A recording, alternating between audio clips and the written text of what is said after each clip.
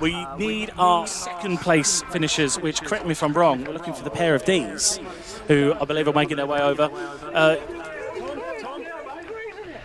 John and Tom D coming. John and Tom, I'll go to John first. You had a little off earlier on in the race, which I feel like potentially could have cost you the win, but still, really good drive to pull it back to second place. Thank you very much. No, thank you. We had a little bit of help with a little off. So, yeah, that was a bit unfortunate, but managed to get it back in there. The car was running beautifully, put on pole by Tom, so brilliant job. Really pleased with the start. Yeah, really pleased with Manoj as well. As you can tell, he was quite happy. He's been a long time out, so it's fantastic to see him win. And just thank you to our pit guys who are amazing. Thanks to my wife who's in the grandstand, who, without whose support, we couldn't do all this. And thank you very much to all the marshals who are here on such a sweltering day. Really good job, guys. Thank you. Completely agree. Fantastic job from all the marshals, especially. Tom, you put it on pole, and how was it from your end view? Yeah, no, it's good. We kind of a bit unexpected to be on pole, really. But no, I think it was just a hectic qualifying session yesterday and hectic today, kind of very hot, very greasy. So yeah, just well done to all the solo drivers as well. I'm not sure I fancy that for 40 minutes. That's tough enough for 20, so. Congratulations on the second, all the same. A great team effort. We'll see if we can get Simon Papworth with us real quick. Is Simon about at all? Simon, can we bring you over real quick? You were third. Simon Papworth, driver of the number 14. Third place, well done. Yes, thank you very much. I really enjoyed that. Had a great chase of Manoj to start with, until he got away in the pit stop. But no, it's great, absolutely brilliant. It's hot, but absolutely great fun. Loved it, every minute of that. You were one of the earlier pit stoppers because there was a brief period where about 6 of you separated by about a second. Did you just pull out of just to get out of the heat of the moment for that one? No, I was watching the time clock, but I must have been too low. Where's he got it right? No, it's just brilliant though. Absolutely cracking. Lovely to see Manoj get it, and these boys getting the second, cracking. It's lovely to see. It's all the different cars switching about. It's lovely, it is. Great to see you in third as well. Well done again, Simon. Well done. I'll throw it back up to Paul to get us through. I'm going to make you talk for a minute. You're going to make me talk for a minute? Back, Jack. Yeah, because can I just say, having had loads of interviews after races, how much they were all happy for each other was quite spectacular there. What a wonderful championship. Completely agree. That was absolutely phenomenal to see the camaraderie, and they're still chatting away now. Manoj has still got the biggest smile on his face. And if you do happen to spot, of course, our Puma winner, I can work my way down towards that end of the pit lane. I know they're going to be down towards the bottom. Keep an eye out for car 25. If Tom Merritt can hear me, just stay put, mate, and I'll come down and I'll say hello. But I will just switch off the mic while I make my way down that end of the pit lane. No problem, no problem. So already seems like a long morning, but we're only 3 races in. 2 more races to go. Now, these are non-pit stop races, so short, a 20-minute race is the next one up. That's going to be for the Alpha Lexus Law Firm Jaguar Championship. And we saw those cars in action yesterday, and they are coming out, and that's going to be their final contribution to this race meeting. But a fantastic spread and a great-looking bunch of Jaguars that are going to be out there. Well, I'll tell you about where the pole position and give you the grid for those in a bit. One more race, and then we are going to go into our lunch. We are going to have a demo at lunch, which is going to be Duncan Cowper in his self-built DAX Pikes Peak Special. Pikes Peak, of course, is the 12.5-mile hill climb up on Pikes Peak in Colorado, one of the most famous hill climbs in the world. It's been won by an awful lot of very, very good people. Some of the rally teams have made a special effort at it over the years. It's been won by people like Michel Mouton, Walter Roll, Ari Vartanen, Romain Dumas, and I've got a feeling that one of the Sebastians has done very, very well in that. Jack, help me out. I'm completely blanking. Sebastien Ogier, but it's the other one, isn't it? If you can hear me. He can't hear me. Everyone in the crowd is telling me the rally driver whose name I've forgotten. It's also been a one, of course, by being a classic US event. Mario Andretti, Alan Bobby Unser have also won it. And fastest time, because it is, say, 12.5 miles uphill. Until 2011, it was actually mostly on loose surfaces. But Romain Dumas, who took an electric VW up there in 7 minutes, 57 seconds. But that car that we're going to see has gone up the hill in under 10 minutes, which is, again, one of those classic benchmarks in motorsport. And really looking forward at lunchtime to seeing Duncan Cowper out in that car. And immediately after that, we will be gridding up the cars for the first race after lunch, and then opening the gates so you can get yourself onto the track, onto the grid, and get amongst the cars for the Lackford Engineering Midget and Sprite Challenge. Jack? I've got the winner of the Track Day Solutions Puma Cup here, Tom Merritt. How was that for you out there, mate? Yeah, really good race. Obviously difficult to manage with the heat. Being 40 minutes, we tried to make the tyres as long as last as possible, which we did successfully. We had a really good battle with my teammates in Velocity, Richard and Michael Wheeler, but then at the end just managed to get the upper hand and then drove away for the 40 minutes. We came in for a slightly early pit stop just so we could then focus on the half an hour if we needed to gain back any positions, but fortunately we didn't, and we just drove really clean, consistent laps, which I was really happy with. So yeah, great to come away with the win. A lot of really good battles with the Cold Sport tin tops as well, making your way through that. I think you were in the top 15 by the time that you finished at the end. That's got to be a good result for you in the slightly underpowered machine. Yeah, it's really good. It's really good fun actually being slightly underpowered because it means you have to drive it more through the corners. Everyone's got really good awareness, so yeah, can't complain with the CSCC or any of the drivers. So great racing and yeah, mega result. Congrats once again. Very well done on your win. Thank you. Yeah, fantastic. Thanks for tracking him down there, Jack. I thought that really we needed to hear from that because that was a great contribution to that race. Basically, that was the Coord Sport Tin Tops and Track Day Solutions Puma Cup. Unfortunately, I really enjoyed that, and we don't get to see them on track again. They have really had their stint now. So that is that effectively. But we say we'll have out very, very shortly the Alpha Lexus Jaguars. Just gazing around the circuit, I'm not aware of anything being tidied up. Safety car is on track, it looks ready, so I think they are going to be coming out very, very soon. This is just going to be a straight 20 minutes race, no pit stops or anything. They raced yesterday, so I think the grid is the finishing order from yesterday, because it is the very quick XJS of Colin Philpott that is on pole position. We saw him drive an absolute blinder yesterday. And just glancing to my left, just see if there is any movement down there. No, there isn't. But don't forget, we are here at Brands Britannia. Do try and enjoy, have a little bit of a wander around. As I say, we've got a fantastic viewpoint from where we are, up on top of race control of many of the car clubs and the fantastic cars that are actually in here today. And whole generations, I can see, as a clutch of very, very nice Rovers up there. Some classic Fords, a couple of Capris, a Ford Cortina Mark III, a whole host of Lotuses. And I think there's a lot of the car clubs who have done a fantastic job in bringing their members along and really just adding to the atmosphere. I'm a big fan of the themed days here at Brands Hatch, and we have a whole clutch of them through the year. Of course, coming up early next month, American Speed Fest, which is always hugely popular, a big 2-day event with an American theme to it and some fantastic racing going on there. We also have in the beginning of August, second weekend of August, Festival Italia, and do come along to that because you get me on commentary again. And I did that meeting last year and it was such good fun that I actually volunteered myself for it again. 16th of August is MG Fest, and you can guess what happens there, but it's going to be all things MG related. And there's a whole sequence actually in August, because the 23rd of August it's the mini festival, and Monday the 31st of August it is Go Japan on the Indy Circuit, again a big Japanese theme. Sunday the 13th of September, Ford Power Live, another meeting that I've had the pleasure of commentating on, and absolutely a superb day out. As I say, some of these fantastic themed days do come along, they are absolutely superb. Plenty going on here at Brands Hatch right the way through to the last racing is actually, as Jack actually did mention that one a little earlier on, 15th of November, it is the Enduracar 500, a 500-minute race here on the Indy Circuit. But certainly plenty going on here at Brands Hatch all year. As I say, the theme days a little like today, very, very popular. Again, just be a little bit wary out there. It is fantastic weather, and we are British, which means we tend to think we're immune to the power of the sun. Please do keep yourself hydrated, do keep yourself covered up, or at least put something on for some skin protection. It really is bright, powerful. I'm fantastic, actually, because I have not left the room here for about 3 hours, and it's air-conditioned. Jack, who's just walked in, looks like he's coming from a sauna, having to go up to the far end of the pit lane and back after every race. So, yeah, it was not as if we tossed a coin, was it, really? So I could lift Jack a few moments. Still, not quite sure why we are not going racing yet.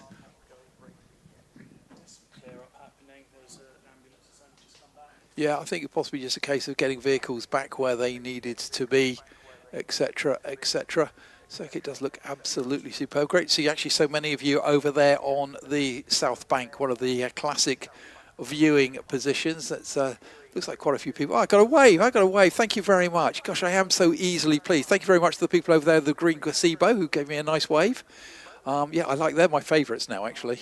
Totally. I like them a lot. Always have done. Yeah, so many of you over there. That's a classic viewing position over there. Some families over there. I do like the car, actually, that's got the roof up with a checkered flag on the top of the car. So I don't think they can quite hear me, but they look really, really good. And again, big hello. This time you are going to get a wave as well, because it's everyone over there in the Paddock Hill Grandstand. I had the pleasure of sitting there on my first ever visit to Brands Hatch here. Thank you very much. Yes. See, audience participation. That's what we want. And yeah, people dotted all the way around. Let's hope we do get racing soon so we can carry on to entertain you. And a big wave to the people actually directly opposite us in the commentary box. Yeah, it's a double. See, that's a double-handed wave. That's how to do it. Enthusiasm. Yeah, that's we what love we it. like. Yes, that's it. Oh dear. We should be doing panto, shouldn't we? Sorry, he's just taking his mic off, so he can't go. Oh no, we shouldn't. But there we are. But yeah. If you're going to laugh, do it on mic. It makes me feel so much better, Jack. Yeah, we're just still trying to get some of our systems back up here, actually, because about 10 minutes before the end of that race, we got a rather large bang in our ears. And the PA came back fairly quickly. So the timing screens came back fairly quickly. We can't, unfortunately, get to the live stream again. I don't know if the doing the live stream can hear us, but we're not getting that on our monitors at all. Whereas we were previously. That's the page we were on.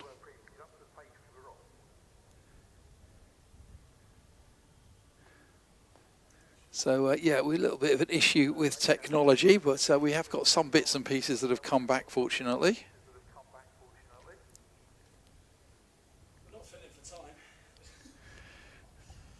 Where are we actually? That's a very good question on time. So this race is supposed to start at 12:05. So in fact, we have been ahead of schedule.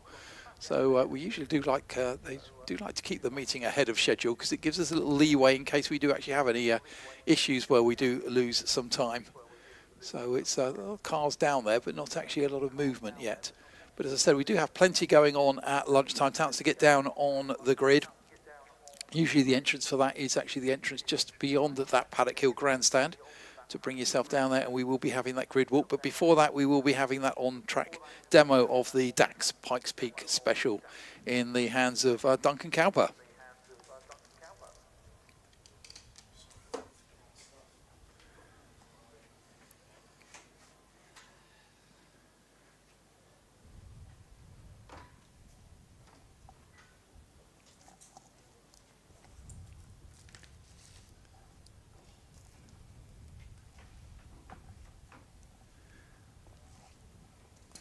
So coming up shortly, we've got the Alpha Lexus Law Firm Jaguar Championship.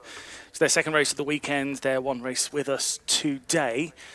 And yesterday we had a very good race out in front. It was Colin Philpott. It is, yeah. Colin, good win. And they were at Donington at the end of March, and Colin took a third and a second. So he's kept that car on the podium so far. So that's probably what you want to be doing in these scenarios, because of course this is a championship, so there are points up for grabs. So points is always good to win overall, but it's all about usually just winning your class and being consistent within your class. Championship does mean we might not be able to get interviews with the drivers post-race, but I will endeavour. I will endeavour to do my best. Because the cars go into Parc Ferme, because being a championship, then the cars will be checked for eligibility straight after the race. Usually just means they are weighed. And quite often, actually, the scrutineers will just pick we're going to check this week.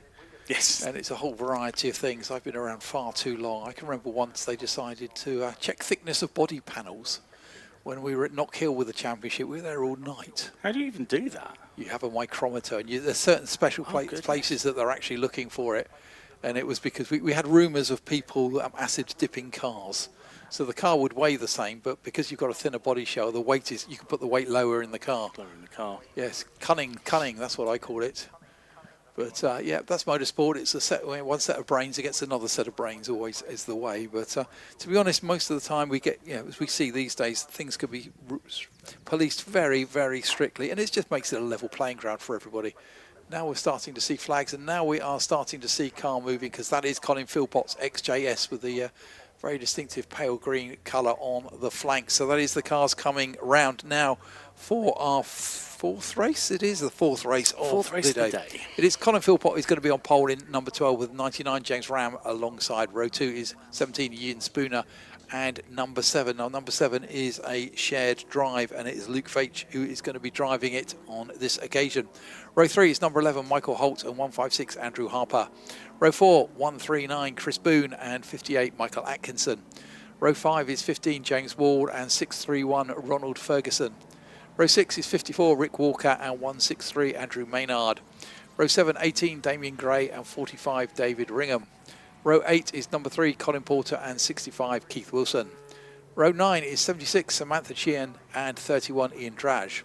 Row 10 is number 2, Simon Lewis, and 386, James Weeks. And on row 11, it is 144, Cliff Ryan. So a whole host of Jaguars out there.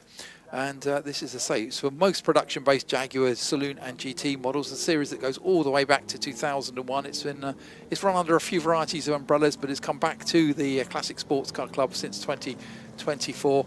And some new cars were actually let in for 2026, which is, the 4.2 litre XK, the second gen of those cars, and the XF and XME models that are under 5 litres. So it does mean we've got some pretty potent cars out there. It's going to be a 20-minute race, so relatively quick race compared to what we have been seeing of late.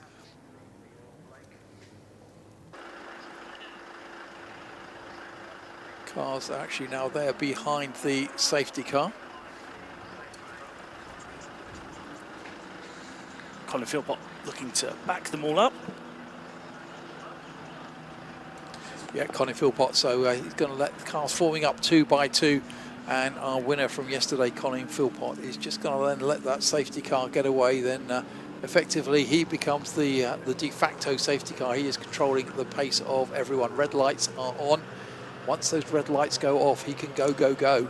And that's really what he's going to be looking to do. That's the car on the inside. It is John Ram on the outside.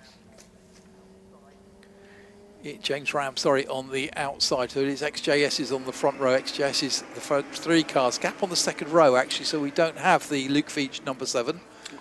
But everyone heading down now to the front row. It is Colin Philpott who has led the field through.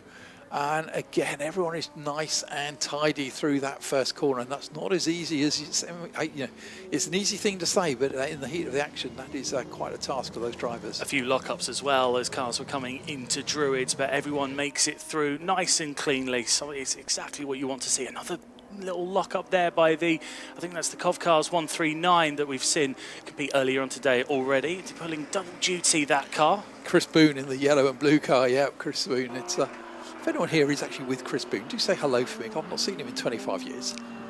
But out in front, Colin Philpott leads the way. He's got himself already a fairly sizable gap out in front, doing everything that he can. Up into second has moved, by the way, the number 17 of Ian Spooner, and he's gotten ahead of James Ram early on. So expect a really good battle between those two. They put on a good fight earlier. Yes, they put on a good fight yesterday, I should say. The 156 of Harper has made a good move up through the field, finds himself up to 4th. It is, yeah, and we've done a whole lap, and you've not talked about his livery yet. So it is a car that is actually wearing a classic Jaguar livery. It's redolent of the silk cut Jaguars that won at Le Mans in the Group C days in the 1980s. And they actually took the victory there, that classic white with a dark purple and a gold stripe along it. But at the front, it is driving his own race already. It's Colin Philpott, 1.8 seconds clear at the start, and he went clear again yesterday. So that is certainly the car with some pace. That car, it's an XJS, it's a 4 litre XJS, but really, really well sorted car as that car crosses the line. Behind that, we actually have quite a little battle going on because that gap is less than half a second between Ewan Spooner and James Ram in 17 and 99. And then we do have the 156, the first non-XJS, because it is the S-type there of Andrew Harper. And he is really leading a train of cars as they head up towards Druids. Cars there coming around Druids. And it's so there's top 3 going away. That train of cars there. And it really is interesting. That's going to be that battle for 4th place. And no, I wouldn't say he's defending, but he's not giving anything away either, is Andrew Harper.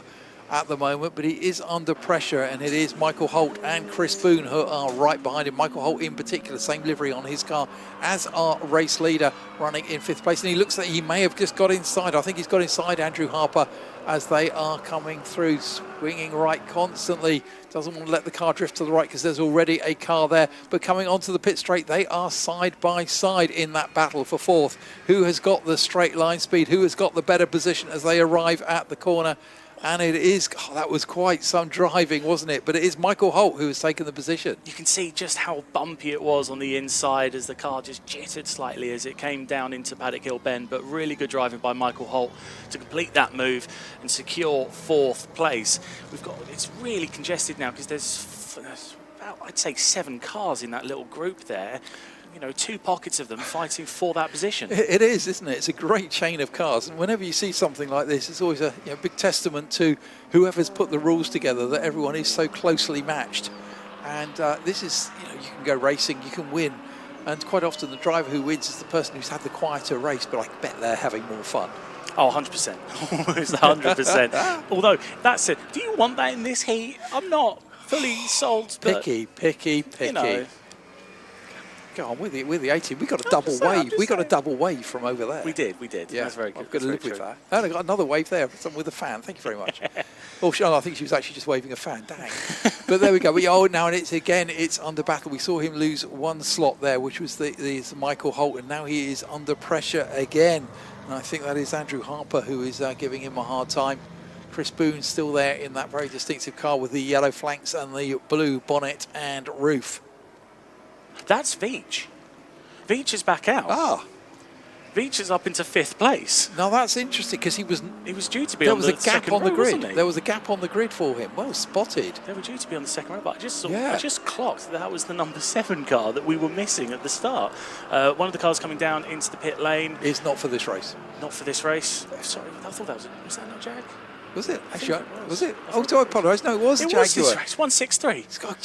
I'm fooled by how many different Jaguars we have out here. It's the XJ40. It's the old XJ40, isn't it? Yes, sorry. It was boxy, and for a minute I just thought BMW. No, Andrew Maynard has rejoined. He's come out ahead of this battle that's happening for I think we're looking at 6th and back now, because Chris Boone has moved up into 6th place whilst I was distracted at least by that car. Oh, you're being nice. It was me. But now Boone getting through the lap traffic, but a little bit further back, you've got another car on the inside of. Now we've just seen Harper pull over to the side. There might be something wrong with that car, and he's just pulled out of the fight for that one. Yeah, I think that's not showing the pace that it certainly was just a lap or 2 ago, is it? We'll see if that car does continue on around. Chris Boone still trying to get a place there. I'm not sure if it's a place or a lap car. No, it's a battle for position, isn't it? Chris Boone has got himself through, so that would have moved him, I think, up to. Let's just wait until we cross the line, actually, because I'm just trying to confirm who is where now. Oh, and the Jaguar that we said rejoined. Check out the driver's door. Check out the driver's door. Okay. It's got. That's a bump. It's a bump, isn't it? That's a bump. Yeah, that's going to get your attention, isn't it? When Very you sat much there so. in the driving seat. Yeah. That looks pushed in at least 6 inches or more. Explain why the car came into the pit lane. Yes. Yeah, I'm amazed that door opens, actually. But a little bit further back, and by further back we mean our leaders. I'm looking just to see a few cars come through, because I've lost track of the leader. I've found the leader, Colin Philpott, along the Brabham Straight. I got slightly confused because I thought I saw Ian Spooner just pass underneath me, but Ian Spooner is still being chased down by James Ram at the front of the field. They've been incredibly closely matched the whole time. So have these two, Holt and I believe that's Veach. It is, yeah, the car with the white bonnet. Now that car's got a novice cross on. So if we are talking about a driver who's had less than 6 races, he's looking good. Looking very good if he's attacking that much against the number 11 car of Michael Holt. He's trying to make a move around the outside of Druids. It's not going to happen on this occasion.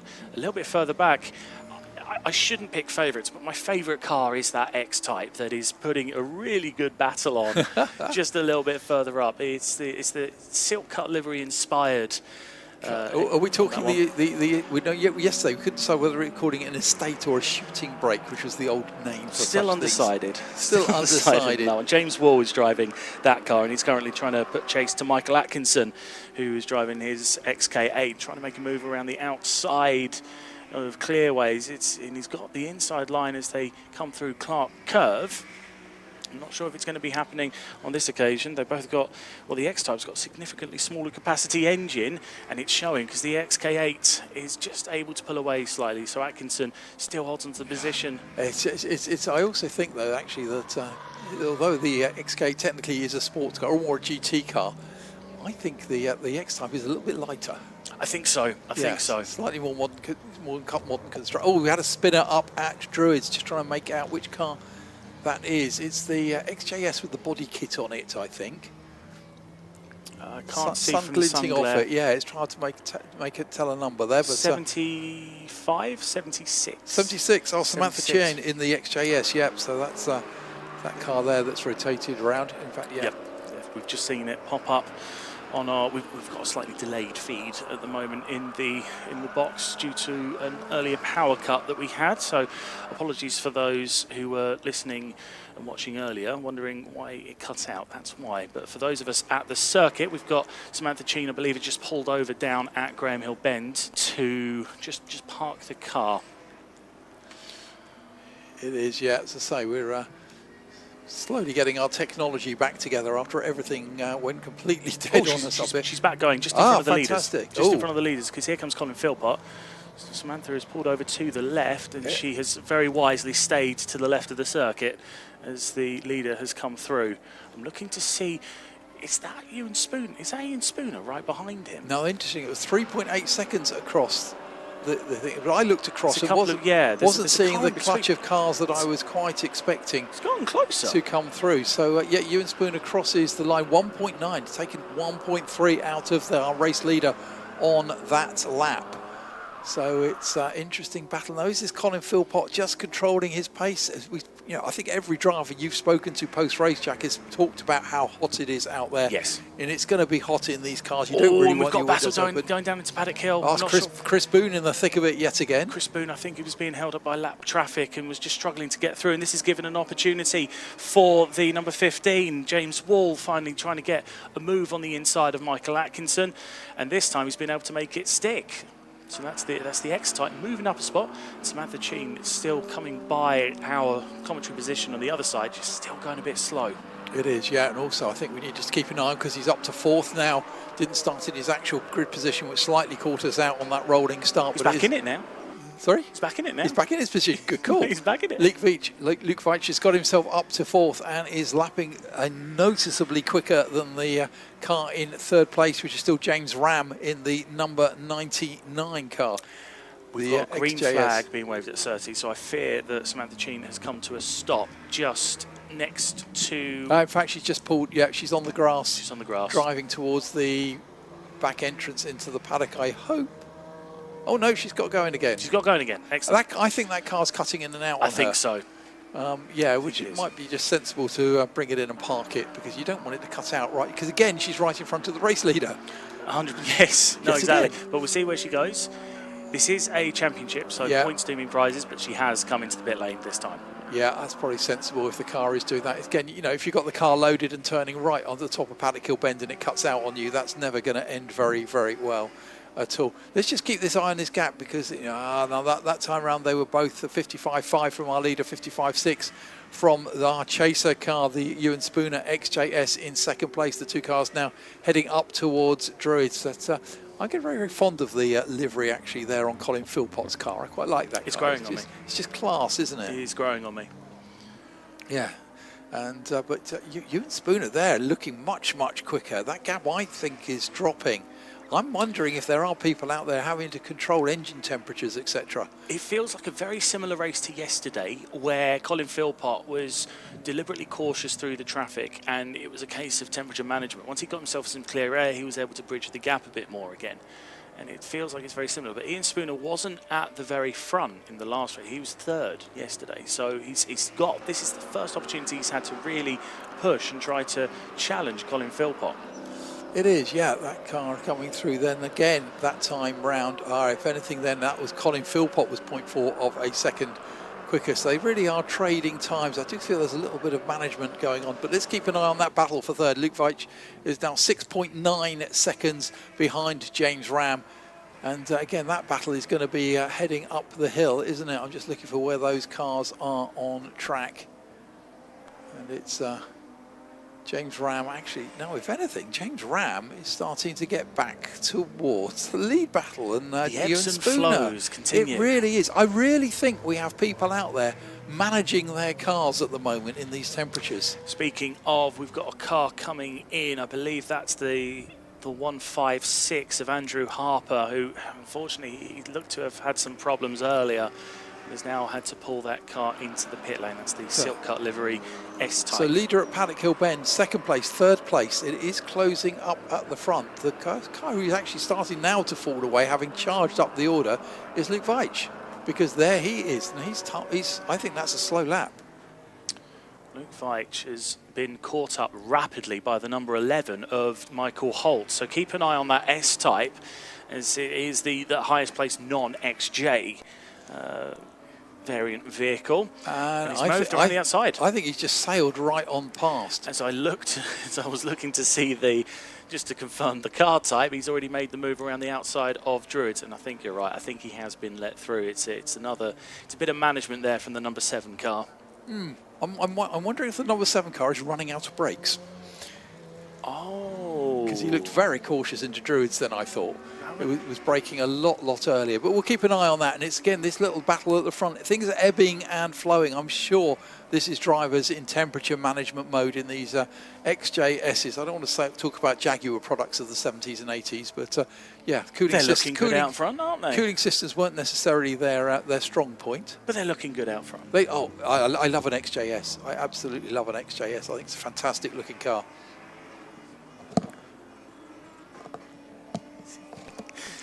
Someone's alarm has gone off in the Grand Prix paddock. Yeah, just threw us off slightly. Because my car is parked literally just down there. I'll tell you what, I'll go check because I need to go down to the grid anyway.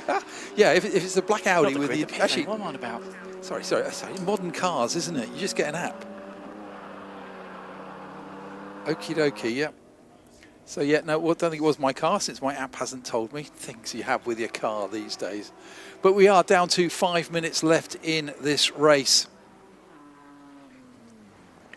And it's really it's just seesawing and yo-yoing at the front. It is Colin Philpott in that number 12 XJS for the moment, who is leading. As I say, for the moment, he's left pretty much all the way, as he did in yesterday's race as well. That gap now is 3.5 seconds, although they're pretty even actually on lap times last time. Back to number 17, Ewan Spooner, who is running in second place. And it is James Rahm in third. Now, we thought that we had a little bit of a battle there, but in fact, James Rahm is now right with our second place car. So that is the battle that we should be looking for. So we just keep an eye on where those two cars are. And that is the two cars now coming on to the Brabham Straight. And it is James Ram tucked right up the back of Ewan Spooner. Could not find a way past there, though. But a great battle actually going on there. Those cars heading up the hill. In fact, I'm not sure if the place is exchanged or not. Keeping an eye out now. 3 minutes 45 seconds left in this race, so clock is ticking down. Leader now going through Graham Hill Bend, and again the two cars behind looking a lot closer. Great Leader actually encountered another car in Graham Hill Bend, so that may have just lost him a bit of momentum. And we've got a car smoking, but I think that actually still having rejoined may actually just be the Samantha Cheen XJS that hasn't really been a very happy car for most of this race. But now it is the cars now sweeping onto the Brabham Straight, are the lead three cars in the race. Colin Philpott crosses the line, completes 18 laps. Gap of 2.1 seconds back to Ewan Spooner, and it is James Ram now in third place, just 0.7 of a second back. So the question is going to be, who can lap faster than the leader? Well, the answer there is Ewan Spooner was a second quicker than the race leader that time round.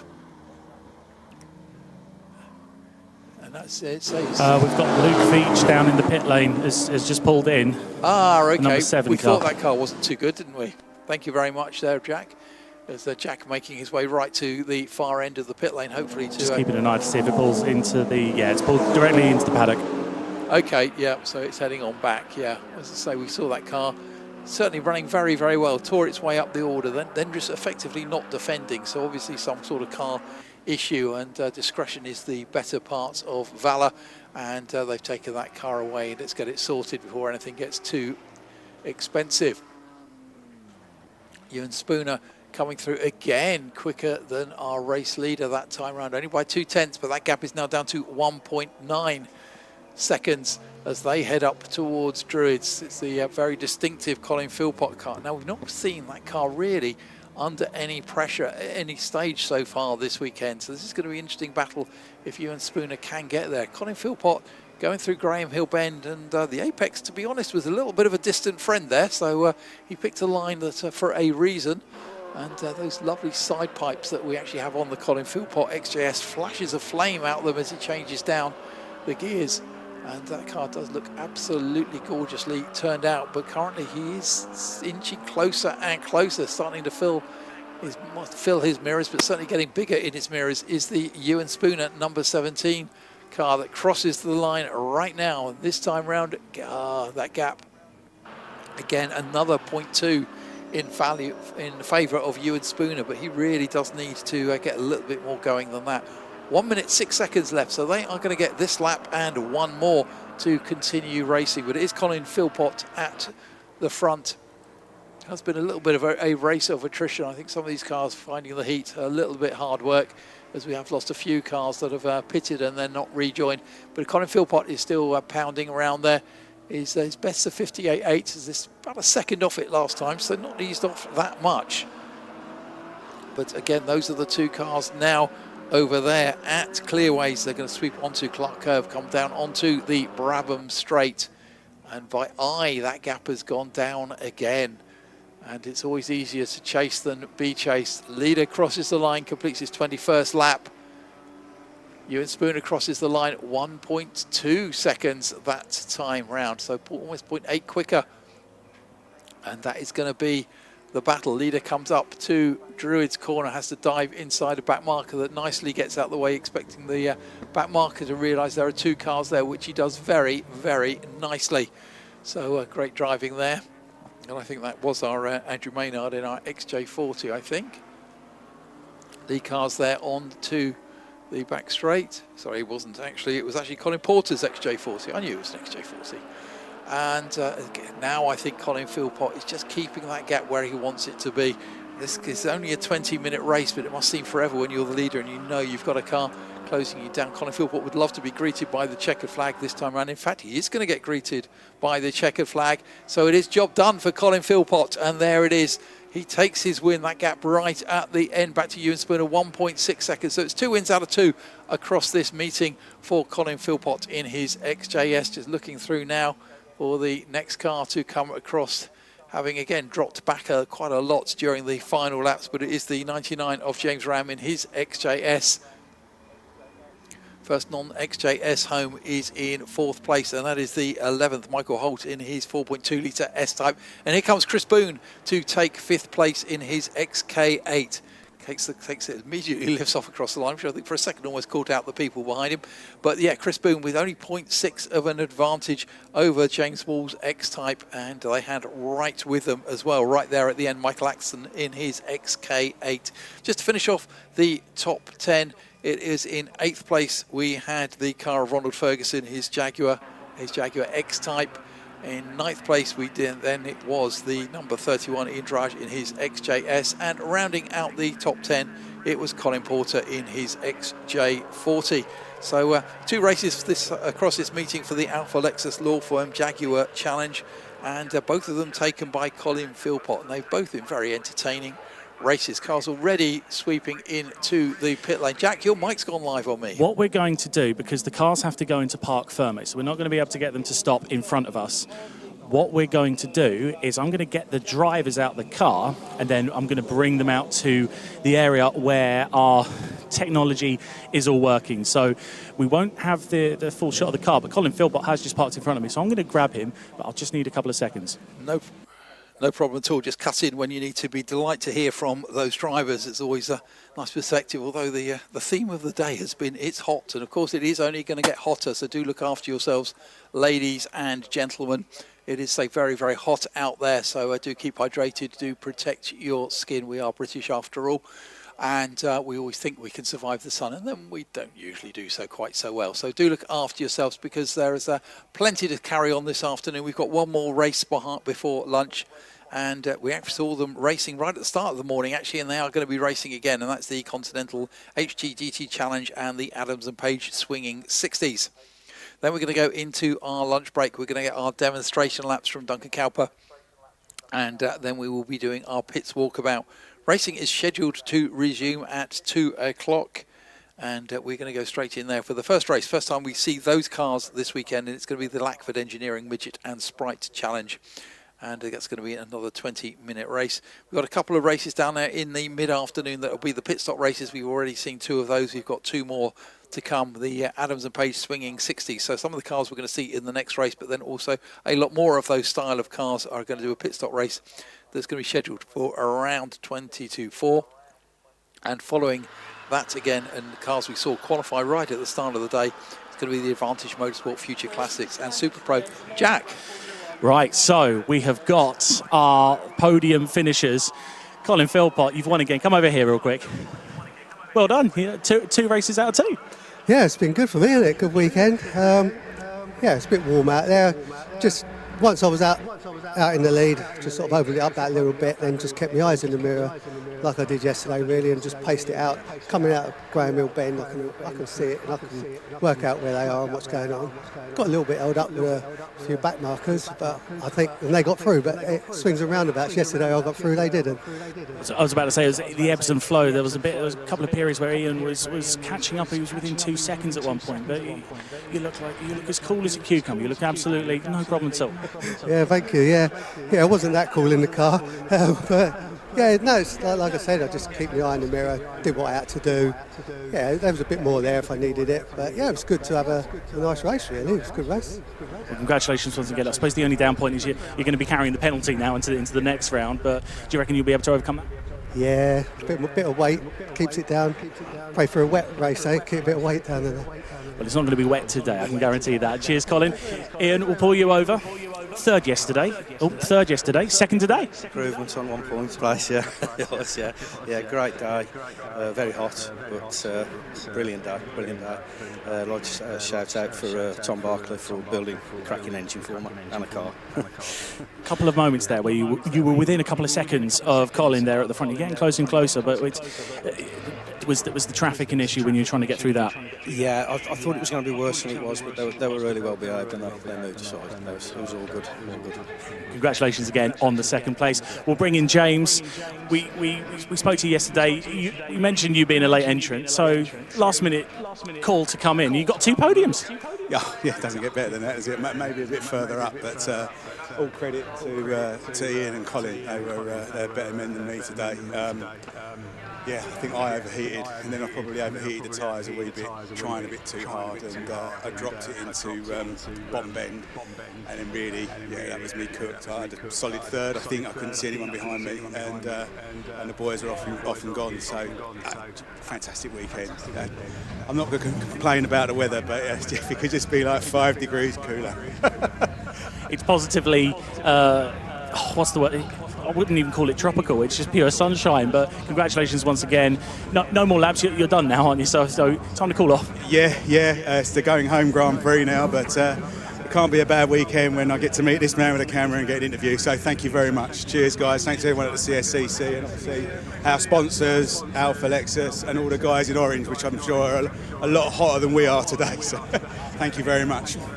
Thank you very much for that one, James. I'm hearing cars getting started up, so we're going to go back up to Paul for our next race. That's right, yeah. What a professional wrap-up from your final interviewer there, actually.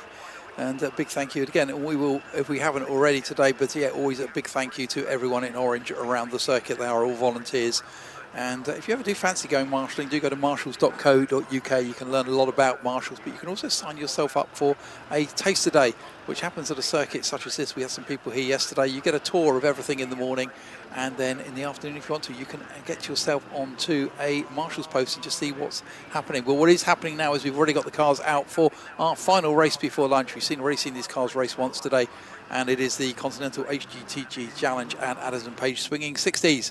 And it is on pole position is Ben Snee in car 338, car we've already seen race twice today. And alongside him is number 69, which is Stephen Collins in his MGB Roadster.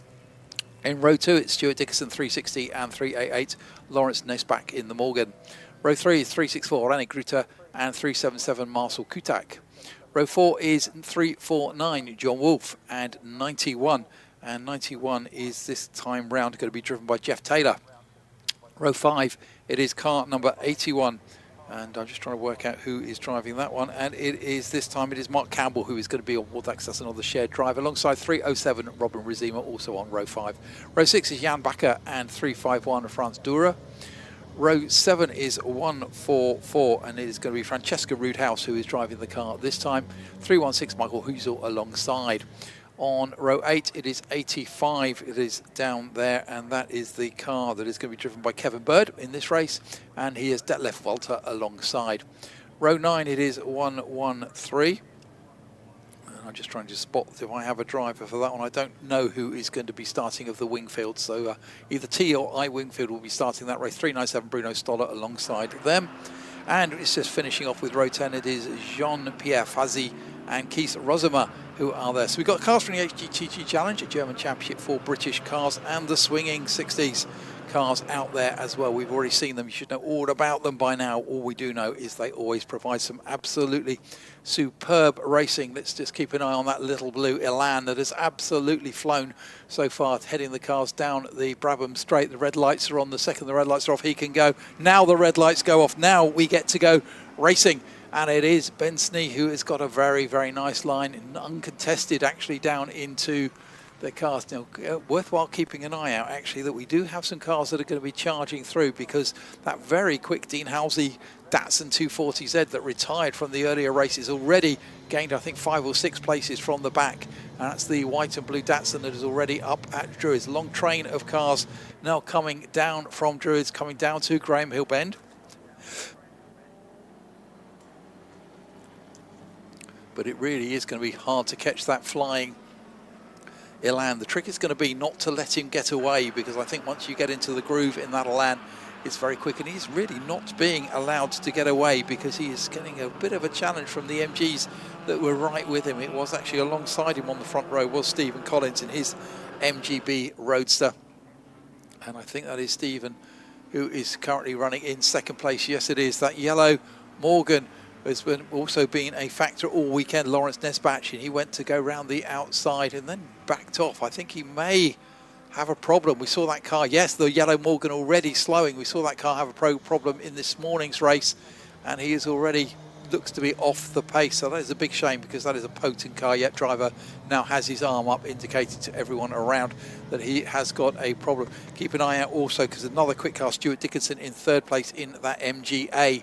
So it is really our Lotus Elan with an MGB, an MGA, and another MGB currently trying to chase him down. Not quite getting away at the moment, Ben Snee. I think, again, a little bit of temperature control going on. This is these drivers, they've got to control their temperature. It's hot out there. If you're exerting yourself, then you know all about it. And you do need a moment just to cool down before you can actually get into it again. So you take that moment and you relax and just pull a deep breath. Half of that was for the cars and half of that was for Jack, who's just made his way up the stairs. Leader crosses the line. That is 2 laps complete for Ben Snee in 3:38. Fastest race lap, quite naturally. He's got a 1.1 second advantage. He's not actually necessarily giving the car everything, but I think he is just doing enough just to inch away. But I think that's an interesting battle now going on behind. I'm very fond of this 360, the Stuart Dickinson MGA.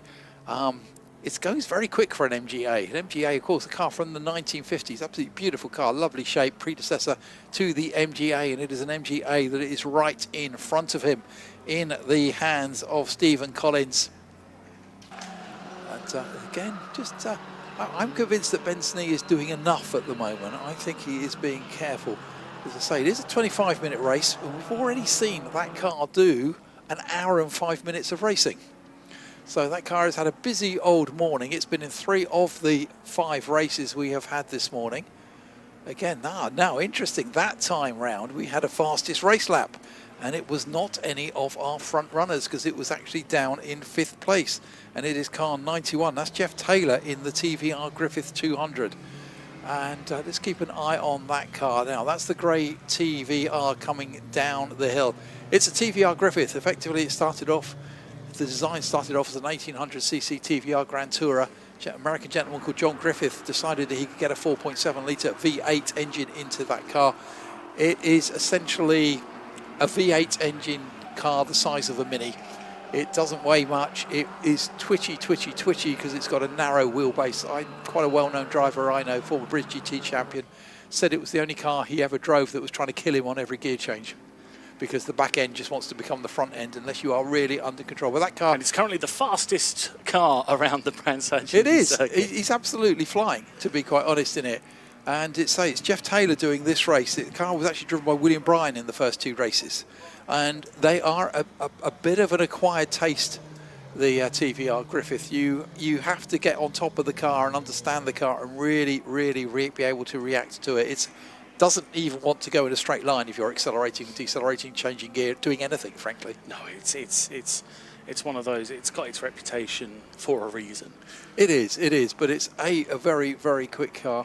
And this is the 200, so this is the slightly later. I'm always disappointed because it's based on the TVR Grand Tourer, and the TVR Grand Tourer has those famous Ford Cortina rear lights, the circular rear lights with the 3 segments on, which I always think is one of the greatest designs of rear lights ever. The 240 of Dean Halsey is making some good progress up through the field. From the back, of course, because he retired from this morning's race. He did. And he's up into the top 10. I think he's made a couple of passes on this lap as well. He was storming on that one. Just watching as he comes across the line to confirm if he has gained another position. He has. He managed to get past the 377 of Marcel Kutak. Marcel Kutak, who was, I believe he was second in the Continental HTGT Challenge. He has been yesterday. right up there, actually. Yeah, he's got an Elan 26R, again, same as the car out front, and that really has been a very quick car, 377 as the Marcel Kutak. And that is Dean Halsey coming down into Graham Hill Bend, looking to make further progress because he's now behind.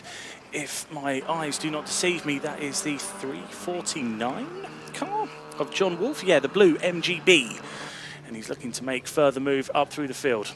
It is, yeah, the MGB. Oh, no. Lawrence Nesback. No, that car slowed right up. The driver had his arm up, indicating he had a problem, but that car now looks back up to speed. And I've just noticed how nationalistic his crash helmet design is. I didn't see that. It's the stripes of the German flag, basically. That makes sense. Well, it helps to understand which part of the continental Europe he's come from for this one. The HDTT Challenge, of course, being a German-based series, although amusingly not racing in Germany this year. They go everywhere but, basically, so hats off to them. They've already had a great meeting at Spa, joining in actually with the CSCC, who sent a few race series over there, and that, from what I've heard from a few people who were there, that was an amazing weekend. I must apologise because I may have missed this in my walk back from the pit lane. Where's Sam Polly? Not seen him at all. That's very unfortunate. Yeah, no, not seen that car come out at all for this race. So our little Mini Marcos that has really been a feature of these races so far, yeah. And has unfortunately not come out for racing. Making a lot of progress now. He's just made a couple of moves on the inside. I think he's gotten ahead of Pete Neuland earlier on in the lap, and by the time he's got to Druids, he's got past another car as well. And I think he has just about stayed on the lead lap as well. He's ahead. He's just passed the Highs Andrew Bird Cortina. And now he's continuing to make good progress through the field. So I thought I heard it misfiring when I got back into the box, but it might have been something else because he's going at a rate of knots now. What's this lap? I want to keep an eye on Nesback's last lap here because he was doing a 56. He's very much back on the pace. What's this one? 57. Yeah, he's back on the pace. Yeah, that's reassuring because that car does sound magnificent with the V8 engine in the front of that. As you say, you mentioned that Ford Cortina Beautiful car, red and gold. Kevin Bird in the car for this particular race, and he is in the thick of... Oh, contact. Oh, that was contact, wasn't it? Let's hope that Kevin Bird can keep that Cortina back on track. Yes, he does. Very nicely done. We saw the puff of smoke. I think it was almost like wheel on wheel spinning somehow, rubber on rubber, for the puff of smoke. Running wide is the 375 of Richard King, trying to keep up with the... That's the car that had an eventful race this morning, wasn't it? It was. Well, a few of the cars had eventful races this morning. That was the one various flags were waved at. Ah, yes. Now I remember. Yes, I'm not going to say any more than that, but we were quite surprised at the time. There you have Datsun, the 240s. What a Back on beautiful Halsey car there. Exactly, yes. Admirable performance from Mr. Halsey. Back into the top 8 now. He's gotten ahead of Kutak and Wolf. So he's into 8th place, and he's looking to hunt down the number 81 car. That is of... Not on my list. As I say, Dean Halsey up from 23rd on the grid. Which car was it, sorry? Ferguson and Campbell. I don't have that on my list, unfortunately. Number 26. Well, I don't know who is in them. Actually, no, they're running as 81. 81. Ah, yeah, my notes say 26. They're running as 81. Sorry, I've seen it now. Yep, there we go. Mark Campbell and Ben Ferguson. Sorry, I forgot to change that one, but we carry on. And regardless, here's a look at the Griffith once again coming through Druids, but there coming down into Graham Hill Bend is our leader. And now he's... Is that our leader, or is Stephen Collins gone through?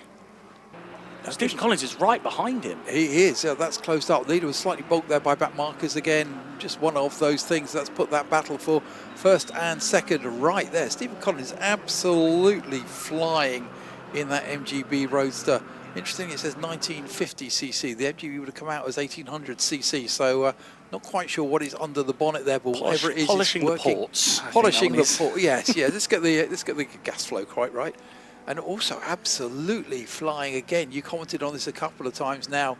Is that TVR, the TVR Griffith with Jeff Taylor on board? It's running in third. It's lapping very, very quickly. It's right behind the leaders. It's right behind the leaders coming into Druids.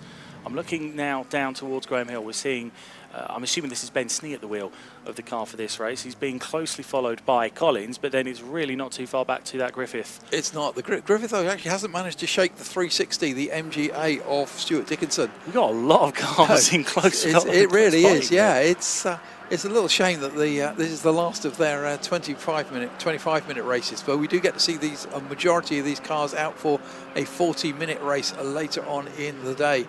And it is that 360. That's indecently quick, that MGA. What a beautiful car.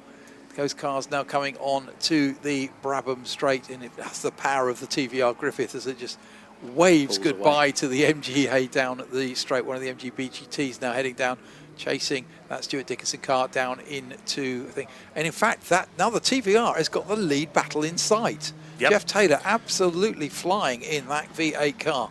And he has that lead battle in sight as they went up to Druids. You could see the first three cars, 1, 2, 3, right with each other. I'm looking now because they just briefly dip out of our view in the commentary box as they go behind along the Cooper Straight and now into Surtees. Snee is still driving that car very comfortably out in front. I feel as though he's been held up a little bit through traffic, and that's how the gap has been brought down. Snee a little bit more cautious through the traffic, but coming onto the Brabham Straight is where we're going to see the advantage of that 5-litre engine underneath the Griffith. It is, yeah. It really does accelerate. Of course, it takes a little bit more stopping as he dives down the inside very, very early. He's still there, and he has to back out. Oh, it was so close, yeah. That V8 power didn't quite give him enough of an advantage into Paddock Hill Bend that time round. It wasn't too far off, has to be said. It wasn't great battle there going on at the front. Brake battle actually going on all the way down. That very, very pretty there, the 320 TBR. Sorry, TR. Just trying to get a sight of the leaders coming through along the Cooper Straight. Snee, we've got the Griffith right on the back of Collins. Really close now in Surtees and McLaren, and this might be setting up for an opportunity to make a pass along the Brabham Straight towards the start-finish line. They've completed 12 laps so far. This is going to complete 13. And I have to say, through Clearways and Clark Curve, Collins got a good gap. Here comes the Griffith through to take the position before the start-finish line. Collins is going to fight that one back, but he's not going to be able to make it complete, and there we go. Taylor is up into second place. Collins actually can almost outbrake the TVR. That's the advantage needed. Also coming on there, Dean Halsey in the Datsun, trying Still on the to inside. gain a position. And of course, they have to duck inside a back marker. And that's a really close battle going on down there. That's the Mark Campbell and Dean Ferguson. I think Mark Campbell is on board that car, the Triumph TR4. I'll look a little bit further up, and we're going to see now Snee coming through a bit more traffic. Taylor has got an opportunity to close up, but Snee is really attacking this one. Takes a very wide line onto the entry of Clearways, comes around the lap traffic. I think that's the Marcos, and then down the start-finish straight. This is the only real car in the form of that Griffith that has a straight line advantage over that Elan. The Griffith using the slipstream of the car in front, and the gap is so close now. 0.7 of a second between first and second place. It is. That's a fantastic battle. And I'm not convinced there's not a novice cross on the back of that Griffith. I think the other driver. That would make sense. The other driver. That is quite a car to drive as an inexperienced driver. Sneeze, snap of oversteer on the exit of Druids, holds on to it, but it keeps Taylor in close company as he comes through the corner. But of course, Stephen Collins isn't necessarily going anywhere. He's not going anywhere at all. 1, 2, and 3 for the lead. So close. Now this is what Jeff Taylor needs to do, is just be able to stay with the Elan through as they turn right at the end of the lap, and they must seem like they're turning right forever until they get onto the Bradford Straight, because that's where his advantage will chime in. He wants to get on that loud pedal as quickly as he can. I think he's getting him. Unleash that 4.7 litre V8, and he's got down the inside. But that Elan is going to brake so much later. But no, fantastic driving by Jeff Taylor. Now, I have seen a lot of TVR Griffiths. Oh, back on the inside. Back on the inside, Sneak. Exactly what the Elan can do. He's going to get late on the brakes up into Druids, and he's going to get that bleed back. That is really using where your car works. And look at that car in third, right behind. We can see Collins staying very close to this lead battle, but they're changing positions. A couple of lead changes in as many corners for Snee and Taylor. Snee in the Elan is going to be using the lap traffic here to his advantage to hold on to the lead through Surtees and McLaren. He's going to get a little bit of a gap back towards Taylor, but then that engine in that Griffith is going to kick into overdrive, and it's going to reel in the leader as they come along the Brabham Straight. It really is a wonderful battle of cars, strong in different ways. The Elan is like the Elan moved defensive, but that's put the Griffith to the outside, but that's where the back marker is. So no change this time into Paddock Hill Bend as those two cars now go down the hill. This is Ben Snee being very, very clever with that little Elan. He knows that he can brake that little bit later. He could probably carry more corner speed. He knows that the TVR is going to get out of those corners, apply that 4.7 litre V8 and power down the hill, closes right up as they get through. But again, still there. Let's not forget Collins we is have there. Collins right there in the blue MGB. Collins is playing this incredibly smart. If anything does happen between the front two, he is in prime position to pick up the pieces. But as they come through the left-right flick, Surtees McLaren, I'll tell you what, Snee's not getting as much of a gap as he has done on previous laps. Collins closing into the back of the Griffith, but the power is about to kick in down the start-finish straight. Here comes Jeff Taylor. Which way is he going to go? I think he's going to the outside. He's not going to be able to make it through because Ben Snee's covering him off into Paddock, and Snee's going to hold that position once again. Snee knows that TVR is coming, and he is just trying to move. His car is great in the corners. His car is great in the corners. His car is great in the braking areas. And he is just really trying to utilise that to his possession. Also, let's just keep an eye out, because I think Stuart Dickinson is starting to inch back as those three are slightly compromising themselves. To the fourth place, the MGA of Stuart Dickinson, 360, is coming back towards them. A little bit of a back marker as they go down the Cooper Straight. But again, now very, very close as they go into Surtees. But this is, again, part of the circuit. They are side by side as they head around that circuit. They are turning right. It is the Elan to the inside, and he can carry that a little bit more speed despite being forced onto the title line. They're going to come back onto the pit straight. This is a great battle for this final race of the morning. Don't forget, 7 races this afternoon, so do come back this afternoon. And it is that 91. Again, the TVR goes to the outside. He'd much rather be going down to the inside. Ben Snee not giving a lot of choice to try it. The TVR tries to switch size Jeff Taylor, but he can't get away with it. And again, it's the momentum of the Elan gives it the advantage up to Druids. I just get the impression that come the final lap, Taylor will not be giving as much leeway because he's lifting off. He's being sensible about it. We still have 7.5 minutes to go. And whilst he's remaining perfectly sensible about it, he's going to get to the point where he's going to be going for a win. If it stays in this position, stays in this formation. He's looking on the inside on the run down towards Surtees. Wasn't able to make it happen there, but even then he's letting Ben know that he is there, he is ready and waiting for any opportunity to make it through. It is, that's a great drive. And again, I'm just thinking actually of Jeff Taylor, who sat in that tiny TVR. He literally has a foot or so in front of him, a V8 at high temperature. He is going to be cooking in that car. He's going to be but cooking. This time he has got a nose ahead, and now he is going to come across. But again, there is a back marker to the outside. Ben Sneeze sits it out on the inside, and yeah, I think it was that back marker that made Jeff Taylor. It just gave him something else to think about. They dive inside the back marker now as they head up towards Druids. I thought he was potentially trying to cover the inside line, but Ben Snee was still there, so Jeff Taylor wasn't able to get all the way across, and he's really late on the brakes down in towards Graham Hill Bend as well. Coming along behind the Cooper Straight, they dip out of our sight briefly. I'm going to see whereabouts. Oh, he's got past. He's made a move around the outside, going into Surtees. Jeff Taylor has got himself into the lead, and now, critically, he's ahead going through clearways. Now this is going to be interesting because now he's coming onto the part of the circuit where the TVR is strong. But all the drivers around him know then. Let's not forget, we still have Stephen Collins in the mix in that MGB. He has clung on incredibly well in that 1800cc MGB, which is pretty much standard road engine. You know, you could say, if you like, the Lotus has got a race engine and the TVR's got a V8, but great drive in that MGB. Really good drive indeed for Collins, and he's sticking onto the back of Snee.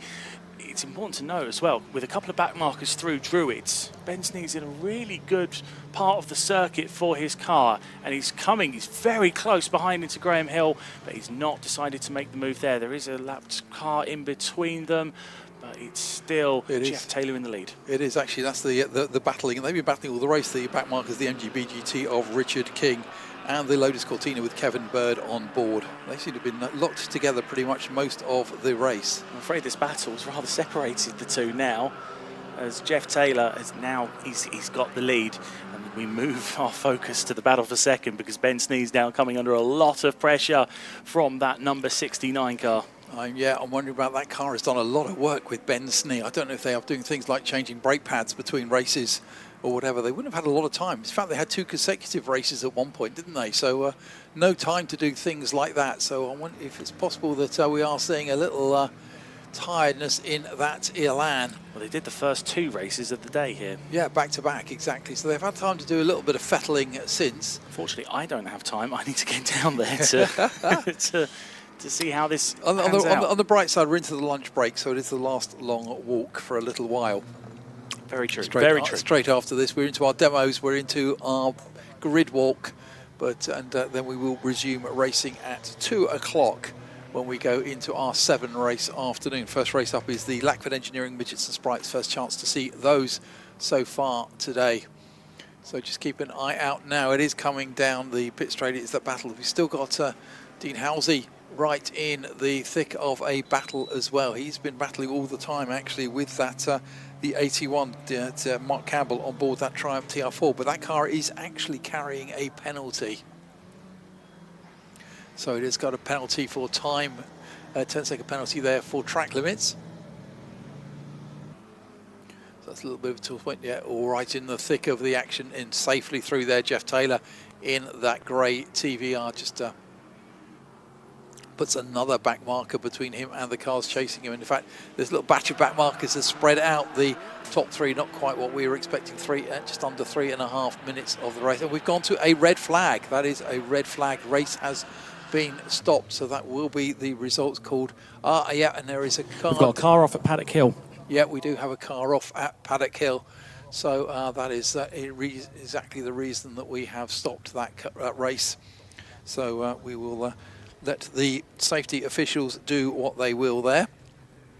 But that does mean that the race will be declared. Usually we get everything wound back a lap due to a red flag, but I don't think that's going to change the order too much, because our race winner, and it was a fantastic drive in that very, very potent TVR Griffith 200 of Jeff Taylor, and it is 338 in second place. The Ben Snee car, we've seen that car in Ben go quickly for Murray Shepherd. We've seen that car go for Ben Snee. We've seen that car today, this morning already, go quickly for the pair of them as they've shared it in a 40-minute drive, but they brought that car home with another second place.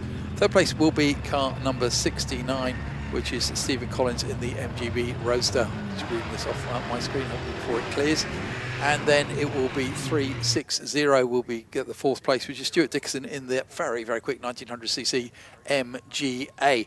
Fifth place will be, again, another of our visitors from the HTGT Challenge. That's Robin Rosima in his MGA. And in sixth, it is 364. Quick question. Yeah, Rene Gruter. Yes. Have we declared this race, or is it just red flag? The time's gone to 0, so I think that's that. Okay, that's that. All right, fair enough. Yeah, no, I'm not expecting it to resume. We were down to about 3 minutes left, and the clock has now gone down to 0. So I think that will be that. Yeah, Rene Gruter in sixth place. Dean Halsey battling away in that Datsun 240Z from the back of the grid. Actually brought that car finally home in seventh. Not bad, because I think it was 23rd, if I remember correctly, was where he started on the grid. In eighth place was the yellow Morgan. So the car that slowed at one point and then seemed to find its pace again. The Morgan +8 there of Lawrence Nesbach. And in ninth place, 81. Well, now that was one of our shared drives, and it was actually Mark Campbell who was in the Triumph TR4 this time. And just to round out the top 10, it is 341, which is John Wolfe in his MGB GT.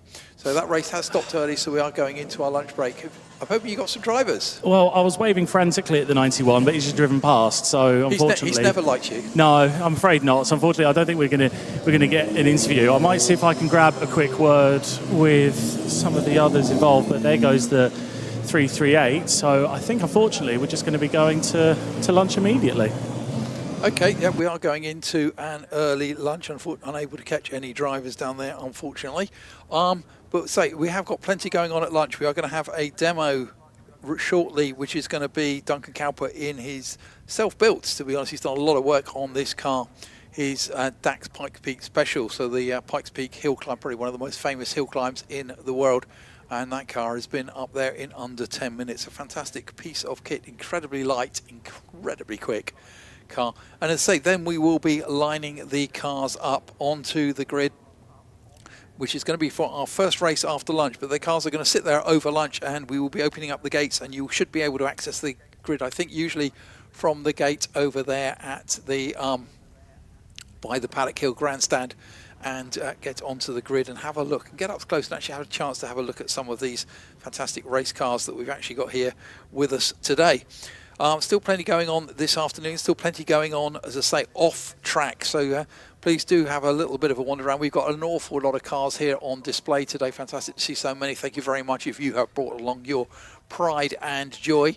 And gazing around, we've been having fun just working out which different marks that we have here. I can see so many from where I am. So big thank you to everyone with the car clubs. We've also got our display of supercars. We've got now my notes say a display of vintage buses, but I can't see those, so they could be just behind the buildings right in front of me. It's not that easy to hide a bus, so it's about the only place I think they can be. So in association with TDC Diecast, Brands Britannia hosts a display of beautiful vintage buses. And of course, TDC Diecast do have a trade stand here, so if buses ring your bell, then they've got a fine collection there of collectible vehicles, and do have a little bit of a look into there. We've just coming up now, probably in fact we have just missed that we had the Kent Police Band. We just talked them up earlier, so I got away with that one. Over here playing a hint of classics and modern music as well. And still plenty going on. Lots of places to get some food and drink. We've got the Haywoods restaurant down at the bottom of Paddock Hill Bend. And of course we have the famous, one of the places that Brands Hatch is famous for, the famous Kentagon, right at the top of the hill. And of course there are some food options and places that you can get food from underneath the Paddock Hill Grandstand. There's also the Brands Hatch. Now, is it the Mega Store? I'm just looking for a nod from Jack. I can never remember what it's called. The Brands Hatch Mega Store Mega Store, where you can get some some great souvenirs of Brands Hatch, including some retro T-shirts and everything. One of which is being modelled up here in the commentary box as I speak. So do get yourself along there. And a Brands Hatch 100 hat that Jack has just popped on his head, looking more dapper than Captain Dapper on a dapper day out. So, yeah, plenty going on. We'll come back on mic once we have our demo car set up. We've still got a little work to do down there at Paddock Hill Bend, and we will be back with you shortly. But do enjoy the lunchtime, get something to drink, do stay hydrated, do look after yourself on this very hot day with this very, very bright sunshine, and we will be back shortly.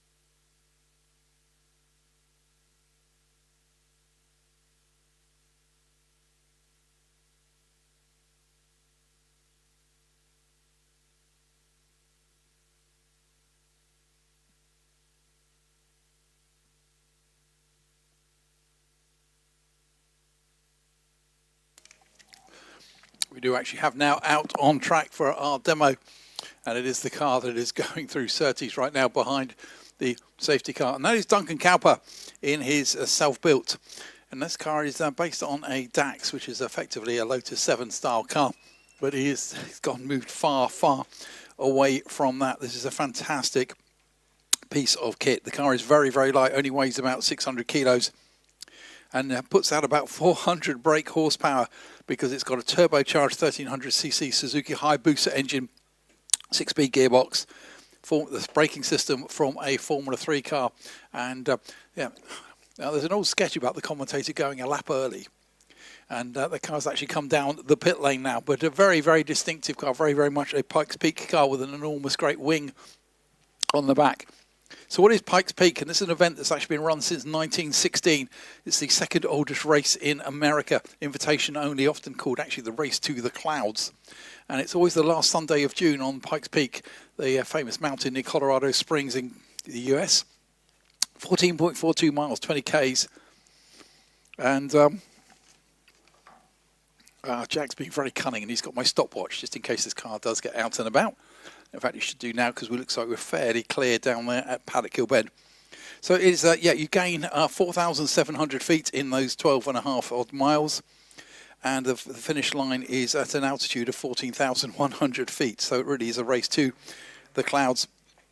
Current record is Romain Dumas in an all-electric Volkswagen IDR for 7 minutes 57. But this car here has been round in under 10 minutes, and that is still an absolutely cracking achievement by Duncan Cowper. He's a gentleman who actually started off in sprint racing in 1995 and won the British Sprint Modified Production Series in 2011. He actually then moved into drag racing, which is quite a move, and was quite successful there, and has competed at a whole variety of events and been on show at events. But made his first trip to Pikes Peak in 2018, and was actually a sort of bit of a dream come true just being there. So he decided to build this car, and it's essentially based on a Lotus 7 style DAX chassis all the way from 1999. First ever DAX to actually be out at Pikes Peak. But it's been, he's actually raced this car in the UK in sprints and hill climbs. As I said, this is a car that just weighs just 600 kilos. And in fact, I'm not unconvinced he wasn't wheel spinning that down the straight. I'm sure the rear wheels were just spinning. There was smoke coming off the rear wheels as he accelerated. That is how light. And when a car weighs 600 kilos and has got just, it's got 400 horsepower, that is absolutely awesome. And one of his sponsors refers to him as the fastest plasterer. So, because he's a plasterer by trade. So,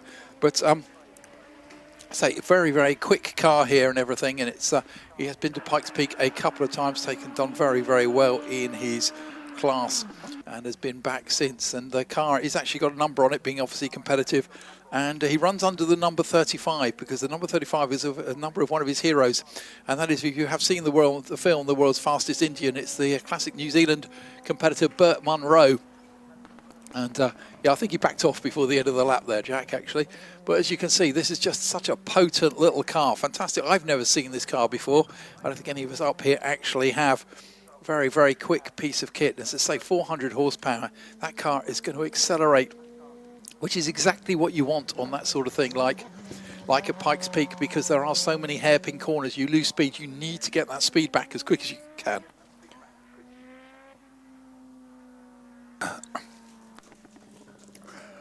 But yeah, so do enjoy the sights and sounds of Duncan Cowper actually going around the circuit. As I say, it's a Hayabusa Gen 1 engine. It's been done by Life Racing with an F88 ECU. And they can actually get the car up to around 500 brake horsepower, which is just moving into that. It's going to do the Kessel run, isn't it, at about the pace of the Millennium Falcon, frankly, if you can get a 500 horsepower. Today they're only running it at around 400 horsepower.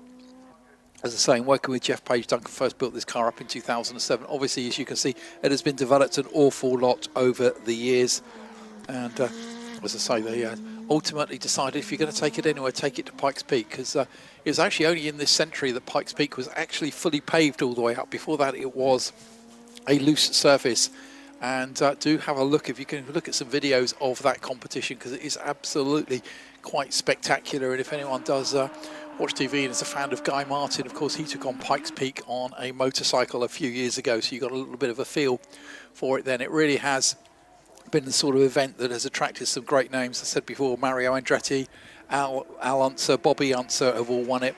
And there was a little bit of a fuss in the 1980s when Audi turned up with one of their rally cars, which the locals didn't like at all when they turned up with an S1 Audi Quattro with a lot of wing and a lot of thing on it, but also Michel Mouton behind the screen. And it wasn't seen as something that a lady should be doing. And the fact that she was then blindingly quick upset a lot of the locals, and stories have it that they kept coming up with rules that meant they couldn't run the Audi, and the Audi kept coming up with reasons why they could.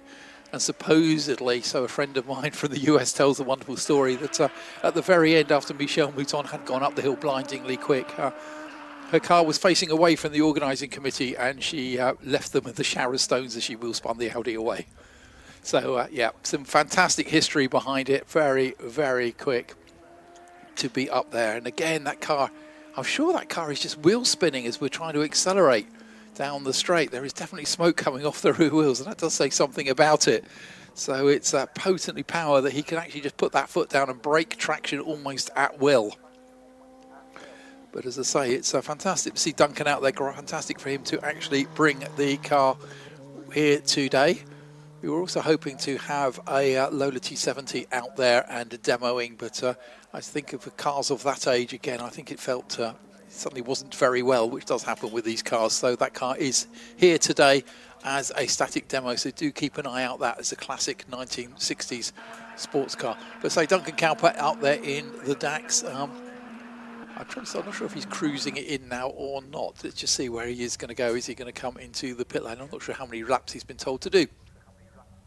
No, we are going to come down the pit straight again. So if you are there on the pit straight, do keep an eye out, because he's definitely letting that car wheel spin on the previous laps down here. Actually kept some traction going, I think, that time. Brakes down there for Paddock Hill Bend. Turns the car in, and again, just lets rip with that 400 brake horsepower as he goes up the hill. And let's be trying to remember, Jack, can you remember how heavy a Formula One car is these days? It's about 800 kilos, isn't it? 765, says the man to my right. Thank you very much for that. So this car's substantially lighter than a Formula One car. 400 horsepower, okay, substantially less power, but still shifting a lot less weight, and it's a car designed to do a very, very different job. And I have to say as well, having seen a lot of footage of Pikes Peak, and quite often you're on a piece of road with a pretty sheer drop to one side or the other, then to go up that hill in under 10 minutes. So that's you know, considering hairpins, etc., to do 14 miles in under 10 minutes, you've got to be quite a man. He just got flagged, so that is going to be the last lap we see. So, ladies and gentlemen, that was Duncan Cowper in the DAX, the Pikes Peak car that's gone up Pikes Peaks in under 10 minutes. That is our demo run for today. We should now be very soon putting the cars on the track. I think the gate is going to be open. It looks like quite a lot of you already waiting there over at the Paddock Hill Bend. And we will be opening up and doing our grid walk.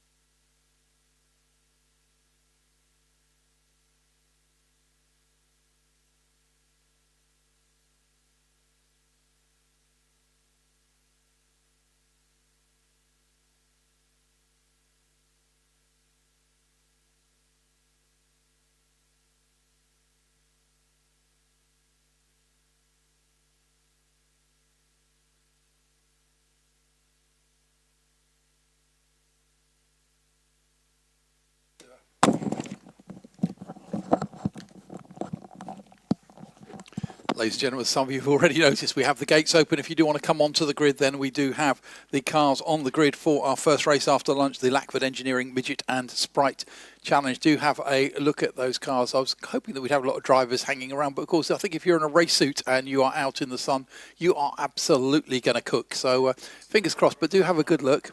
Sorry? Oh, they're coming down to the start line. We've got a picture. Oh, we do like this. We do like this. So, oh, fantastic. Everyone is just hanging on for a moment while we do a group shot.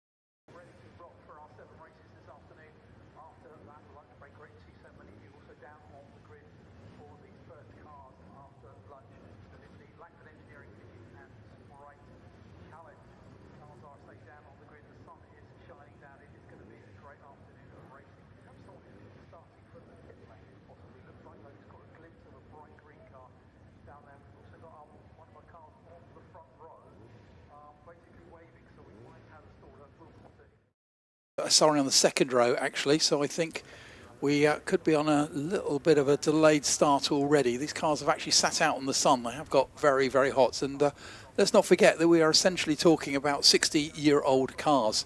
My name's Paul Jerd. I fall the wrong side of that 60 barrier, but I have to my left Jack Mace, who is so far inside it, it's embarrassing. Jack, it should be a good afternoon. Should be a very good afternoon. Paul, unfortunately, I think I saw a few drivers waving, but I think they were all in reference to the 115 of William Potter that you mentioned. So, unfortunately, it looks like he's not going to be getting underway. And we've got a car towards the 2, 3, 4, 5, 6, 7, 8, the 8th row. It doesn't quite look like they're lined up in. I think that car had a bit of a push start from where it was. Ah, okay. And they'll filter back into sequence. I think it's going to on the green flag, because of course they aren't going to go around behind the safety car. All the races today are rolling starts, so we've got nice level of consistency there. I'm going to take the opportunity while we do have the cars down there, because of the rolling start. We don't get a lot of warning. It doesn't take very long for them to get around and actually come racing. And we've got a lot of midgets and sprites down there.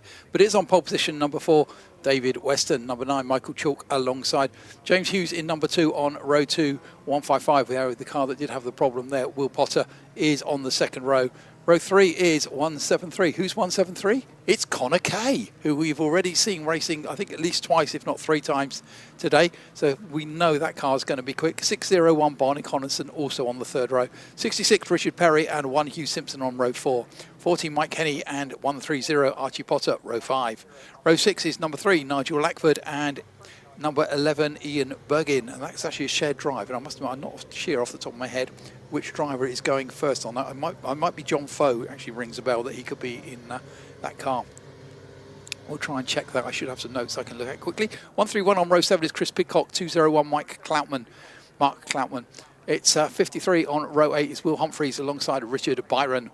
Row 9 is 50 Simon Stowe and 179 Sam Ashby. Number 10 is 40 on row 10. It's 47 Bruce Burrows and 45 Justin Potter. Row 11 is 23 Jason Meredith and 10 Amelia Storer.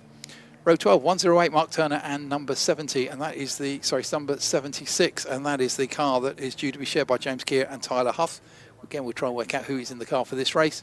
Row 30, 150, Mark McDonald, 5, Andrew McGee, and 71, John Collison, and 21, Nick Rose make up row 14. Says a man talking very quickly because they are getting ready to rock. Yep, the safety car coming around the final corner is about to peel down into the pit lane.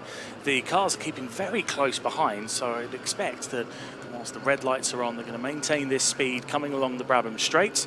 We're going to be led down towards the line by our leading duo, which I believe is David Weston and Michael Chalk. And here they come now down towards the start-finish line. The gap on the outside of row 2. Red light remains on. Now it goes out. And there's a jump at the start there from the 173 of Connor Kay. He reacted absolutely perfectly and finds himself in the lead before they get to the apex of Paddock Hill. He could have had the decency to work for it, couldn't he? We were talking him up a second ago, and he makes the start of his life. Absolutely superb for that little red there car of Connor Kay in the 1380cc MG Midget.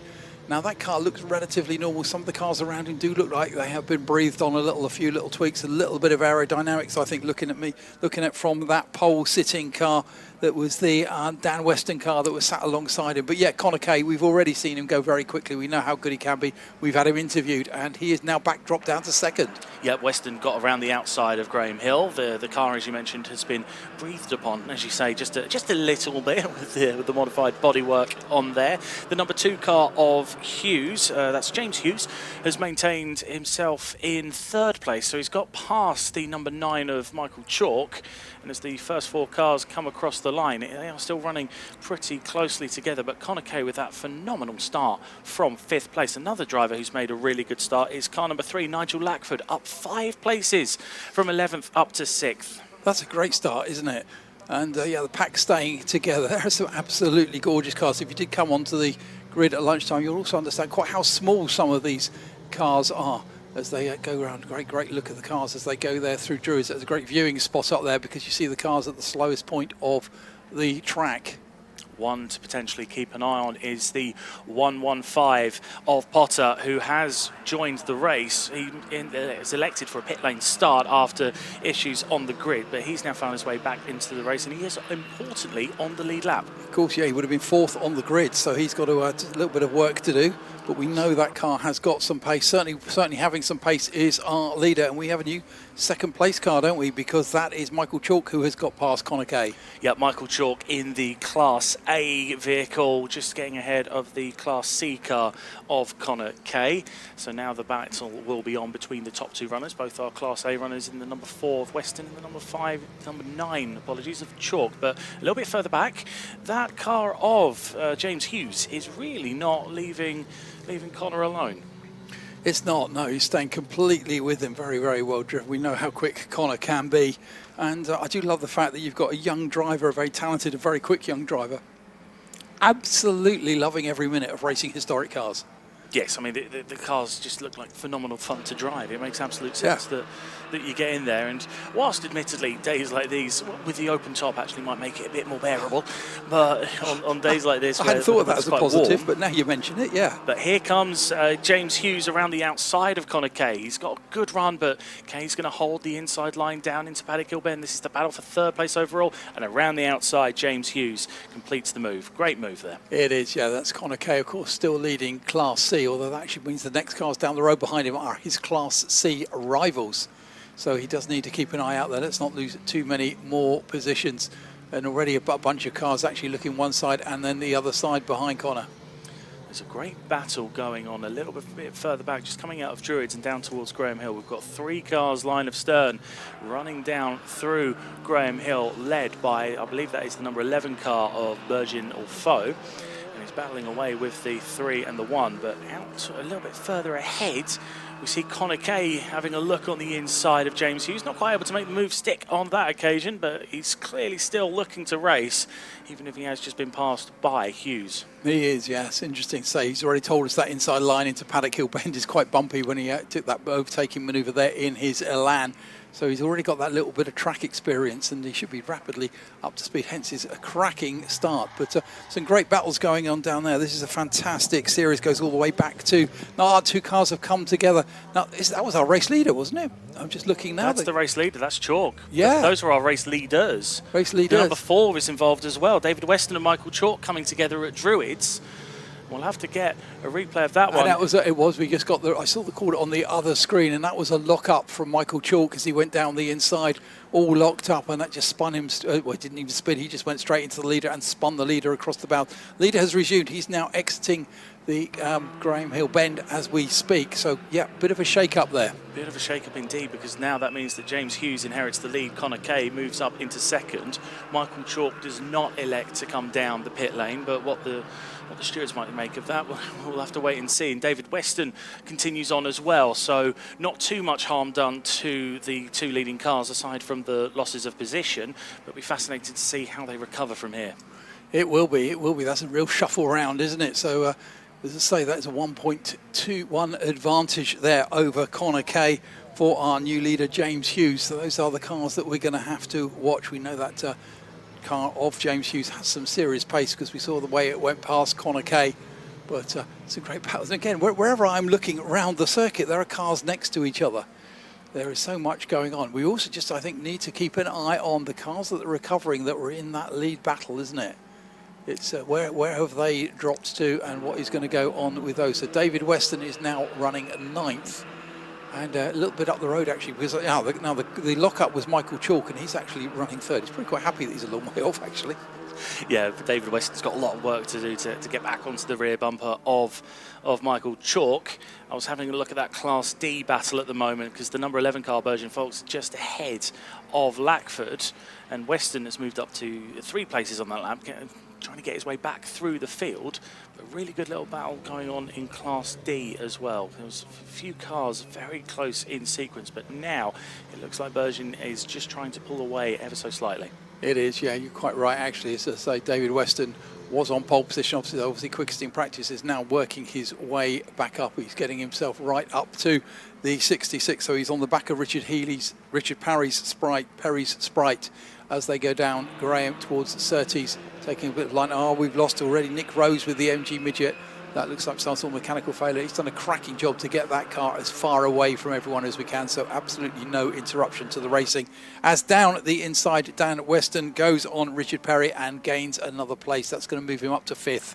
Yeah, he was struggling to get past, and I'll tell you what, they're still side by side as they come down towards Paddock Hill, but Weston is able to get later on the brakes and get himself on the inside, completes the pass, gets himself up into 5th overall, so the recovery continues for Weston. Speaking of recoveries, the number 21 has got himself in a very safe spot. He has, Nick Rose, yeah, he's actually on to the start of the Grand Prix loop. He couldn't have done any more there just to make sure that he didn't mess up anyone else's race. I'm afraid that one's not open for today. This is an Indy Circuit meeting.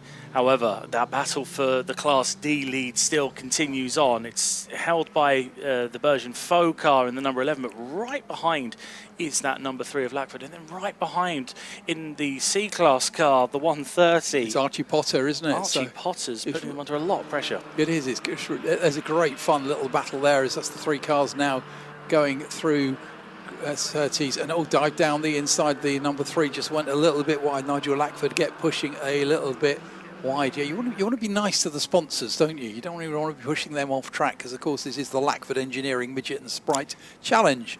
I hadn't made that connection. Oh, we got 2 Lackfords out there. Ah, it's good to know. Unfortunately, into the pit lane comes the 150 of Mark McDonald.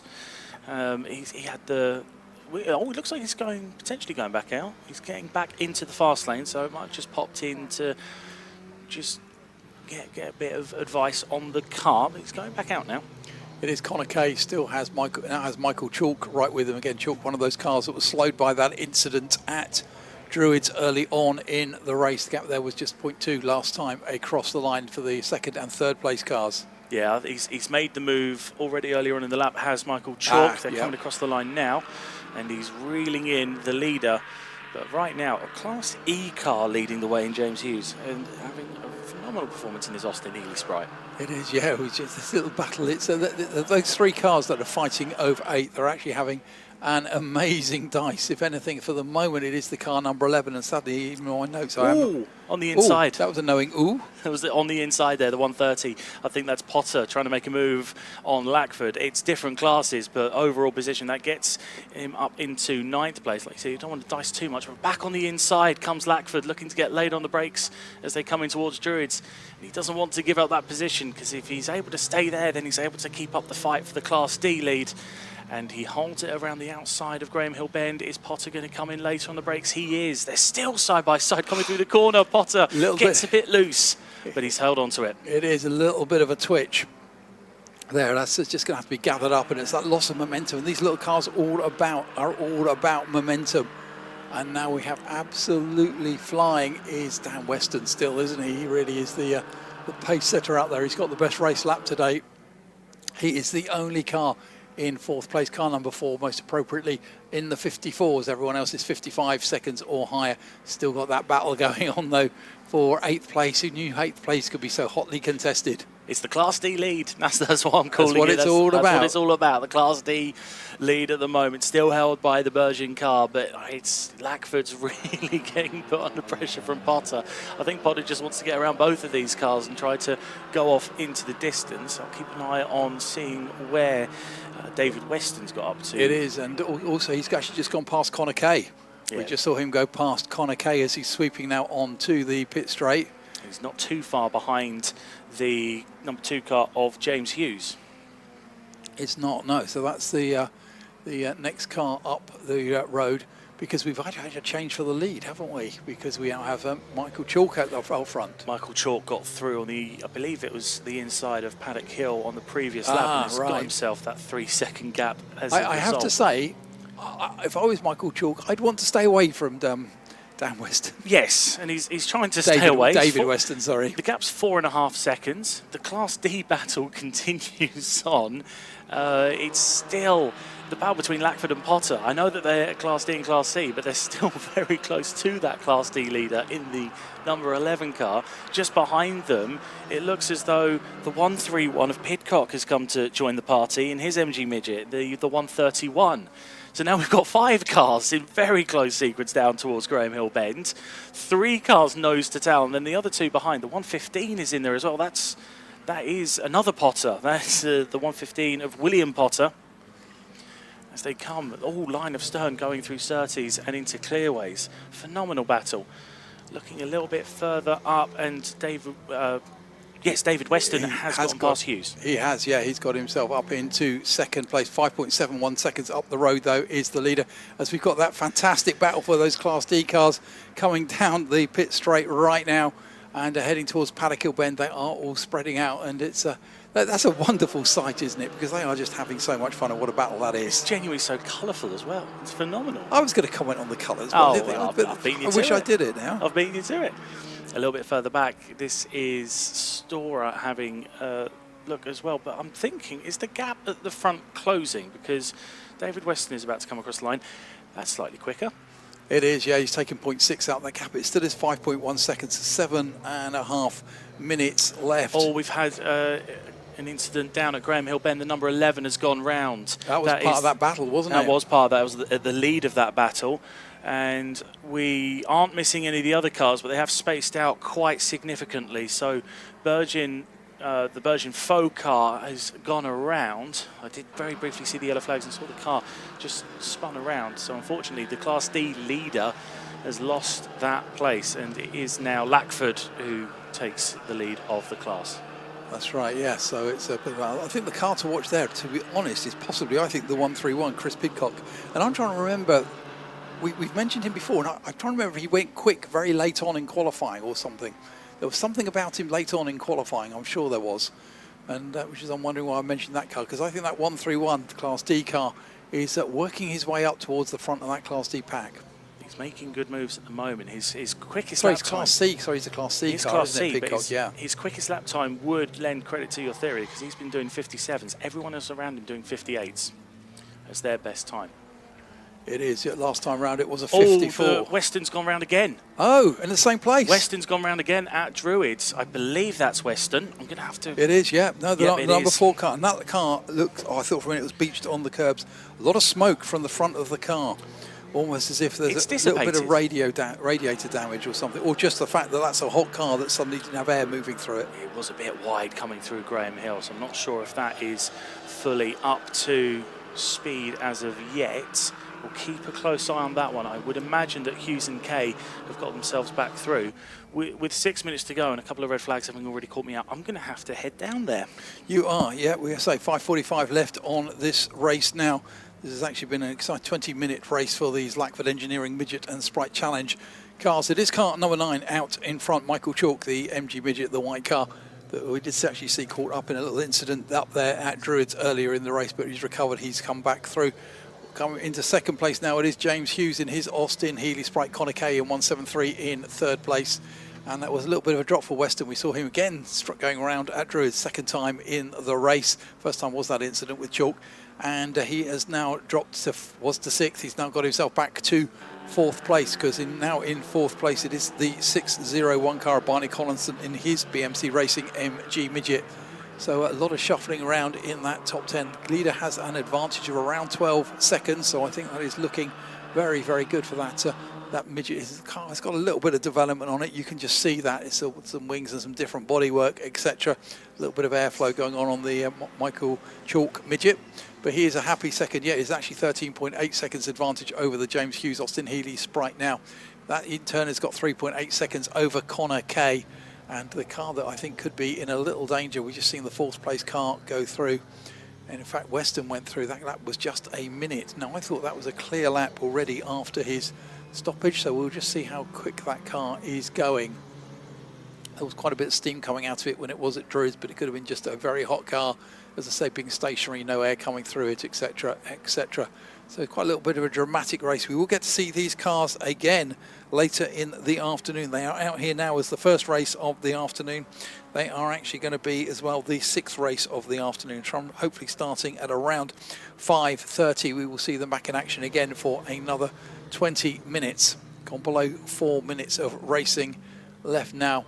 It is still 17 laps completed for our leader. That's the white car that is now already on his way down from Druids, carving his way through the back markers from Michael Chalk. 15 seconds, he is just extending his gap at the front, running almost 2 seconds quicker than the second place car, which is James Hughes in his Austin Healey Sprite. Hughes, in turn, as I say, is just pulling it away from Connor Kay, but Connor Kay is now under a little bit of pressure actually, because the 601 car, the Barney Collison midget, was right with him last time round. Just trying to spot where those two cars are on the track, and they are there going along the Cooper Straight, heading down towards 30. So I think Connor Kay, again, like a lot of cars possibly we are seeing, particularly these are not new cars, these are quite old cars with the engineering of their period. I think there are a few cars out there that are having to be nursed just a little bit because of the temperatures the drivers are seeing.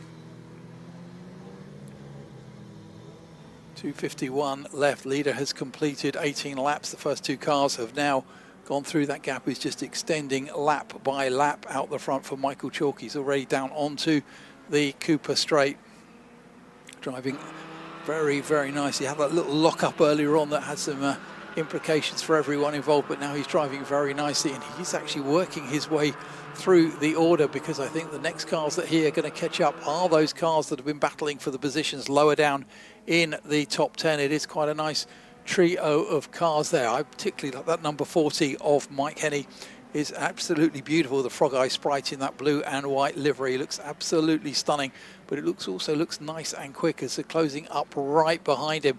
We already have the number 3 Nigel Lackford, and that's quite a battle going on there, because also in the thick of it, it is the car of Archie Potter, the green midget. Potter gets down the inside of Lackford, but that's going to compromise his exit as they go down the hill. But that's seen them all close up on Mike Henney as the cars fan out, and right behind them is the race leader. So they are having their own battle. They are going to have their eyes going forwards, and they are not really going to be looking for that white midget that is right behind them. So let's hope that the leader can pick his way through, and he has done that quite easily and quite decisively. And that's going to be a little bit advantage for Mike Henney, because he's now going around and into clearways with a car between him and his pursuers. There goes the leader, applies the power and actually pulls away almost immediately. Great cornering speed there for Michael Chalk in our leading car. Crossing the line, I possibly think we're going to see this lap and one more if we go the full race distance.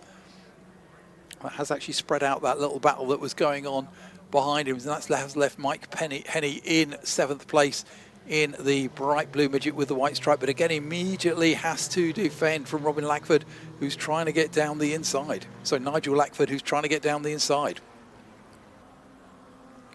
Leader now nicely easing away from that battle, and in fact it is a place, because it is Nigel Lackford who has now got himself in front of Mike Henney. So Lackford has moved himself up to 7th overall.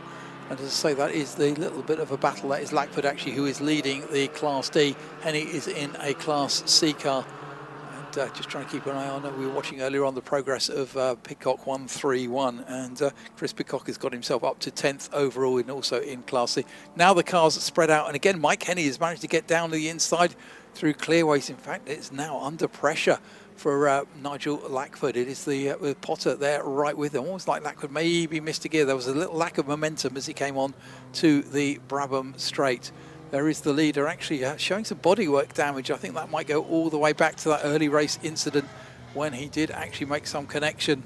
And a little bit of a schmuzzle amongst the midgets and everything there at Druids as they either side. There was also a back market involved. No contact, but a couple of, again, lost momentum. And it is Mike Henney battling there with Nigel Lackford. And in fact, Henney's got past because Lackford, again, loses momentum. You cannot lose momentum in these little cars because it takes some time to build it back up again. They have only got the small engines.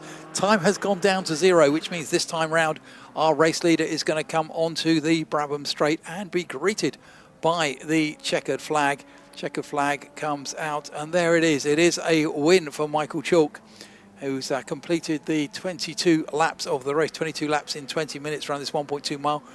race. Right behind him there is that battle. So it is Mike Henney who holds on and takes 7th. Just 0.3 is the gap back to the Potter car, the 130. So fantastic driving there for Will Potter and Robin Lackford, unfortunately having to settle for 9th. Little loss of momentum there through Graham Hill Bend on the final lap. Cars streaming through now to check the flag. We've had most of the front runners through. And Chalk is shown as the winner. Number 9 in 2nd place. It is James Hughes in his Austin Healey Spree. Connor Kay 173 takes 3rd place. In 4th place 601. Now that means 601 is our car there. Barney Collinson. I'm just checking because I thought that wasn't quite what I was expecting to see on screen. And it is, it's because we have lost Dan Weston, number 4. So he actually pitted. We didn't pick that up on our monitors. We didn't pick that up looking out the windows. But yeah, so that is where that Weston car that was absolutely flying after that earlier incident. But then we thought he might have some issues has slowed down. And so he is actually retired. In fact, I can see the car now down in the pit lane behind one of the circuit vehicles. So maybe it's even going to need a tow back to the paddock. Now, unfortunately, Jack has gone all the way up the end because I can see our race winner already coming down the pit lane. He was supposed to stop. We asked him to stop. He didn't stop. Okay, I think he's stopping by the podium, is well, what it looks like. Unfortunately, he's going to have to make his way back up here if he wants an interview, because we're going to get the other cars up here. You're so firm, Jack. It's too hot. It is hot out there, ladies and gentlemen. So as I said, and I have said it a number of times, then please do look after yourselves in these conditions. It's good to see so many of you over there in the Paddock Hill grandstand with your umbrellas up just for a little bit of shade. It is quite expensive. A nice blue umbrella is bobbing, which I'm going to be taking to be a wave. Thank you very much, whoever that was. And I do get a wave. This is the friendliest Paddock Hill grandstand crowd I've ever worked with. This is absolutely superb. I'm sorry, I'm coordinating umbrella bobbing, but carry on, Jack. No worries. Can I just get confirmation of 2nd and 3rd very quickly? Yeah, 2nd, 3rd. 2nd was James Hughes. Excellent. And 3rd place was Connor Kay. Fantastic. Well, in that case then, we'll let James Hughes just get out of the car very quickly.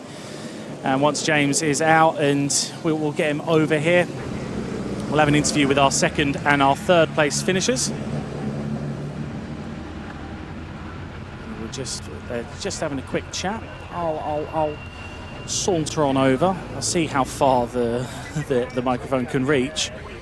James, can we get a quick word? 2nd place in that one, but you had a great little race there with Connor. How was that from your end?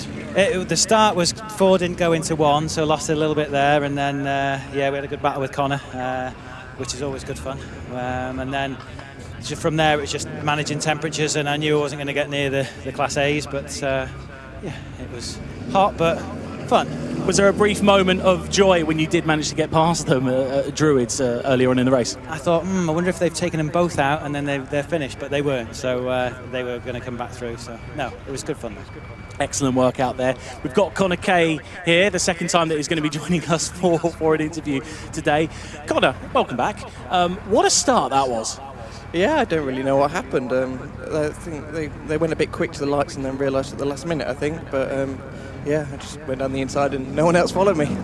Well, excellent work out there. After that start, it was a bit of management from there because, of course, you had the Class A midgets behind you. But similar to James, when you got past them, was there a little bit of, maybe there's a bigger finish on the cards? Yeah, maybe for half a lap, and then I could see them coming very, very marginal on the cooling here. So as soon as James and the Class A's got past, I was just trying to ease it off a bit to get to the end. But then Barney was right behind me towards the end, so I had to pick it back up again. Congratulations all the same. It's great to see you again. We'll probably see you again later on as well, but congrats once again. Thank you. So that's 2nd and 3rd for us here. I'll send it back up to you in the box, Paul, for the, I suppose we'll be getting underway very shortly with our next race. Yep, we will be doing so. As I say, still plenty of racing to go on this afternoon. We've got another 6 races. I don't think we've got too much going on around the circuit, so I suspect we will be cracking into those quite quickly. So there's a man frantically riffling through his notes because he can't find the next race.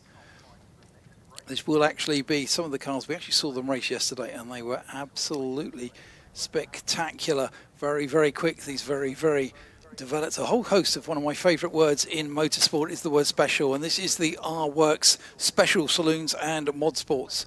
It's races for pre-94 cars that have raced at special saloons, super saloons, thunder saloons, mini and mod sports cars.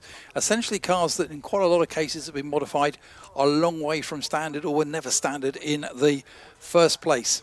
So very, very quick cars. And they're short and sharp races, 15 minutes for these cars. And so we will be seeing them out shortly. I'd say not sure there's a lot going on around the circuit, but in fact the safety car is already over there and poised. So I am just going to pull up the grid on our screens in front of me, and I will get ready to give you that one. Give me one moment.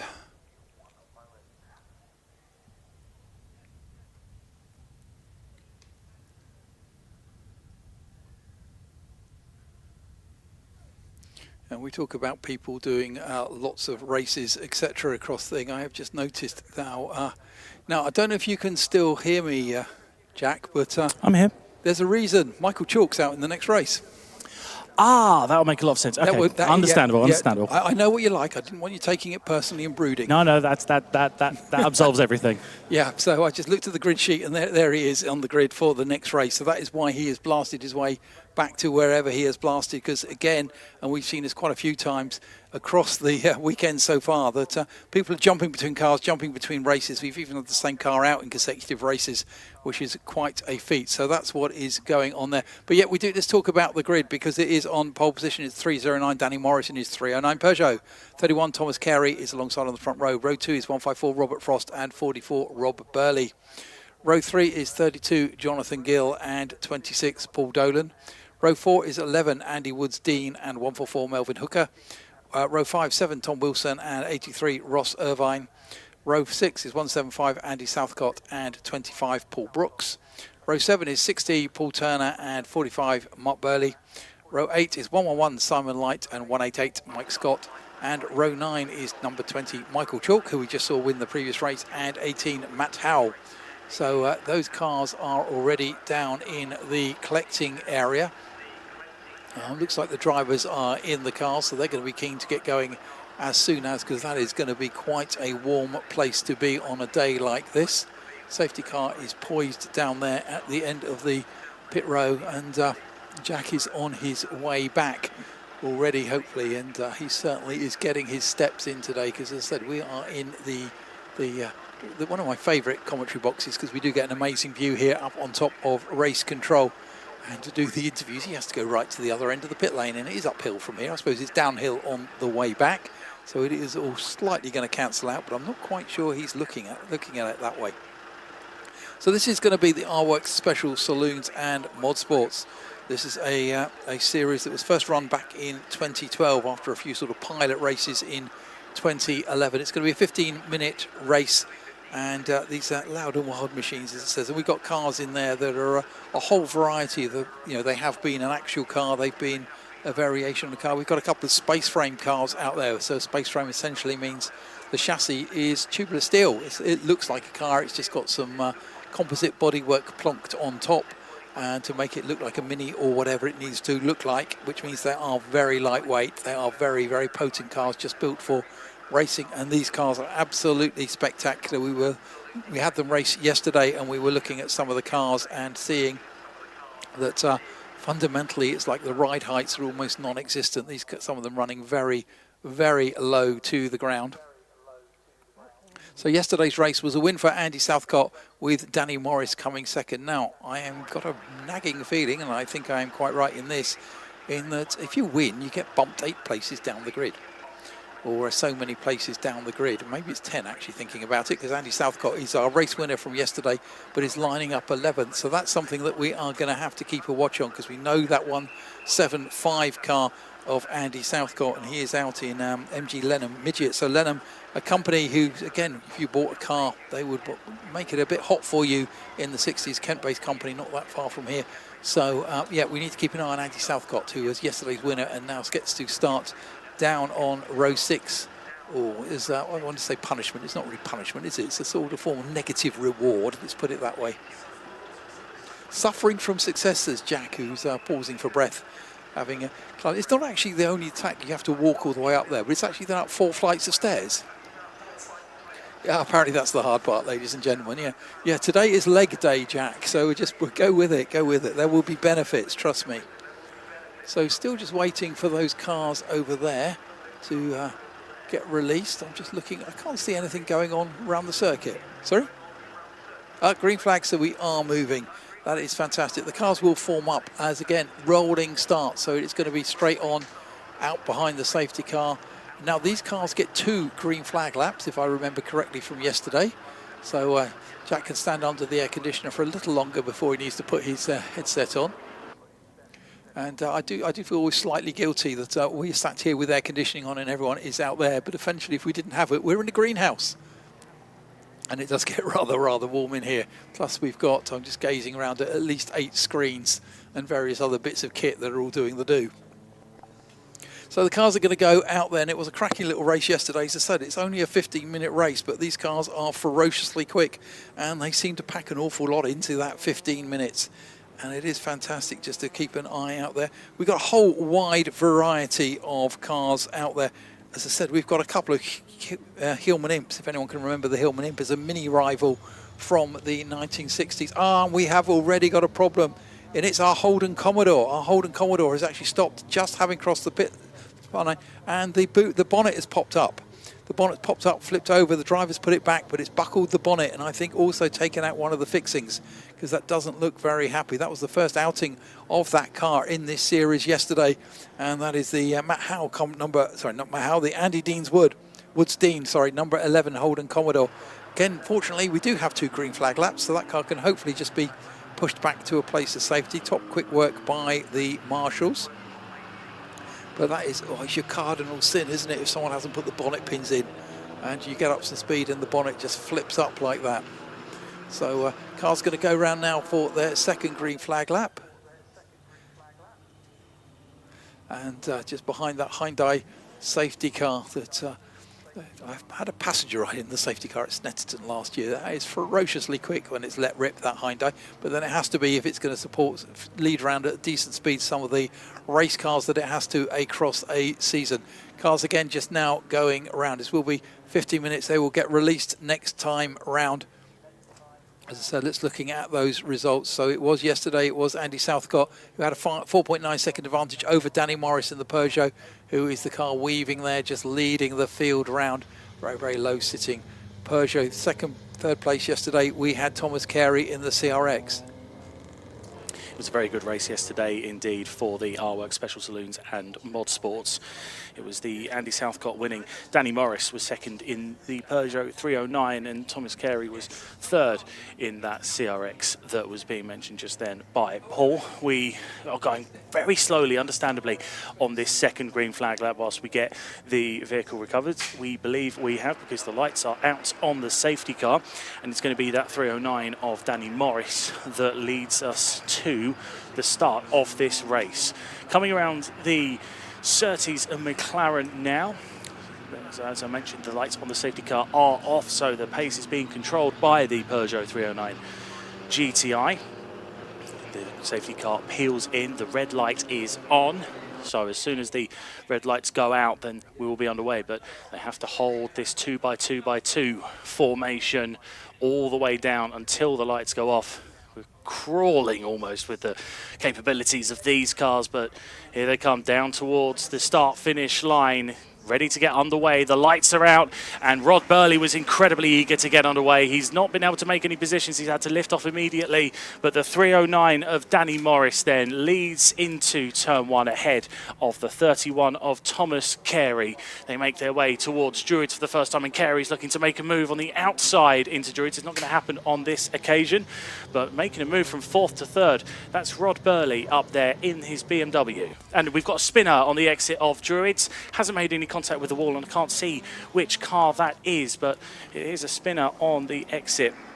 It's Danny Morris having to work quite hard already in that Peugeot, but again, it's that Southcott. Sorry, it's Southcott. Our race winner. Now he'd been charging through. It's Southcott from 11th on the grid. He's now charging from last because he's the one that spun. He likes a challenge, doesn't he? He does. Now I was saying how good it's 15 minutes short and sharp. He's the man who wants more laps, isn't he?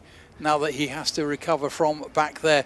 But it is Danny Morris who charges across the line. It is the Peugeot 309 from the Honda CRX of Thomas Carey. And great to see right up there Rod Burley. If you are a regular here, you will know the name Rod Burley. I think Rod Burley has won more races around here than any other man. You were telling me you had a number? 300. Over 300 race wins here at Brands Hatch. Yeah, phenomenal record that Rod Burley does have here, and he's managing to pull away a bit of a gap to the cars behind because we've got a monstrous battle for fourth. 4 cars involved here. We've got Frost, Dolan, Light and Gill all in very close sequence. Not too far back, you can see the Jag XJS of Melvin Hooker, and they're making his way through there. I believe that was the number 18 car of Matthew Howe. The Mini didn't take part yesterday, if memory serves right. Wasn't able to take part in the race and is scything his way through the field now. It is, again, that's a space frame car, so it may look like a Mini, but that is just some composite bodywork on top of a proper race car frame, and that's the car diving down the inside of a much, much bigger car as they come onto the Brabham straight. That Mini is quick, isn't it? That Mini is absolutely rapid. Absolutely flying. 7-car battle for third, I would have that as right now, coming down through Paddock Hill and up towards Druids. Around the outside of the Mini, we've got the car that it did just overtake. That was Irvine looking around the outside. 3 cars side by side as they came out the exit of Druids. Phenomenal racing down here into Graham Hill. Rod Burley coming under a little bit of pressure from the Capri, the 111 that's being piloted by Simon Light. And by the time they get to Surtees, he's already made the move. A lot of shuffling around at the moment. It is, yeah, all of which is letting our leader just drive off into the distance. Where's Carey? Carey's gone onto off. the grass. Carey's off. Sorry, I didn't see that. Just at the top of, in the entrance to Clearways, Carey went off the track. He's got himself back on now. Well, that's a disaster for Carey. Morris running second and throws it all away. So Morris now has got an 8.8 second lead in his Peugeot. It is, yeah, let's just say, I think you're in a great spot there on that little red Mini, though, that is tearing its way up the order. It's now diving inside the Dax Giro, the car with the biggest engine out there, 8.2 litres, and the little Mini has just dived down the inside and opened up a gap as they run down towards Graham Hill Bend. And speaking of Graham Hill Bend, there's still multiple cars fighting away. Rod Burley is trying to hold on to third place. Here comes the Mini on the inside of, I believe that was the 26 of Dolan in the Lotus Elan Mod Sports, and now he's got around the outside of Burley, round the outside through McLaren, I believe that was.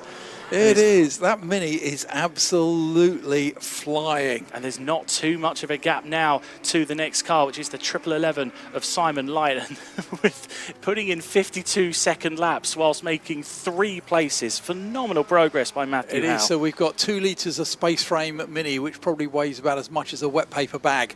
I don't think you could have a wet paper bag on a day like this, really, could you? It would have dried very quickly. Dried out. Yeah, silly analogy. And that 5-litre Capri, and the Mini just takes yards out of the Capri under brakes. Can it live with him under acceleration? Can it? Of course it can, because that's a fantastic drive. Takes yards out of the Capri.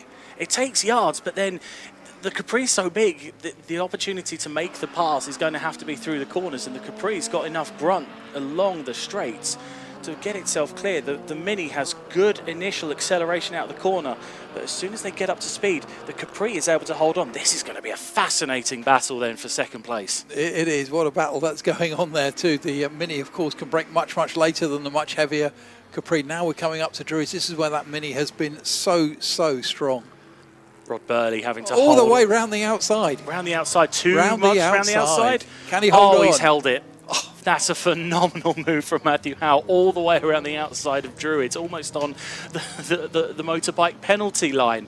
But he's made it work, and now he gets to pull away. It is, and Rod Burley still having to work very hard in that white BMW, because he has right behind him Paul Dolan in the Mod Sports Elan, the orange car. So that is the battle that's going on there for fourth, just outside the top 3. Now the leader has an advantage of 9 seconds. Last time round, the fastest race lap to date was the Mini. It was Matt Howe in that number 18, the bright orange Mini. How fast the bright red Mini, sorry, how fast can he go now he's got a clear track? He's caught up by a second on that last lap to the car ahead in the lead, the 309 being piloted by Danny Morris. Then there's 9 minutes left with which to bridge the gap, so he's going to have to keep putting in laps like this to get onto the back of that Peugeot. But the Peugeot right now, I look out for it, it's coming through Surtees. It looks like the indicator's on, but I don't think that's going to be too much of a trouble. Continues going into Clearways, and now here comes the Mini into Surtees. So that's an audio representation of the gap between the two. It is, yeah, absolutely flying there. That Capri's gorgeous, isn't it? I love the dark blue colour on that. It's a beautiful looking car. And again, like so many of the cars, so well presented. But behind that, Rob Burley with a real train of cars, and it goes, it's the recovering Thomas Carey right in the middle of that battle now. Thomas Carey managing to get past Dolan and is now putting the pressure onto Rod Burley. Another driver I want to keep an eye out for. We've lost Southcott entirely, unfortunately. I don't think he made it back into the race. I was keeping an eye to see how yesterday's winner was going to get on, but unfortunately he's not been, he's missing out on track a few laps ago. Carey's got himself up to fourth, has got past Rod Burley. And that's no easy thing. I'm not saying that's Rob Burley's driving, it's just that Rob Burley is so experienced around here. He knows where all the opportunities sit. So BMW does stand out quite a bit. As it does. It looks ridiculously normal compared to the cars around it. So I'm not quite sure how developed that car is. Clearly it's got something on it. Well, everyone else has got wings and aerodynamics, and that car's got Rod Burley. So looking a little bit further forward to our car in second. Actually, no, we'll keep an eye on this battle because it's still going on, because Dolan is still trying to find a way around Rod Burley in his Lotus Elan. Just not been able to make it work like Carey was able to. See what progress he's able to make along the Brabham Straight. It's Rod Burley's car's got a standard ride height, it looks, and everyone else has got a car that's hugging the ground. And yet he is rattling along and putting in some really fantastically quick laps. Experience pays dividends around here. Hugely so. I want to see what the gap at the front is. It's down to 6.6 between Morris and Howell. Howell still has the fastest lap of the race and is lapping very close to that pace. He's not quite dipped under the 50-second mark as of yet, but a 50.704 is still very rapid, especially given the amount of temperature that we've had at the circuit today. I think we briefly hit 31 degrees Celsius ambient, so goodness knows what the track temperature is going to be like. And as we were discussing earlier on at lunchtime, I think I've left my chocolate bar that I was looking forward to for my lunch in my car. It's going to be a liquid tea, isn't it? When I got into my car yesterday, it was 38 degrees. Ouch. So that was... Anyway, back to the racing. Because Danny Morris still leads the way, coming down into Graham Hill Bend, coming out of Graham Hill Bend. Danny Morris is in the Peugeot. It's got I suddenly realised it's got, of course, the Peugeot colours on it, hasn't it? Yes. Yeah, really nicely turned out car. The Mini's got a little bit of work to do because he's got a couple of back marker between him. But that Holmes Racing car of Danny Morris looks absolutely superb. 2-litre engine in that 309 GTI. I'm going to call it 309 GTI lookalike. The silhouette body of it's got the idea of the 309, but it's really well turned out. And at the moment, Howell, having to get through that traffic, is still going through. And still lapping quicker than the car in front, but still 3.7 seconds behind with 6 minutes of racing left. The Mini powers up the hill towards Druids, hits the brakes, it turns in. That Mini just looks so incredibly well planted. And back onto the power as it now powers back down the hill, losing the elevation. It has just gained to Graham Hill Bend, trying to carry as much speed as you can through there. A little bit of body roll on that car, loading up the right-hand side of the car. But yeah, he can see that car ahead. And now, I think he's looking visibly closer. He is, I think he is. But I'm wondering if Danny Morris has recognised that there is that Mini coming closer and he's just trying to push his foot down as much.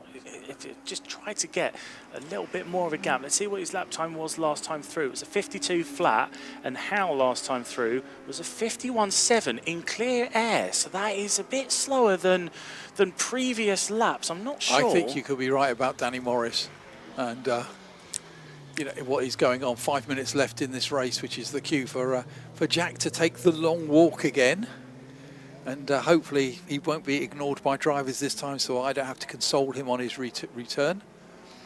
But it is, yeah, let's just recap where we are in this race, because it's Danny Morris in the Peugeot out front. His advantage was 3.4 seconds. We're looking right now at the 18, the absolutely flying Mini there of Matt Howell that's worked his way back up the order. That car, Matt Howell, did not actually take the race yesterday, I do not think, so he had to start right at the back. And just confirming that one, yeah, he was 18th on the grid out of 18 cars, so he's got his way up to second, tore through the order. Of course, further up the order you get, the quicker the cars you're encountering are. So a little bit of a moment there. Beautiful scenery here at Brands Hatch as we just look at a whole clutch of cars going through Graham Hill Bend.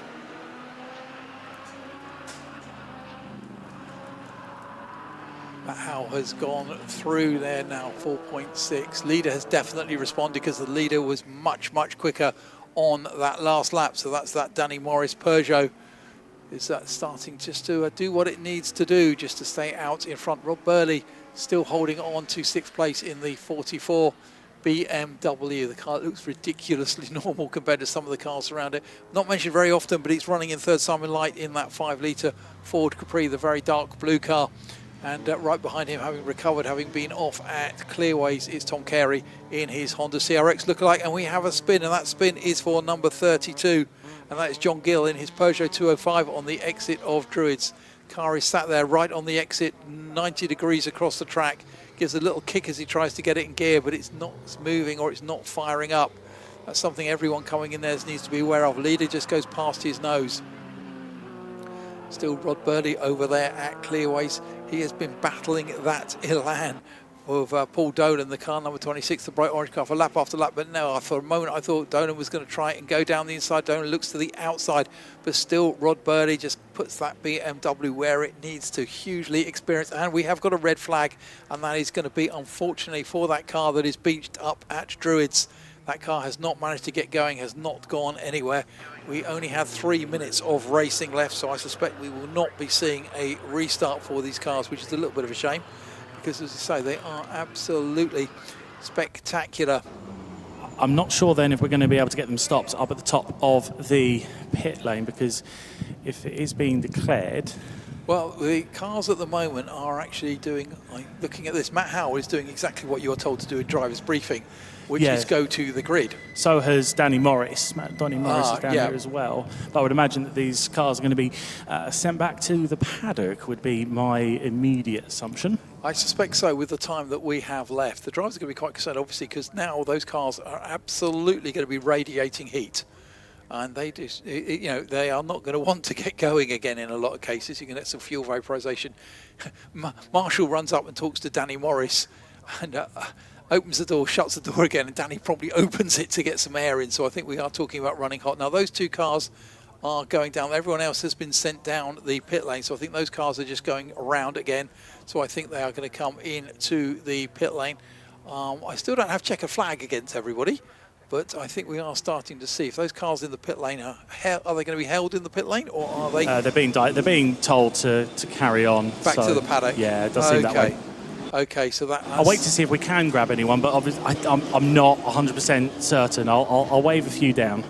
It is, yeah. Well, our race leader, first and second, because they went to the grid, as you are instructed to do, unless told otherwise, in a red flag situation.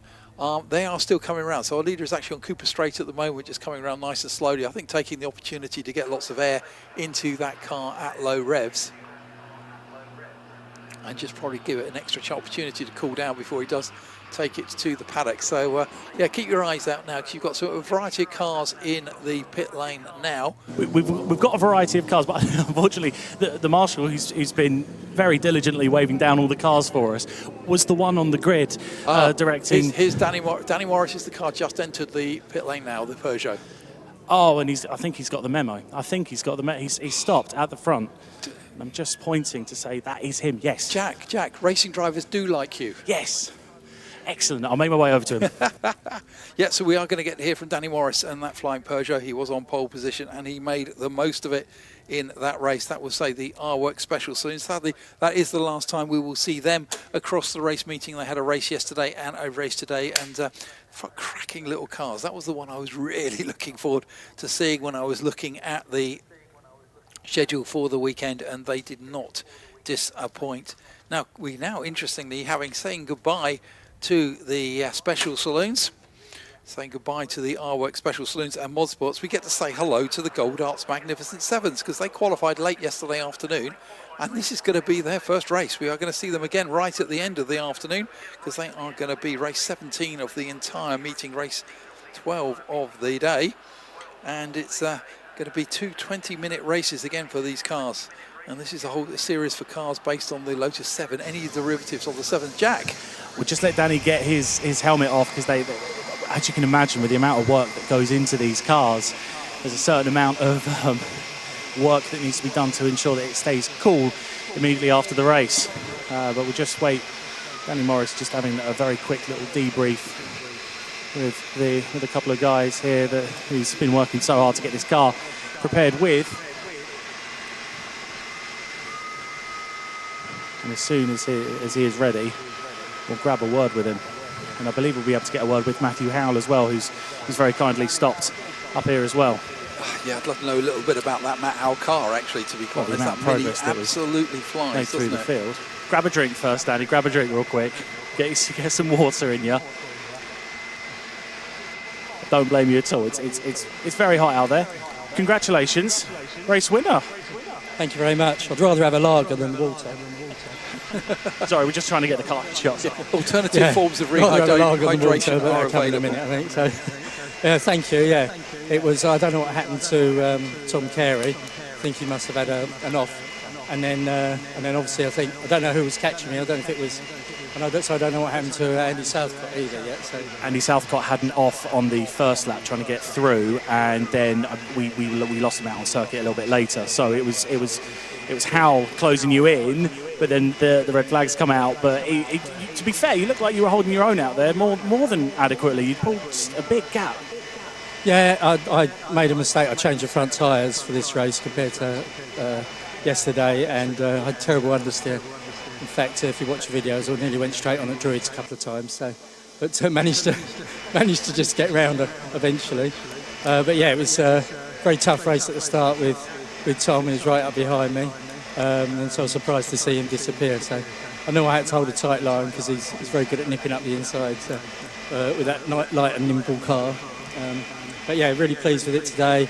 We apologies to everyone who's come here for Brands Britannia. It's not a British car, but it has got a British engine, so the Cosworth YB. So there's some British in it. In fact, the engine is a company called Smith & Jones, we're based in England, who've helped me out significantly this year. So it's fantastic. As have Abbey Motorsport, and obviously thanks to all the family and the helpers. Sorry to bore everyone, but Neil Mole and Steve and Abbey Motorsport and my daughter Mia. So it's absolutely, yeah, without all their support, I wouldn't be here. And obviously my wife, Nikki. Never apologise for everyone. They're all very important. Congrats on the win again. Very well done. I must remember Holmes Seafood as well, because Holmes Racing, who've sponsored me for the last 10 years. So thanks, Chris and Jane. Very well done. Congratulations. We're going to grab a very quick word, if we can, as well, with Matthew Howell. Matthew, are you about? Hello. Can we grab a quick word with you? What a run through the field you were having there. That was a phenomenal drive. Yes, it's always enjoyable coming from the pack, but obviously you've got to be very cautious because we're all here to have fun and go home, basically. 100%, but the way that you made your way through your field, we saw you in that Mini. It was especially when you came up against the Capri. It was a really good battle. Sorry, I've just got dipped out. Sorry, if we could just come over here. Just dipped out the PA. But that really good battle with that Capri. Saw you going along the straight, and then you made your move. It was fantastic. The outside, and I must admit, when I got on the outside, I thought this is not a good idea. But no, fair play. Everybody's sensible. You know, nobody's swerving and trying to push you off, so it's good fun. It is good fun. Phenomenal pace that you showed. Great move around the outside of Druids. Shame that the race got slightly curtailed, but you can be happy with second, I take it. Oh, 100%. I doubt very much we were going to catch 309, but we never give up till the flag goes. Brilliant. Very well done. Congrats again on your second place. Paul, I will throw it back to you for our next race. Thank you very much. Yeah, going through third race of the afternoon. It's going to be the Gold Arts Magnificent Sevens. As I said before, series based for cars, based on Lotus 7 series designs. A whole host of manufacturers have built those over the years, from Lotus themselves through Caterhams, GBS, MK, Westfield, Tiger, Spires, Locos, and a whole variety of others. Going to be 2 20-minute races that we're going to see for them this afternoon, and the cars with multiple classes and some of them on slicks, a whole variety of tyre options as well. So they say we will see those cars out there shortly. Now, this is a championship that's been running since 2009. And usually promotes some very good racing. We've got a fair old grid. We've got a full 11 rows of cars. Cars now down there sat in the collecting area. An awful lot of drivers there. I think certainly today the umbrella is the thing to have. There's a whole bunch of people, cars down there. I think really every car down in the collecting area, bar a couple actually. They're probably looking enviously at the drivers who are now holding umbrellas close over the head. As I said before, hello to all of you around the circuit under umbrellas, particularly to my friends over there in the Paddock Hill Grandstand. So, yeah, oh God, I see. It's now got into synchronised umbrella performances from over there. So thank you very much. But yeah, do look after yourselves. It is very, very hot. It can be deceptively so. Make sure you drink before you get thirsty. Do protect yourself if you are out there with exposed skin. Keep things covered up, or at least keep things protected with some high factor. It is absolutely cooking today, says the one man in the place who sat in air conditioning. But that is as it is, but we will be going on to racing fairly soon, just waiting for a few circuit vehicles, I think, to actually get themselves back into position. Just looking there now, coming back down the pit lane is our second place car, that absolutely flying Mini. So it's fantastic to hear from the drivers there. Just got one marshal who is on the track down near the back end of the grid, so maybe there is something on the track there, or is he just going to guide the cars out as they come through? All the drivers still under umbrellas, which means they haven't had a quick warning to get going yet. We do have a recovery vehicle, that's where it is now. Suddenly I look right over my shoulder, there is a recovery vehicle down at the bottom of Paddock Hill Bend on the inside, so it looks like someone pulled off and put their car into a safe place. So just a moment or two while that car comes back. As I said, if you do have, hoping you have had the opportunity today, Jack, like Mike. Is that going to be Andy Southcott's MG by any chance? It could. I can't see. Whatever it is smaller than the barrier. It's because we mentioned during the race that car looked like it was going off, but I was never able to find it on the circuit. So I'm wondering if it is that. I can see the recovery truck, but I can't see what it's going to be towing out. So I suspect so, because I'm not too sure what else is going to come through. I'll keep an eye on, but I feel like you're in a slightly better vantage point than, me for that one. I'm going to put the pressure on you. It's just that whatever it is such a low car, it's completely hidden by the barriers. So we're only going to see it once it's actually pulled out. And is either on the, I think it is the flatbed. Now the doors have just closed on the flatbed, which makes me think that they have done whatever it is that they need to do. And they are putting it through. No, it's a blue car. Southcott's was a blue car. Sorry. So yes, so it was, wasn't it? Yeah. So no, I think you're right. That is the car. That was our race winner from yesterday that disappeared on us. It is on a flatbed. It's now coming up towards Druids. I suspect that's going to come in through the back entrance of the one of the other gates into the paddock, so it doesn't need to do a full lap. We've also got a course car out on track. I think just checking everything is clear. Yeah, I was just having a look at the car. That is absolutely Southcott's car. Just being towed back now. Cool, fantastic. Eagle-eyed Jack Mace can spot that at a distance. There's a man up in the tower who hadn't quite figured it out. But yeah, we will go racing. As I say, we still do have 5 races this afternoon. 2 of them will be our 40-minute pit stop races, and we've already had a couple of those today, so you will know the formula and how they work. One of the ones this afternoon just breaks all the rules on how we do a pit stop race, and I will tell you that when we get to it, because it has the potential actually to be quite entertaining. And we will keep an eye on that one from up above, and if you are opposite the pits, you should actually hopefully see the cars when they do come into their pit stops and driver stops, etc, etc, etc. So I'm not going to ruin the fun by telling why these pit stops will be a little different to what we've seen so far, but it should be something I'm quite looking forward to. As a high level of entertainment going on. So still say it is fantastic. That car has actually now been cleared and is on its way back through to the outer paddock, which means I'm hoping that the cars in the collecting area can be moved quite soon. So let's take the opportunity there to go through the grid, because it is Ryan on the pole position. It is the car of, now this is interesting because I don't actually know who is starting that car. I believe, actually having said that, I think it might be Stephen James in number 40 and 98 John Cutmore. 92 Colin Watson and 94 Tim Davies are on row 2. Number 9 Robert Jones on row 1 with 16 Martin Ledbetter.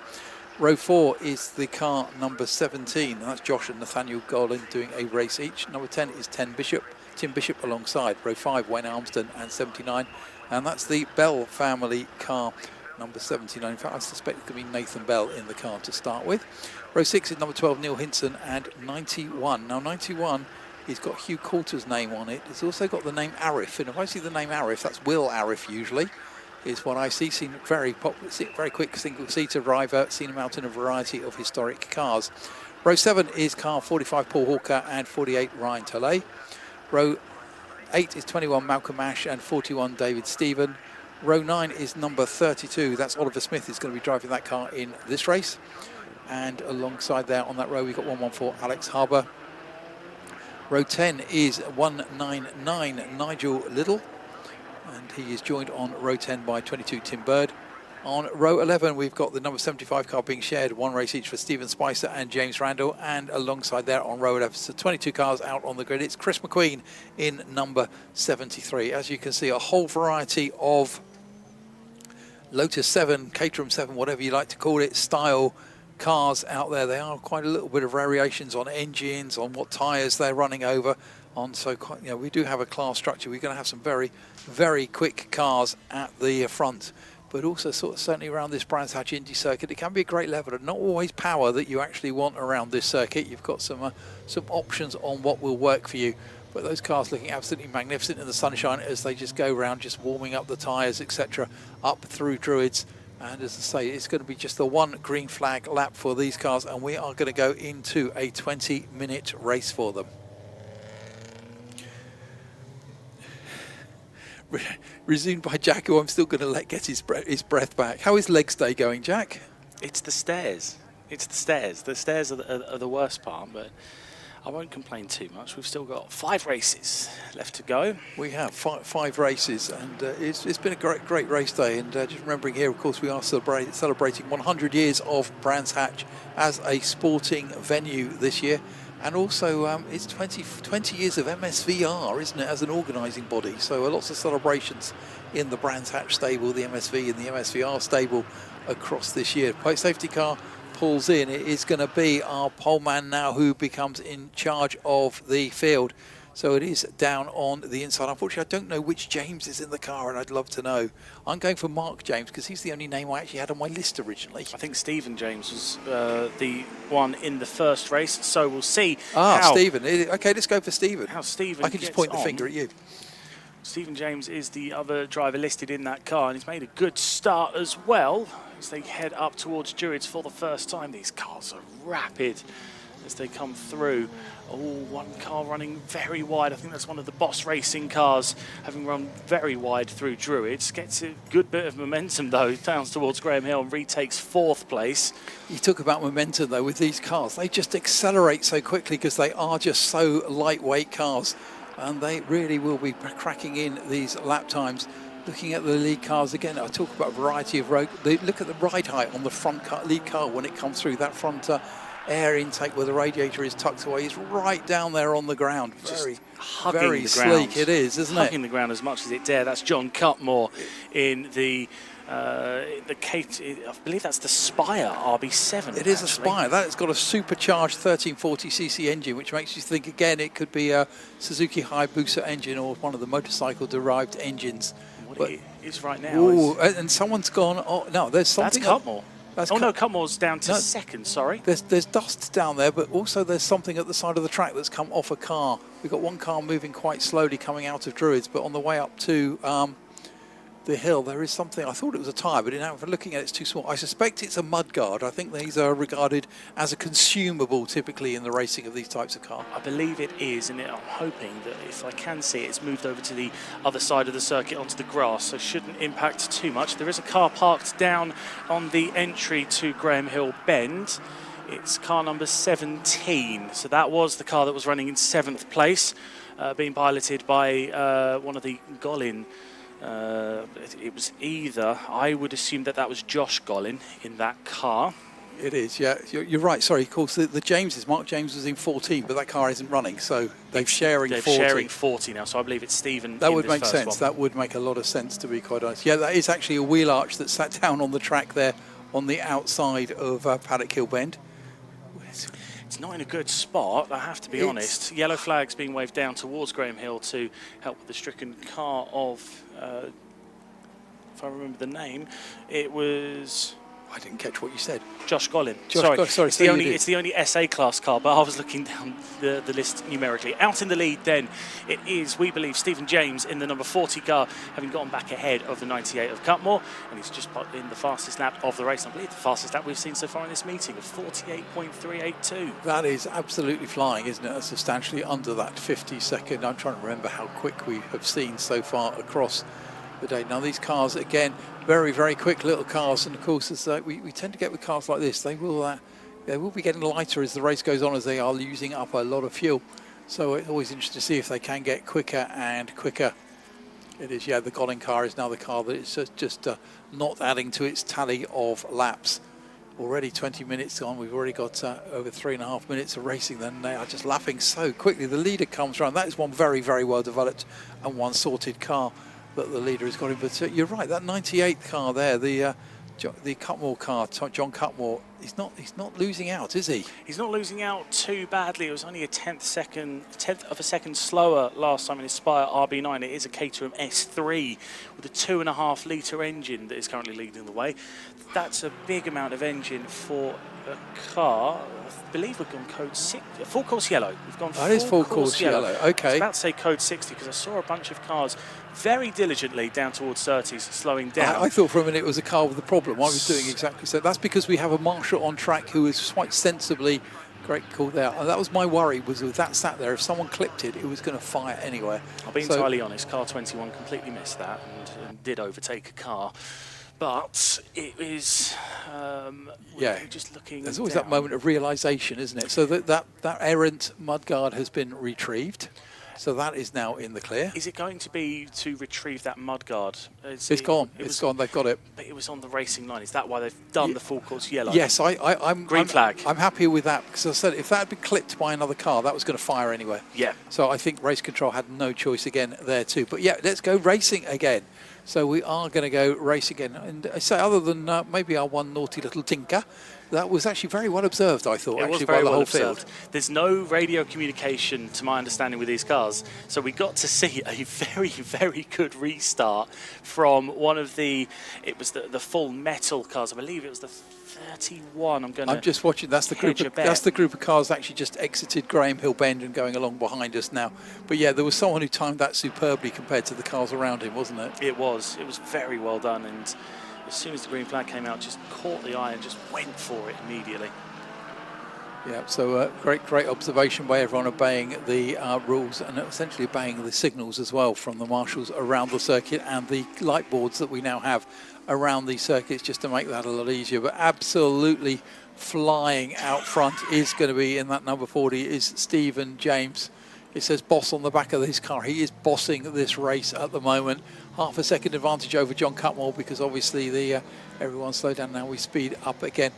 You can see the cars having slightly different shapes on the back as they got different levels of development, different levels of modification on them. But that's the whole point of the series. It is a home to a whole variety of sevens and their derivatives, and you can change your car how you like, and there will always actually be a home for it in this championship. Yeah, Tim Davis has done a very good job of just sneaking back into that front, the fight with the front two, because last time round, because you mentioned the Boss Racing car, I was thinking, hang on a second, Stephen James isn't in the Boss Racing car, but Tim Davis is, and he's right on the back of the 98 of Cutmore. So, yes.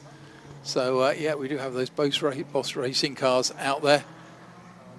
A lot of traffic out there, so much traffic as we see the leader trying to get through. He's been momentarily blocked again, actually by another of the Boss liveried cars. Both of the cars streaming through. They've got so much acceleration out of the corners. It is so very, very quick, these cars. And you see what a classic driving style, little glimpse into the cockpit there of one of the cars, the arms out straight, sat right down in the car. You've actually sat on the rear axle. You can feel every movement that car is making. Coming across the start-finish line now, the leaders continue on. Side by side are the two fighting for the lead. Cutmore down on the inside. I thought it was lap traffic. It's not. That's a change for the lead. And it is Cutmore getting back ahead of Stephen James. I don't think this is over yet because they're coming nose to tail into Druids. James just a little bit around the outside, hasn't quite been able to make it stick. Down towards Graham Hill they come. Cutmore just edging away slightly, a car length between the pair of them now. And I think Cutmore had a little bit of a slide mid-corner, which possibly has potentially cost him a little bit of momentum, but no, he seems to have got away with that one. And those cars just ferociously quick now, going up through certainly that multiple change of direction through that part of the circuit. But they're coming up to lap traffic directly ahead, who are side by side coming down along the Brabham Straight. And thankfully for our leaders, they managed to get into a line as they come across the start-finish line down towards turn one. I believe one of the cars that's in that little group being lapped is the number 16 of Martin It Ledbeater. is, yeah, who actually briefly had the second place car right there with him, Stephen James, as they were side by side through Paddock Hill. That's going to get your attention, isn't it, when a car suddenly appears at speed down your inside of Paddock. But yeah, those lead pair now down through Graham Hill Bend, and it's really John Cutmore working very, very hard to try and pull away. Not quite sure that was the optimal line he wanted through Graham Hill Bend, as they have closed up again. Very much so. Coming through Surtees and McLaren, they are once again little more than a car length separates the pair of them. They stretch out just a bit as they come through Clearways and onto the Brabham Straight. Cutmore's got a bit more power to work with underneath his car, it feels like. He's got the smaller engine, so he's not going to have too much more power to work with than the car of Stephen James. He's got the smaller engine, but he's got the supercharger. He does indeed. That's a very good point. I think I wasn't sure if all of the cars in this class were supercharged or not. I know the 29 of Dan Kelly, who I don't think has been able to make the grid for this one, who's originally in the entry list as a supercharged car as well. I'm not sure about the SC. Stephen James was also in the same class, so I'm not too sure about that, because you think a 2.5 litre supercharge, he's going to fly, isn't he? I will withdraw my theory and I'll hold steady for now. But we like theories. We like theories. We do like theories. But theories become speculation. Speculation becomes dangerous. But unfortunately, Stephen James has come to a very slow crawl along the start-finish line, a lot slower than he's been going at the rest of this race. And the 94 of Tim Davis has just swept around the outside to take second place. Not too far back. I think it's the 92, which is another Boss Racing car, Colin Watson. And I'm just looking to see if he's been able to get back up to speed. He hasn't. He's had to pull over to the outside and Druids. Again, you can't help but wonder today if it is temperature related with so many of these cars that we are seeing hit problems. It is very, very hot out there. But who am I to speak to everyone out there watching? So a big thank you to everyone who has actually joined us here at this Brands Britannia race day on this Bank Holiday Monday. Glorious weather, very warm, and please do keep doing what I've been doing and just applying. Oh, big wiggle down there, actually. Who was that? That was the 91. It was, you're right, Hugh Coulter in the 91 car. He's currently running, where is he? He's actually the car that Will Arif is going to be sharing as well, and he's currently running 12th at the moment. But yeah, a little bit of a moment for that car. He's done well to keep it on the straight and narrow, keep it steady and keep it going. But yeah, a bit of a slightly hairy moment then for the 91 car. It is, yeah. These cars actually, they must just be so much fun, because these cars, even in their road versions, only exist to be driven, don't they? You can't go shopping in it because there's nowhere to put anything. Well, you can go shopping in it. Well, passenger seat maybe. Yeah, it's not a good idea, but you can go shopping in it. Some people are just so picky, aren't they, eh? But that does say it is now in second place. We do have the Tim Davis Caterham C400 2-litre car from the Boss Racing stable running in second place, but he's currently good 8 or more seconds behind our race leader John Cutmore into the second half of the race. 8.5 minutes are left now, and they are so ferocious. Yeah, so, but the pace has actually just backed off now. Everyone into the sort of the 50s effectively. I think your point about the temperature management is spot on, because it's, like you said, the pace has gone down a bit. There's no way that they've been able to keep up with the tyres more than anything, I would imagine. They're probably screaming in this heat, because again, I mentioned earlier the ambient temperature being at around about, I think we're still at 29 degrees here at Brands Hatch. Which is some temperature, isn't it, to be quite honest? And you know, especially if you've got a car in there that has any sort of fancy engine management, they can get a bit clever at times, can't they? And start thinking, okay, then I need to chop performance a little in order to bring the temperatures down. There is our leader, that 98. That car is just so low to the ground. It's incredibly low. The Spire RB7. Yeah, it really is. But being very nicely driven there. And very smooth. I think you want to be smooth. He distinctly stays off the curbs, I noticed. He has the opportunity now to be smooth because he's not being hunted down by Stephen James. Stephen James, just great, has continued on. He's going about 3 seconds a lap slower than his absolute best, but he's clearly looking to conserve the car, and is still quicker than the cars behind him. So it might not end up on the podium, but you need points with this. It is, yeah. So our race leader with 7 minutes of this race yet to go is John Cutmore in the 99 car, the Spire RB. In second place, it is 94 Tim Davis in his Caterham C400. Hopefully next car across the line, and yes, there it is. It is 92 Colin Watson, another Caterham C400. And in fifth place, it is there, we think, Stephen James in his Caterham S3. We saw that car right up in the thick of the battle at the front earlier on. Pace has just dropped off a little bit now, although last time round he's picking it back up. Yeah, last time round he suddenly banged in a 50, so maybe he has managed to cool that car down if that's what the issue is. He's looking to see if he can make some progress. There's a couple of Boss Racing cars ahead of him. Boss Racing, by the way, celebrating 50 years in motorsport. That's quite a claim, isn't it? That is an incredible claim. Considering how volatile the world of motorsport can be. They're celebrating that this weekend. Were we invited? I don't know if we were invited, but they're only based 10 minutes away, so to be second and third I like at a the cake. No, based very local team, so they'll be over the moon with how things are going at the moment. 6 minutes to go, just under. It's still the number 98 of John Cutmore leading the way in this one. The 94 of Tim Davis and the 92 of Colin Watson completing the top three, but we are looking to see where Stephen James is. Stephen James, my apologies, to see if he's been able to make any moves up through the field. Yeah, so we saw him suddenly gaining some pace back last time round. I think our leader has backed off a little bit, to be quite honest, because he's. I watched him lap a car and then he didn't really pull away. No, he's just past the start-finish line below us now. Yeah, that was a 52. So yeah, 52. So he's sort of 3.5 seconds off what he can do. He's 3.5 seconds ahead in the lead as well, and it's only a 50.04. But Stephen James has moved back up into third place, gotten ahead of the 92 of Watson.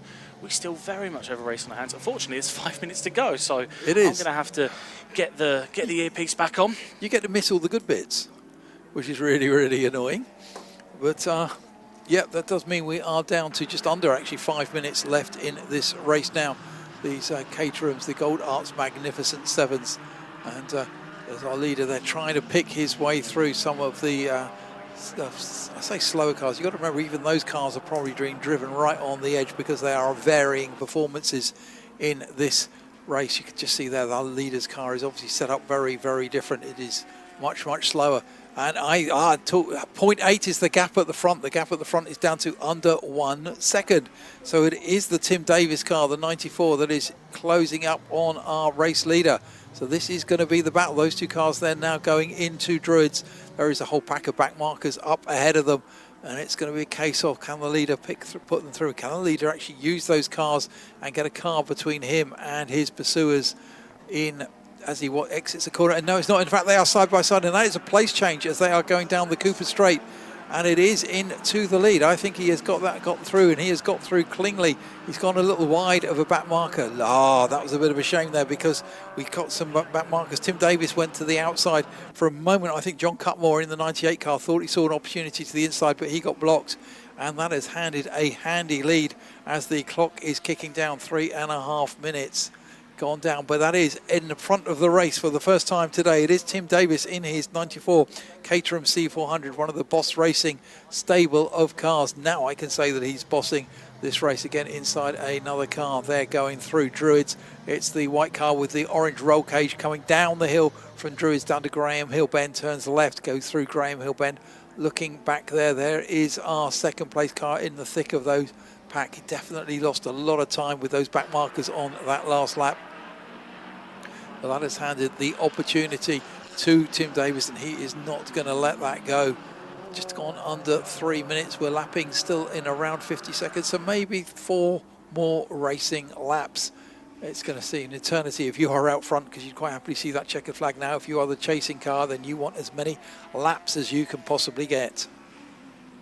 1 and 2 cross the line. That is 20 laps complete. The advantage at the front is 4.3 seconds, and it was 2.5 seconds was the advantage on lap speed around there for Tim Davis. Still in third place, we see Stephen James in his Caterham S3, while in fourth place Colin Watson in his C400 is the car to beat there. And in fifth place we have running up there Robert Jones in his Caterham CSR 2.3 litre car. So clock is ticking down to just over 2 minutes left. whole bunches of cars, some very, very attractively liveried and very, very nicely turned out cars in this championship, which is something we could probably have said across all of today, to be quite honest. We have seen some spectacularly great looking race cars. As we see here, that is the 75. That is the car being shared by Stephen Spicer and James Randolph, which I don't know who is in the car for this particular race. That information hasn't made it up here, but they are out in their 1600cc 7, the fluorescent green. Is that Cutmore just coming to a stop at the start-finish line? Oh. He just came to a stop and then got the car kicking back into gear, it looked like. So I'm not sure if he's lost any positions. He lost the lead a little while ago. No, but another one there. Quite possibly, to be quite honest. We'll keep an eye on what's going on there. In fact, he has, because it's Stephen James now being shown as in 3rd place. So it is a tricky one there. But James cut one again. I do believe any of these issues for these cars today are all going to be heat related. This is quite some weather that these cars are actually out in. Into the last minute of the race, the last minute of the 20. And it is, our race leader, 94, Tim Davis, out there in his C400, advantage of 8.8 seconds. Now crossing the line there goes Hugh Coulter again, part of the Boss team. Hugh Coulter is running, I'm just trying to spot him on the list, he's running at 12th overall. Gap back is 8.8 seconds first to third, first to second. Yeah, Cutmore is yet to come round.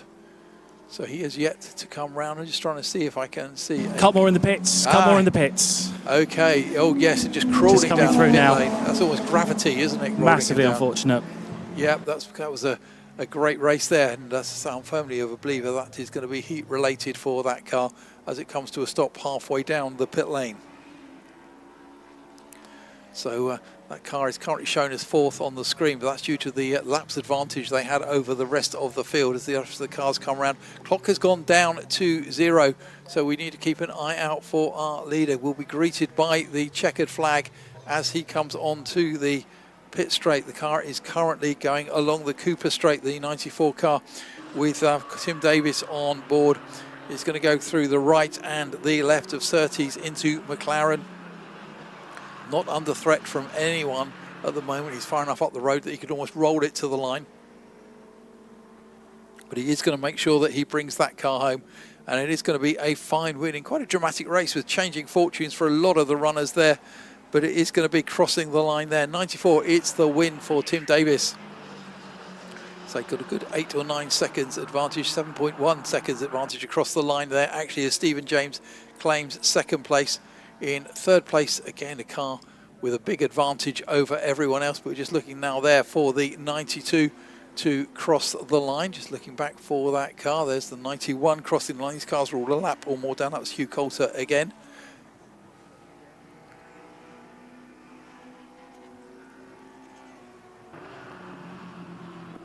And there is the 92 car just to round out our podium. So that is the car of Colin Watson. So it is 94. Tim Davis is our winner. Stephen James in number 40 is 2nd, 7.1 seconds back. They did claim fastest race lap though. In 3rd place we do have the 92 there, Colin Watson. In 4th place is the car of Robert Jones, his Caterham CSR. In 5th place, Martin Ledbetter in another Caterham 7, as they pretty much all are. 6th place we have number 83, and that is Wayne Armston, his MK Cup car. 7th place, 79. Now that's a shared drive there. But actually, I think it is Nathan Bell in the car on this occasion. In 8th place, 45, is Paul Hawker and his Caterham 720R. 9th place sees the car of Ryan Tolley in his Caterham 270, another Caterham 270R. And rounding out the top 10, it is car number 12, Neil Hinsom, a Caterham 420R. Our race winner took the SB class. Stephen James in 2nd place took SC class. TMK category went to 83, which we spoke about Wayne Armston in his MK Cup car. And Jack, they're with you already. They're with me already, and they've stuck around to say hello. Tim Davis, you've won that one. How do you... Tim Davis, you've won that one. Unbelievable. How was it from your end? It was great fun. It's always good to be at Brands. To finish first you must finish, and that's why we're with the Boss Boys, because they always get it done. Car was brilliant. 50 years in motorsport they're celebrating this weekend, according to our programme. You're based just 10 minutes down the road, the team. it's got to feel absolutely incredible to get the win against cars that were going quicker. But like you said, to finish first you have to finish. Got to have a reliable car and know how to pedal it. And the Boss boys have been working solid for 2 weeks on that car. I've hired it off of them. It was in the unit, no engine, no gearbox, nothing. They found things wrong. They've spent a fortune on it to get me out, and that's for you, boss. And all the hard work, brilliant, absolutely brilliant. Really good. Congratulations once again, very well earned victory. We've got Stephen James here, who's just congratulating the winner. Stephen, you came second, really well done out there. You had to slow down a little bit. Was there temperature management that you had to deal with? Yeah, a few problems with the temperatures. We worked really hard this weekend to try and keep it in check, but it was probably maybe used a bit too much of it early on. We thought it would be all right for the race, but yeah, it was too much. So I had to turn the car off a couple of times, reset it, and then go again. So a bit of a shame, but good race. Tim's always there or thereabouts, whatever he's driving. So it's wily old fox. I wanted to get the win today because it's Dave who builds the engine's birthday. It's his 80th this weekend at Boss. So I wanted to get the win for him, but in actual fact, we got a win anyway because Tim beat me. I think it was a 1-2-3 in the end for the Boss Racing. Yeah, because Colin was third. Here he comes now with a car that's. Steve says he's too old to drive it in. But for yourself, we got a quick measure of ambient temperature. As a quick measure of the ambient temperature, we had it as 52 degrees in the pit lane on the track temperature. Yeah, my data log was showing about 57 in the car. So I think if the car hadn't melted, I would have done. So it was hard today. So we'll come back for the next race. My teammate Mark's in the car for the next race, so we'll try and manage it a bit better from the start, I think, and see how we go. But good fun race still. Lovely to be here in this sunshine. Hopefully a little bit cooler next time though. Cheers, congrats again, Stephen. And we'll just go back to the number 92, which is Colin Watson, who managed to get third. Colin, can I get you over just for a sec? Third place, congratulations. From my understanding, it was a Boss 1-2. Yeah, really, third place. Unbelievable, considering I didn't have any clutch. That's good. Tim done well, and Stephen got second, did he? All right. That's all Boss engine cars. All good. 50 years that Boss. Sorry, we've just lost it. Here we go. 50 years that Boss is celebrating. Yeah, like you said, that's all right, isn't it? I think terrific. Well, you couldn't get much better, could you? Isn't it? You go and celebrate now. Well, I can because I won't have a car for the next race. So. But you got the podium in this one, so congratulations again. Well done on your third place finish. Thanks very much. So I'll send it back up to you, Paul, for our next race. We do have the Gold Arts Magnificent Sevens coming back out for our final race of the day, but for now, I'll send it back to you, Paul. Yep, thank you very much. Yes, we do have that. We've got a run now. This is going to be interesting. This is something I've been looking forward to. This is our first pit stop race of the day. Of the afternoon, I do apologise, the Adams and Page Swinging 60. So we've seen these cars racing already today twice, but with the Continental HGGT Challenge. This time it is a pure field of the Adams and Page Swinging 60s cars, and they will go into pit stop mode with a 40-minute race. So this is a little different to what we have seen with pit stop races beforehand, because there is no essential stationary time and no pit stop time. You can make your pit stop as fast as you can. But what you have to do if you are a solo driver is stop your car, get out your car, close the door, get back in. Not quite sure what you do if your car hasn't got a door, but let's assume most of them do. You can opt not to do that, in which case you have to make a pit stop of 90 seconds between pit in and pit out. So this is where it gets a little bit interesting. So we've got a few people who've opted not to be getting in and out, and they've got a standard 90-second stop, and we will let you know who they are when they get going. But we've also got quite a few people out there who will be making stops, will be making driver stops. So I've seen this before, where literally drivers are pretty much pulled out of their cars. And now I'm going to quickly just go through the grid because the cars are already rolling, but it is on pole position 173. We've already seen him racing numerous times today, but it's Connor Kay on pole position. Alongside in 91 we have William, Brian and Mr. Taylor, whose first name I apologise I don't have. Row 2 it is, we've seen them again, Ben Nee and Murray Shepherd in 338. 361 Chris Watkinson on the second row. Row 3, 43 Steve Hodges and 123 Sean Hadrell. Row 4 is 18 James Hughes and 87, and that's the car that is going to be shared by, I've just got surnames here unfortunately, so it is for the moment, it's Witts and Fitzsimon. Row 5, 16 Ian Staines and 69 Stephen Collins. Row 6, 67, Jonathan Crayston, and 20, Mark Cloutman. Row 7, 99, Simon Benoit, and 132, Lewis Salmon. Row 8, 240, Dean Housley. We've seen that car, that Datsun, a number of times now today. And 25, Chris Winchester. So that is the front rows of the grid. As I say, we will be literally, everyone is going to be making these pit stops as fast as they can. So it really is going to be something to watch. It's going to be entertaining. I'm going to stay down in the pit lane for this one so that I can just grab a quick word with the drivers that are hopping out of the car and staying out of the car rather than just hopping out and back in. I think that if they're trying to do it as quickly as possible, we wouldn't quite be able to get an interview with them, but I'll be staying down here in the pit lane for this one. In that case, if you are down in the pit lane, can you keep an eye out for, just to say, because on the notes I've got of who's going to be starting, I've got Connor Kay driving solo, but I've got Murray Shepherd on the timesheet. Would be great to know who is in that car if it is a shared drive. Murray Shepherd is in the pit lane at the moment. I just had a quick word with him. Cool. He should be in the 338, shouldn't he?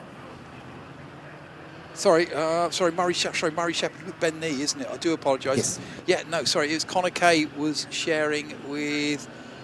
Connor Kay is driving solo. I do apologise. So it's those ones around. So it's Ben Snee is in that car. Ben Snee's in that car, yes. Fantastic. Yeah, so pit window will open 10 minutes into the race. So the car's now already streaming around. Safety car is pulling in.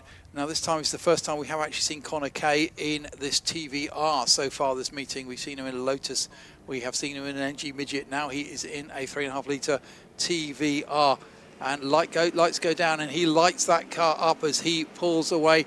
Again, it's that very, very quick TVR 200. Griffith, though, that is alongside him, but it is Connor Kay who has gone through.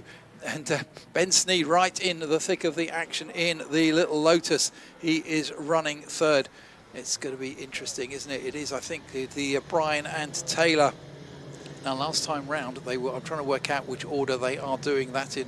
Again, a lot of these cars haven't got necessarily starting drivers for all of them. Let me see if I can work that out from what I've got in front of me. I think it's Jeff Taylor driving alone this time. No, it was Jeff Taylor we saw absolutely flying in that car, that TVR, the Griffith, the grey TVR last time round. So if it is him driving solo this time, we know that car is going to be very, very quick. So I think it is Jeff Taylor, according to the notes that I was sent by the organisers, driving solo in that car. But already it is Connor Kay who is in clear air out there at the front. He is pulling away. It is TVR 1-2, the Lotus there sitting in second place. Great little drive there actually already from Chris Watkinson in that bright orange Mini, who is running in fourth place. The car's streaming up to Druids right now, and we got contact at the back and two cars. It's a Mini and one of the Caterham style cars have made contact. There's also a car off to the inside. It is the Lewis Salmon Mini and the 43 Andrew Hall. It's in his Triumph TR6. I thought it was a Caterham. That's obviously done some damage to the car. There's a car going slow on the inside of Druids. Not sure if they've been involved. And there's a car further stopped up. There's two cars to the outside and two cars to the inside. So it's not happy times there, unfortunately. The 43 really does not look like a Triumph to me, but it says Triumph 2R. Sorry, it's a Lotus 7 Series 2. I was reading the line below it. Yeah, immediately going to safety car as we have those cars down there. That is going to take a little bit of clearing up. The two cars are into the gravel to the outside. There is at least one car to the inside of the circuit, possibly more. I didn't see if the fourth car involved actually got himself going. So yeah, we are going to go straight behind the safety car. Of course, the clock keeps ticking. The pit window does not move. So we need to keep aware of that. We do have some body work. And again, it's a wheel cover from that Caterham right in the middle of the track that everyone is having to dodge around. The safety car now just waiting there to pick up Connor Kay. And again, if we are talking about very, very early in the race, for safety car later in the race, possibly actually an opportunity to cool your car in these conditions. We know how hot it is out there. We had the drivers from the last race actually saying that a lot of them were into temperature control and temperature conservation modes, just to try to keep everything together. So the car's now just gently streaming around behind the safety car. So again, we only really managed one racing lap there, but it is Connor Kay in the 173 TVR who is ahead. That's the TVR Tuscan, the 3-litre car. And it's the if you are into your TVRs, that's the first iteration of the Tuscan from the early 70s, not the brute of a car that was used in a one-make racing series through the 90s. Jack? So the 67 has come down into the pit lane. They're just looking at the rear right section of the car. The fender is a little bit loose, but they're just trying to see if they can... Jonathan Crayston, I think that was one of the cars that was to the inside, so that makes it... Yeah, there is damage on the car, so I do believe this was one of the cars involved, but they're going to try and get it sorted and get back out. It is, yeah. We already just moved the fender from the middle of the track thanks to a marshal just before the safety car queue arrived, so that one worked quite nicely. And both of those cars are well dug in the gravel. I think there's going to be a lift rather than a drag. We've got a flatbed there, we've got a telehandler already there. And as I say, a big hats off to, as ever, the marshalling crews around every single British circuit who are so superb at sorting these conditions out. And it's not a case of just getting everything cleared quickly. You get the car cleared without doing any further damage to the car. So it's a fantastic work to see. You did say it's Connor Kay in first place. Now I think it's I suspect that in fact we've got Jeff Taylor driving solo, because that's the sheet I was sent up with lead drivers on. So that's Jeff Taylor in second place. We saw him absolutely fly in a 25-minute race in that car earlier on in the day. So those two Tuscans out the front, that could be quite a little bit of a tussle. 3.5 litres Tuscan at the front, and the TVR, the 4.7 litre Griffith further on back. A host of cars currently running in third place. It is Ben Snee in the 338, the Elan, another car that we have seen already go so well in different races today. And in fourth place, it is Chris Watkinson in his Austin Mini. The great start by Chris Austin, considering how you'd think the cars in front should be so much quicker. He has done really, really well already with that car. Sean Hadrell's got the Turner Mark 1, very, very pretty little saloon car, up into fifth place. And rounding out the top six at the moment, it is the Stephen Collins MGB Roadster. So the safety car bringing them through at a steady old pace, enough to, I think, keep the air moving through. We don't want anyone overheating. And just looking at the cars now streaming past us in the commentary box. Recovery already out of the way. The Mini is already out the gravel. That's been pulled out. Jack? We've got a bit of a breeze picking up down here, so I'm wondering if that's going to be able to help some of the cars somewhat. The 67 looking to get back out on circuit shortly, but I'm having to sort of block the microphone with the wind blowing behind me. So I think we've got a little bit of a breeze picking up, and I think that's going to be a bit of a help.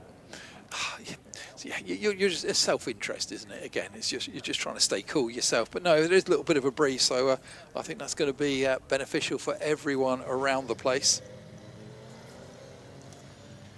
So say a big hello to all of you who have hung on through this day. We've had some cracking racing. We've still got plenty more to come. 3 races after this one, another 40-minute pit stop race after this, and then we just get into 2 20-minute races to round off the days, and those are going to be for cars that we have already seen racing today. As the car's now going around behind the safety car. Some fantastic displays from all the car clubs who have been here today, as I've said yet once before, but we are so eternally grateful for those of you who have brought your prides and joys out here to actually be admired by the crowds that we have had in the circuit today. Now safety car just leading the cars down, just looking across to, we're not going to be too far away. The Mini is out, that just needs to get towed back, and the Lotus 7 is being put on to a flatbed quite carefully by the crews, just to say, make sure we don't do any further damage to that.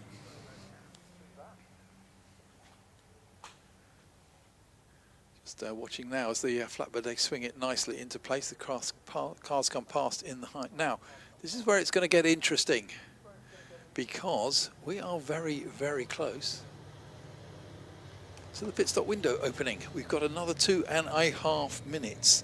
Now, behind the safety car, we are circulating in around mid 1 minute 40s. So if we go to another 2 laps behind the safety car, and I suspect we'll only get 1 more, to be quite honest, but we are going to get very, very close to that safety car window opening. Now, we've already seen that tactically dropping into the pits at just the right moment can absolutely transform your race, and sometimes it has to be a split-second decision as to when you are going to do that. But this is when we get in, of course, and as I've already explained, different rules on the pit stops to this race than we have seen in the other races so far today, in that it actually is, there's a whole section in the regs, it's just called quick as you can. And the process essentially is that you stop the car, you switch off your engine, you unfasten your bolts, your belts, and if you are a single driver, you get out your car, you close the door, you reopen the door, and you return to the car seat. You can only actually restart the engine once you are sat in the car, and then it's fasten harnesses and essentially get the car safely released into the pit lane. If it's a two-car, if you've got two drivers and one driver comes out, and only the second driver can only start to go in once the first driver is out. No need to open and close doors for that. I've got a lot of sympathy for the drivers right now that are having to, or the teams rather, that are having to make a decision here if they bring their cars in at the end of this lap. It's going to depend on if the safety car lights go out on this lap. Yeah. But at the moment, the flatbed is still over by the gravel. But the drivers are getting suited up already, and they might not necessarily be getting in the car for another 10 minutes if they don't come in. So there's someone potentially in the pit lane warmer than you, Jack? Yes, I see a couple of drivers having already got themselves ready to go just in case. And we've got Murray Shepherd getting ready. We've got Claire Norman as well, just getting ready on the pit wall at the moment. But we'll wait to see. Are the safety car lights out? Hold on a second. Not as yet. We are heading up through. Claire, I think they are going to stay on. I think they are staying on, in which case you are going to be reading off car numbers as cars dive in, because now this is interesting. It's 7 seconds. So the first cars in the line are not going to get that option. And the pit window opens now, as we have moved into now cars can come in, and now cars are coming in. But it was not an option for the cars at the front of the field. But so the furthest car forward that's coming in, unfortunately, the light is glinting off. I think our second place car came in. Our second, well, the 338 has come in as well. So this is going to be Ben Snee hopping out of this one. The 18 has just stopped in front of me. The 99, the 91 car has come in as well. The number 60 coming in. And as you can imagine, a certain amount of pandemonium now taking place on the pit lane. Interesting. I wasn't quite sure when the window opened. Now I'm watching on the feed, so there is a little bit of a lag. So it may have been a legit stop, but I thought the lead cars were past the pit entrance when that window opened. But that is not ours to judge, is it? Now we are seeing, compared to what we have seen previously, some very, very quick pit stops. Now, previously, of course, pit in, pit out in all the races we've had so far has had to be 90 seconds. The 91 and the 338 are already back out on the circuit. 51.2 seconds. Rapid as you like. Was there a driver change on 91? 91, I didn't see a driver change happen, and if they did, that was incredibly quick. You should be seeing, if there's no driver change, the driver gets out, shuts the door, opens the door, gets back in. I'm seeing that on quite a few of the cars, yeah. But one of the ones that was having a stop. If you don't mind having a quick word, Ben, I know it wasn't the most entertaining few minutes out there because you had the safety car come out, but you guys have decided to jump in early. Yeah, it was right on the cusp of having the pit window open at 10 minutes, and I was waiting to see what the TVR in front of me was going to do, and I decided if he's coming in, I'll come in, and he waited, and then he dove in, and I dove in behind him, I think just in the 10-minute window. But that will be the difference between being up there and not being up there. I mean, it was, it's a shame it happened a bit early, so my race is cut short, but Murray will do it for us, so that's the main thing. Cheers, Ben. Thank you. Cheers. So that's interesting. Yeah, we see there, we can also see some of the cars, in perfect example there of drivers just jumping in and out. If you can see these pit stops, it is quite amusing. There's been various rules for actually pit stops across the years. I remember one set of rules where you had to get out, run round your own car and get back in. But say this is driver out and driver back in. Again, you do have the option, the driver does not have to get out, but then that has to be a 90-second pit stop as per the usual rules. Just looking down now, and I feel like everyone's getting their pit stops done almost immediately. The only car that's really hanging around at the moment is the 67, having an inspection of the earlier damage that they had. The 92 as well. Safety car lights are now off. Safety car is coming in. Do keep an eye out. Chris Watkins, 361, managed his pit stop in 42 seconds. That's absolutely stunning, assuming that he stuck to the rules. So we do start racing again now. The safety car has gone in. Connor Kay, now he did not stop. I did see him gesticulate towards the pits as if he wasn't sure what he should be doing, but he has stayed out, so I suspect they are going to keep him out. The question is, where is everyone else going to be sitting, as we need them to go around for a lap or so and then get a view of where the lead cars that have actually stopped. Now, I suspect, if this is quite correct, then the Jeff Taylor car, and again, it's we think the 91 is driving solo, is sitting 7th overall, which is already made a stop.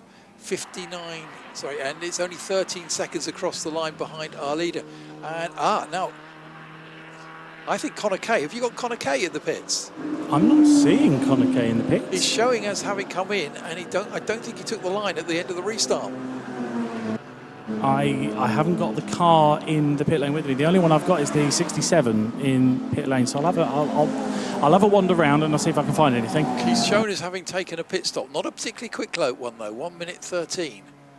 Now, is this one of these ones where we do get the swinging 60s? Of course, yes. Again, another pit penalty, 20 seconds for the swinging 60s. So yeah, Connor Kay, who is suffering from being good, basically, does get a little bit of a penalty, so that could explain the length of that pit stop. So we're getting the pit stops out the way very, very early in the race, which is because of that safety car scenario makes an awful lot of sense. So essentially those who haven't stopped are at the front, and it's not necessarily some of the cars that we might be expecting. Roy Chamberlain in his Triumph TR250 is actually currently at the front of the field. He's got a 3.17 advantage over the 711 car, which is James Mackey, and we really do need a surname for that, poor Mr. 4 in that car. Correct me if I'm wrong, so the top 5 cars haven't come into the pit lane and everyone else has remained out on circuit during that safety car period. I would imagine now that they're going to be hanging on as long as they can for another safety car to potentially happen before the pit window closes. Very, very much so. That's pretty much summed it up, to be quite honest. It's, yeah, if you've made that decision, you're better off sticking to it. So we can see there just driver being strapped back in the pit lane. So cars in the thick of it, but we need to keep an eye on absolutely flying. It should be some of these cars that have changed. And again, yeah, we now have Murray Shepherd in the 338 Elan, the car we've seen going so well all day. The pale blue car now coming through Graham Hill Bend, and he is now running 4th overall and only 4.8 seconds behind our leader. Whereas our early leader, Connor Kay, is currently right down in 18th and 39 seconds away from the lead. So Connor Kay is going to absolutely have to fly in that car. We also just need to keep an eye on Jeff Taylor, currently running 5th. And we've just seen the pace that Jeff can wring out of that TVR Griffith, the 4.7 litre V8 in that car. Absolutely stunning piece of kit. Still watching the cars come round now. So that's really interestingly, I think that most of the big players in this race actually have made their stops. So that is going to be effectively that. In fact, there are a few people who haven't still, but it still is actually holding on out front, not having visited the pits yet, because the pit window is still open, so he still has a bit of options of not having to come in, Jack. Good news, the 67 is going back out onto the track, but with all of the, as you mentioned, all of the front runners having already come to the pits, I'm going to head back upstairs and join you back in the nice aircon room. Yeah, no, as I say, that really has turned the race on its head, that safety car, particularly the safety car period just overlapping when the pit window opened, which really opened up a whole new set of options, a whole new set of strategy. And as we said before, sometimes it's just a case of reacting to what happens and then seeing if that's going to work for you or that's going to work against you. In the thick of the traffic there, we've got a glimpse of Connor Kay coming through traffic. He really does need to not get held up. We've got one car, actually, I think it's the Ford Anglia that looks to be going quite slowly, drive with the armour. Oh, and that car is trading a lot of smoke. That's going to be the Stephen Dickens who started that car on the 72, the 1500cc Ford Anglia. Fortunately, quite near the pit entrance, so I think he is going to get in before he has too much laid down. But we just need to keep an eye on these absolutely charging cars, because now it is Chamberlain has pitted. So that has put Murray Shepherd, who has stopped, out front. He's got a 5-second advantage over the TVR number 91 with Jeff Taylor on board. We've already seen these cars battling so far today in various races, so that's going to be a theme that gets to carry on again through this race. Clock ticking down, 22 minutes of racing left. So we're actually getting towards halfway through this race. It's amazing. I think it's a very, very quick 18 or so minutes of action. So a quick reminder, now we've been through with a lot of the quicker cars have actually made their stops because it was tactically the thing for them to do. But Murray Shepherd in the car started by Ben Snee, 338, the pale blue. Lotus Elan is leading.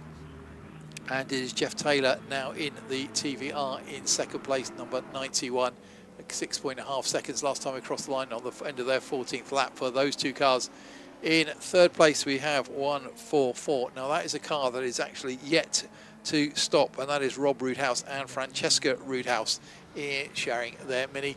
And similarly another non-stopper is the 711 car there of James Mackey sharing with Mr. Four, who's sadly we don't have a surname for currently. And rounding out the top five, it is 361, which is Chris Watkinson in his Austin Mini. Now he has stopped and he was right up there. So that is where we are at the moment. So it is going to be a real battle at the front. Can we see that TVR? He's got half the race now left to reel in the 6.3 seconds to Murray Shepherd, but we've also seen how quick Murray Shepherd can be. Charging up the order. Oh, look at that in the thick of the patch of cars there through Clearways. It is Connor Kay in that blue TVR. And that's a real shame, that Tuscan, that it just didn't work for him. I actually think he'd gone past the pit entrance as the pit window opened. So it wasn't really going to work for him at all. So joined by Jack, who I'm going to get his breath back and everything. So it's going to be quite a bit of racing. Again, coming right up to that halfway period. Pit window is still open. Vast majority of cars have stopped. The cars that are running, I think I've got three more cars to come in. So they are running quite a little bit up the order, but of course now have to make their fast as you can stop. And as we've seen before, that in some cases that can be very fast. Just looking down the list now, trying to spot it is still, I'm not sure that anyone has actually managed to beat. That was a cracking stop from Chris Watkinson in the Mini. He's running third overall, and his stop was only 42 minutes compared to what some of the other cars have done. We've got stops up around 1 minute 25, 1 minute 42 in some cases. That was absolutely cracking, in a case of getting yourself really organised and happening in the pit lane.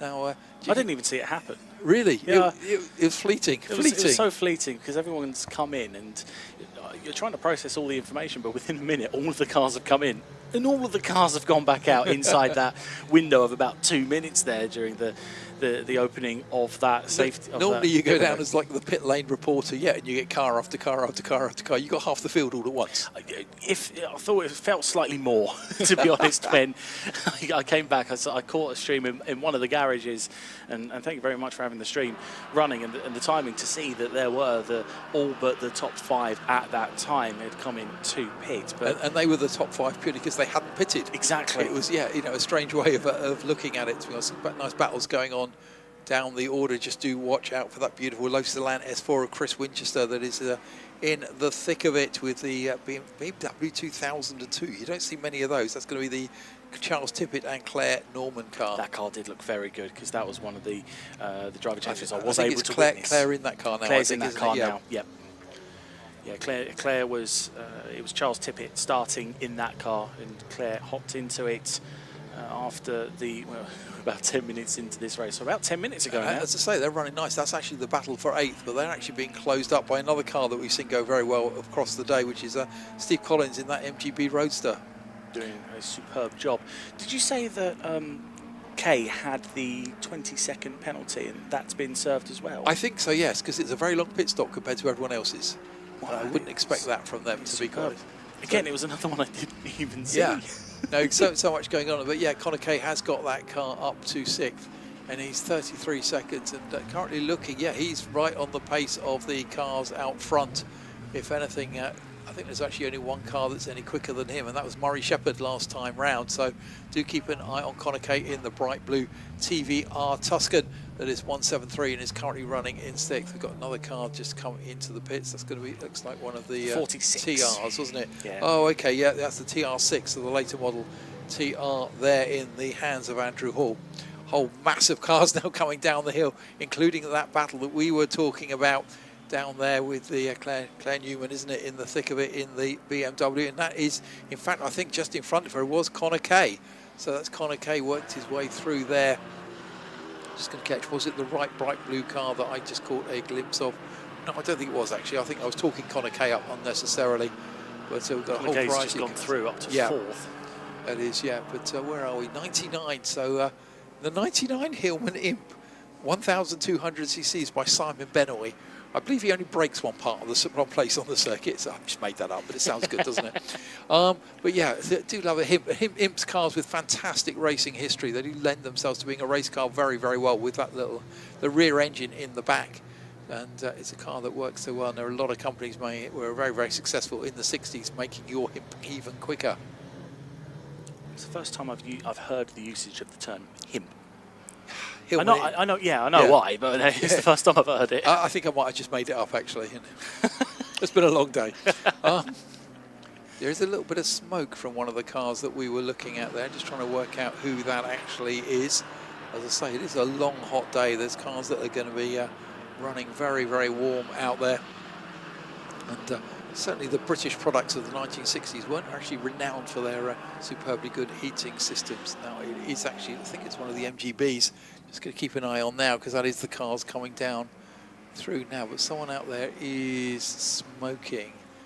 Might be the 87. I don't want to point the finger without it being any evidence, because now it's not. I feel if it is smoking, it's not enough for us to see. It could have just been a potential lock-up or a bit of rubbing of the tyre. I think we've got our final pit into the pit lane. So our final driver coming into the pit lane, the 711, had been hanging out there for so long. That's the James Mackey driving with Foe. And do keep an eye. We got this fantastic battle going on with it's that car of Stephen Collins, the MGB. And then there is a whole train of cars, none of them more than a second gap right behind him. And Collins is running in 7th, and that train goes all the way down to 12th. And that is an absolutely cracking battle that's going on there. Very noticeable, because right in the middle of it is Claire Newman in that big white BMW. Oh, yeah, there is one. Now, that MGB, I think it just might be a tyre rub. I think it's when he's cornering it. It is the 87. Could just be catching it. Yeah. Either cornering or putting down the acceleration. Yeah, it certainly doesn't seem to be causing him problems in other parts of the circuit. But great little battle going on through those cars as there. That's the group now heading down Paddock Hill Bend and heading up towards Druids. The BMW with its lights on. That's so BMW, isn't it? Approaching this battle, by the way, is the leader, Murray Shepherd, currently piloting that Lotus Elan that has been on such good form all weekend so far. And coming into Graham Hill now, just behind the group of cars that was on the focus of the camera, is the leader. So it'll be fascinating to see how Murray Shepherd negotiates his way through the traffic. He's been cut off on the entry to Surtees, so he's not going to be able to just immediately fly through, but he needs... blue flags are being waved. It is, yeah, he's going through those cars now, and he's probably going to see that squabbling bunch of 6 or so cars up the road in front of him, and just his heart will sink. Although he's probably got a really high heart rate at the moment anyway, hasn't he? He's trying probably to cool do with himself. it coming down slightly. Yeah, but he's going to be catching that battle. Leader now goes through on Paddock Hill Bend. It is a great drive there from Ben Snee, who reacted quickly. Essentially sacrificed his time in the car to put his teammate into a great position, and that has paid off as they are leading after 23 laps. They got a 9.9, so let's call it a 10-second advantage over the TVR of Jeff Taylor. Oh, and running wide is Claire Norman. She's run wide at the exit of Graham Hill. Gets it, keeps it going. No spin, no major drama, but she's going to have lost a couple of places from that one. I think. Can I just say, I thought that was handled with aplomb. Yes. You know, you could have, I'm off the track, but the car was nicely gathered up. She kept the momentum going. She put it back on at the right place to put it back on. Nicely done. Yeah, did nothing wrong there. I think she was just looking for a move around the outside, just caught the grass ever so slightly, and that BMW wasn't going to come back on. So had the potential for disaster, and it was best case scenario. Crisis management was done in a very nice way. And she's still going full speed as she crosses us past the start-finish line. I don't know if that 136 car is moving a little bit slowly. Oh, really? No, that's Mark Solly. Sorry, I've got his name wrong. His name's Solly. Solly, yeah. Well, he's the only driver in the car. Very good for... No, slowly. I'm not having that one. All right, fair enough. Tenuous at best. Gave it a go. gave it a go. You can't take my crown. I'm not going for the crown. I'm not a pretender to the throne. That's not my purpose.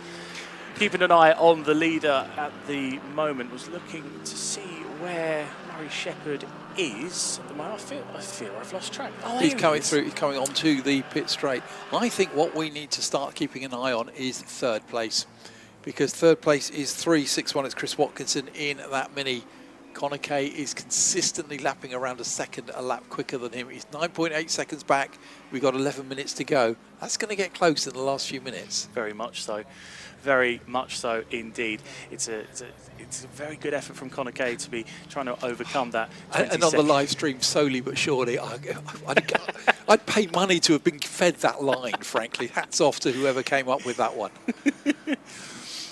Murray Shepherd still making his way through, just getting on the inside of the 67 car that time as he makes his way through the traffic just a bit more. Keep an eye on the 91 to see whereabouts that is, but I think even in the midst of this traffic, Murray Shepherd's able to put out lap times that keeps the gap the same. So It is, yeah. He's just got himself inside of Roy Chamberlain, who was actually leading because he was one of the cars that did not stop. So Roy Chamberlain briefly led, but yeah, it's now I know he's actually giving a fair old battle, Roy Chamberlain. I think he's currently running in 17th overall. And on the inside goes Murray Shepherd. the power advantage I'm wasn't not going to make it convinced through there the wasn't corner. a little wave from Murray Shepherd there.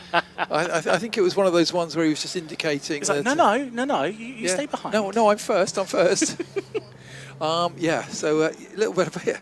You've got to work for it. You just can't give them everything, can you? Entirely fair. You are allowed to unlap yourself if you are a quicker car. Yellow flag along the start-finish straight. A green flag being waved at the entrance to Paddock Hill. So that would infer it's directly below us. Oh, no, sorry. It's just on the entry. Having a look. That looks like one of the MGBs looking at it from It's the 67. It's the one that we were talking about not too long ago. That's the 67, Jonathan Crayston. No, that's not the 67. Sorry, I've got that completely wrong. The 67 is a Lotus 7, and that's not a Lotus 7 that's parked up. So what do we think that could be? We'll see if we get a better angle out. Let me just... I'll briefly mute myself and just get a better look. Yeah, I'm doing that. While I'm doing that, just glance across. There's Connor Kay over there at Clearways, absolutely pushing to the limit in that 3.5 litre TVR Tuscan. Fantastic looking car, and he really did say he lost out at that pit stop, did not come in as the safety car window opened. As I said before, I'm not convinced he had the opportunity. I thought he was just past the entrance as we clicked down to 0 for the safety car, for the pit stop window to open. But yeah, Connor Kay now really does need, he's reeling in. That gap is down to 5.8 seconds, 1.1 off in the last lap. This could be, as we're going to get in, now 9 minutes left of this race. That could get very close. Did we come up with a number? It's the 87. It's the Ian Witt and Fitzsimon car that has pulled over on the entry to Paddock Hill. Significantly out of the way, but the yellow flag will continue waving, so we won't get any overtaking action through Paddock Hill for the foreseeable, with just over 8.5 minutes to go now. So it'll be fascinating to see. Pit window closed, by the way. I assumed that we've mentioned that. I think everything. They have left the electrics on that car, because I can see what I think is the rain light on the. Yeah, the drivers walked out a while ago, right next to the down by the rescue vehicles in the just to the right of the pit lane exit. So the driver's fine, but just probably grabbing some water. Yeah, and we've also got the indicator on quite nicely, indicating that he was pulling off. So probably as much off track as he could actually get that car. Briefly off track and kicking up a bit of dust was the 163. That is the car of, if I can find them on my list. Good luck. I can't see a 163. No, I can't see 163 either. I'm now looking on the... I know I'll have it down. Sorry, the 169, Philip O'Halloran. Okay. You know it's reliable because blue and orange golf colours, and I got that written down from earlier. So yeah, one of the great liveries of motorsport. It's cropped up in so many places now. So that is our third place Mini crossing the line. That is the 361 with Chris Watkinson on board. And there is Connor Kay in the same, all right, not that far behind him. This is when it's going to get fun. There is a car in between them, but Connor Kay is going to get through this lap traffic fairly quickly, I would imagine.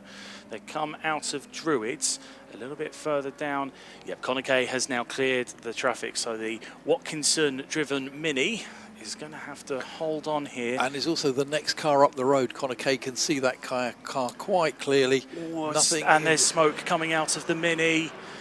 It is horrendous timing because he's just gone round. And I think that was also like a little bit of a wiggle from mid-corner as well from the Mini. So is starting to smoke. Now that's going to be smoke subsided. It's really odd because it was coming out of the rear of the car. It wasn't a lock-up from the front.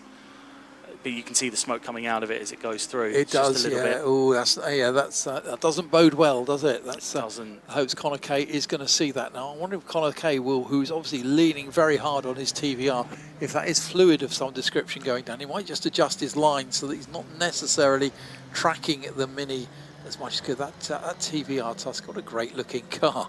It really does look so mean from the front. I'm not quite sure I like the back of the car so much, but the front is a fantastic-looking car. It's a fastback, isn't it? We love that phrase, don't we?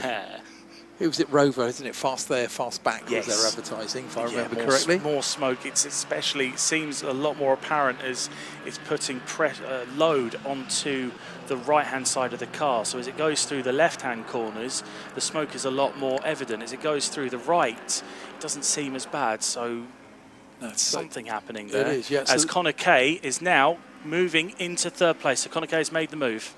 He has, yeah, that's put him onto the podium early on leader. So he's lost out during that phase with the safety car. And didn't say had a penalty as well in the pits because of having won a previous race. So trying to make the most of it, Connor Kay's overcome that 20-second penalty to get himself up to third.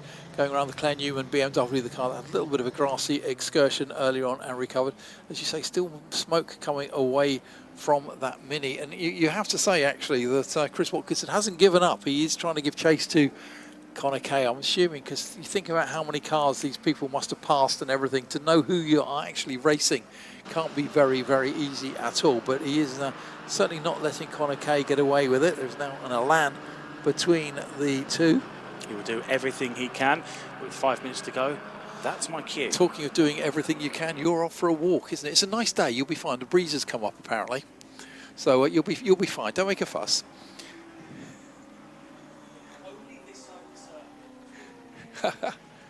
That's right, yeah, and apparently there's only a breeze on one side of the circuit, I'm being assured. But yeah, so Jack is now off again to work his way up the pit lane. We have found a little sound baffle to stop the wind blowing onto his microphone because we are professional like that.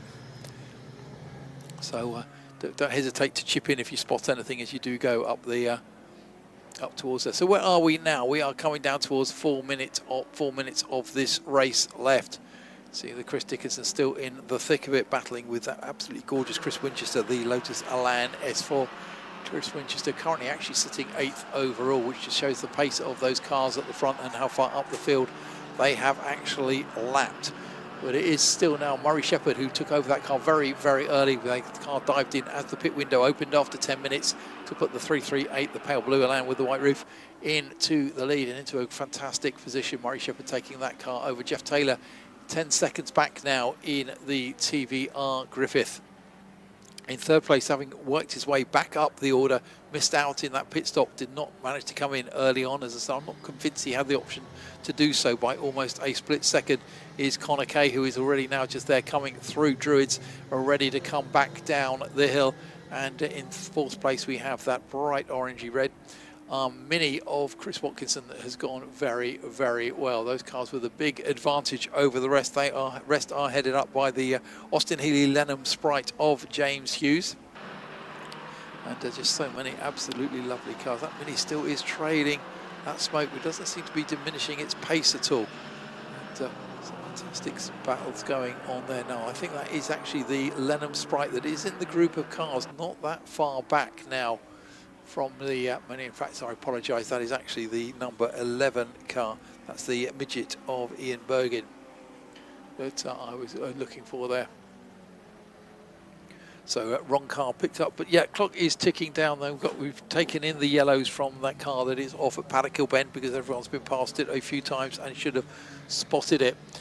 little bit of a battle coming up there. It's BMW, it is Elan, it is Hillman Imp, and they're going very quickly. Actually, it is the 1, 2, 3 car. Now that is the Sean Hadrell Turner Mark 1, and that is actually a battle for position that is going on down the order with those cars.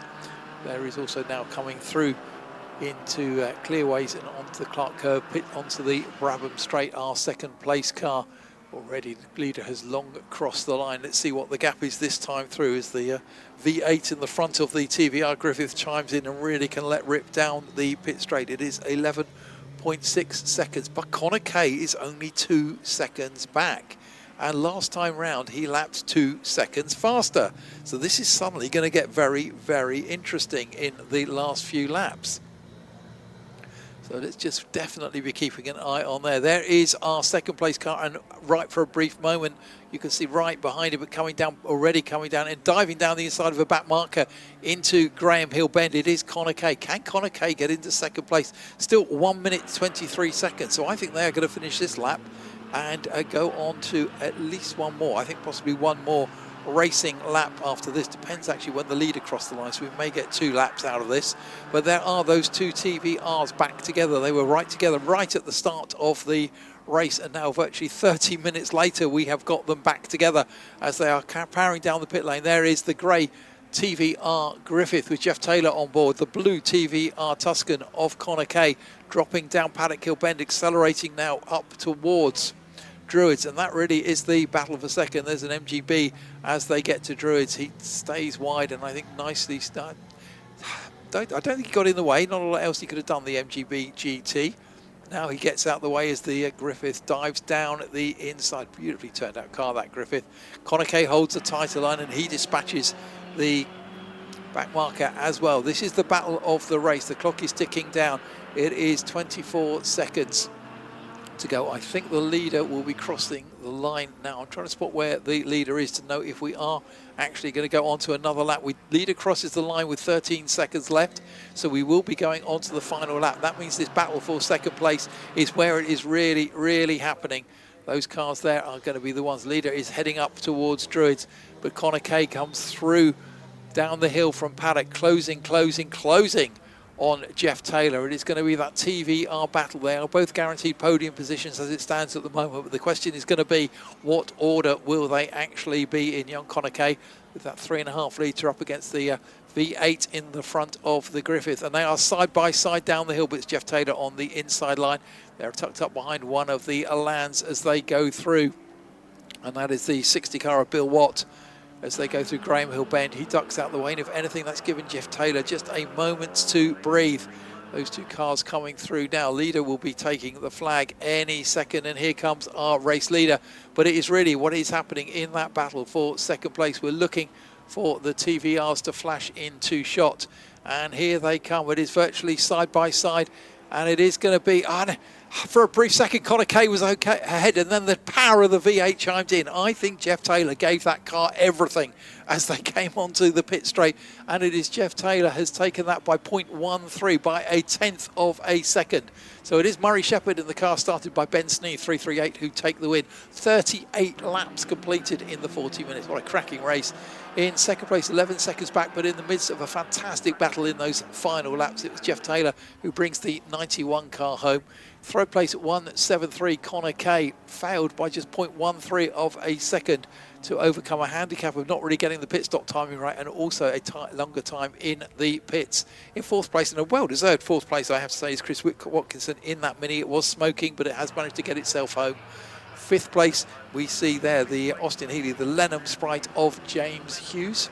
And in sixth place, there's Steve Collins in his MGB Roadster, another car that we've seen consistently going quick in a variety of races across the day. Simon Tinkler was next up in his MGB GT, and he claimed 7th.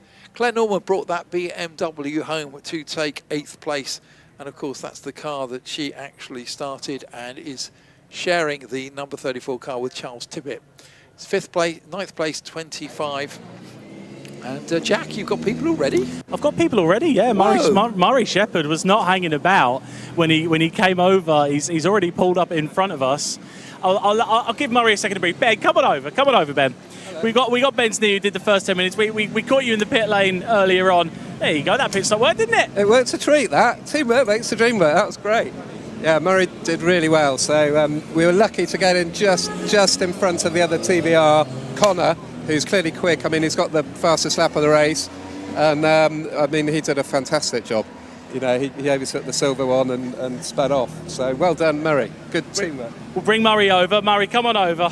You've had a second to breathe. That's all you need, right? Yeah. Need to get fitter. You got in there very early in the race, a bit earlier than I feel like you would have ideally liked. But it's come quite well for you. Yeah, it was good. I mean, I was just chatting to Ollie on the pit wall, whether we boxed him or not.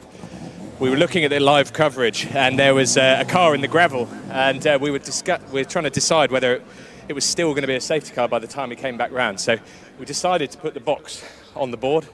And he came in anyway. We thought, oh no, is that a bit early? But I think it was actually pretty good. So well done to Ben for a very tactical move on pitting early. And it's been a real pleasure to share with Ben over the weekend, and great to race with you guys. Thank you very much for having us. Ben's over the moon because I haven't taken this one away from him this time. Connor, can we bring yourself over?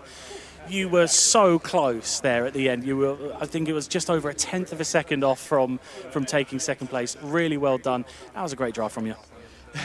Thank you.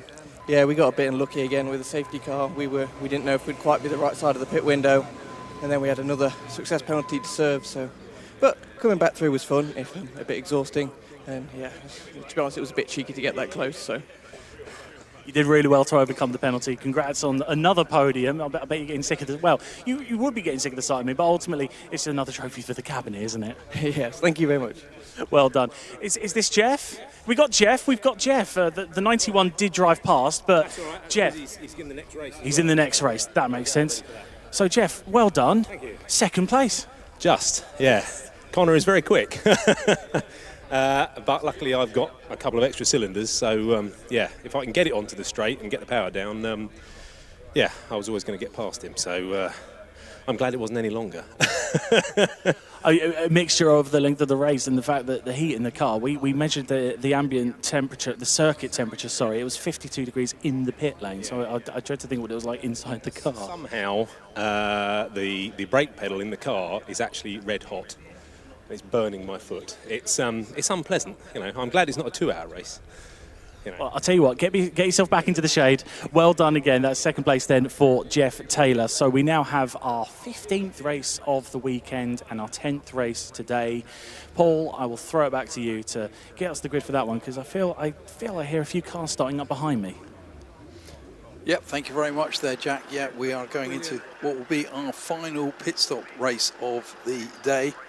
And I was just trying to check to see if I've had an email telling me starting drivers for this one. Unfortunately, I can't see one. Just scrolling up and down. I hope I haven't missed that. But no, this is going to be the Advantage Motorsport Future Classics and Super Pro Modern Classics race. So with this, if you got here bright and early this morning, these were the cars that did the one qualifying session of the day. So the Future Classics is for sports saloons and GT cars from the 70s and 80s. And this is a series that first ran all the way back in 2006. Super Pro Modern Classics, probably pretty much as you can guess, is for the next period, and that is cars right up to 1999. This car's actually been running since 2013, and it's deservedly popular. Lots of cars. I know lots of people actually sneak out of other championships and run their cars in this series, so it is very, very popular from that perspective. And say this will be this 40-minute race. We're back to our more normal pit stop structure now, because same pit window after 10 minutes before the last 15 minutes, but it will be the 90 seconds in the pit lane, in that it's between pit in and pit out, and that is what you get timed on. And say we can track that up here on the screen, which means race control can too. So a case of really just trying to make sure that you actually behave yourself and you do what you have to in that race. Big old grid for this car. We've got 12 rows of cars. There's 23 cars actually qualified this morning. As I say, unfortunately, we do have a few shared drives, and I don't have any info on that. We will try and work out. Oh, what do you know? It's going to be William Bryan in the 91, because I've just interviewed Jeff, and William Bryan in the 91. No, he's not changing. He's driving solo, I do believe. Yes. I think we did have it down as a shared one. but I'm not 100% sure. But it's going to be William Bryan starting regardless. Okay, so yeah, at least we know he's starting, so that's okay. Yeah, thank you very much for that one. We'll try and improvise on the other ones. Now I'm just trying to quickly just look down because something occurred to me that one of the cars that I saw this morning, I don't remember seeing in qualifying. So sadly, I do think we have lost our Rover SD1.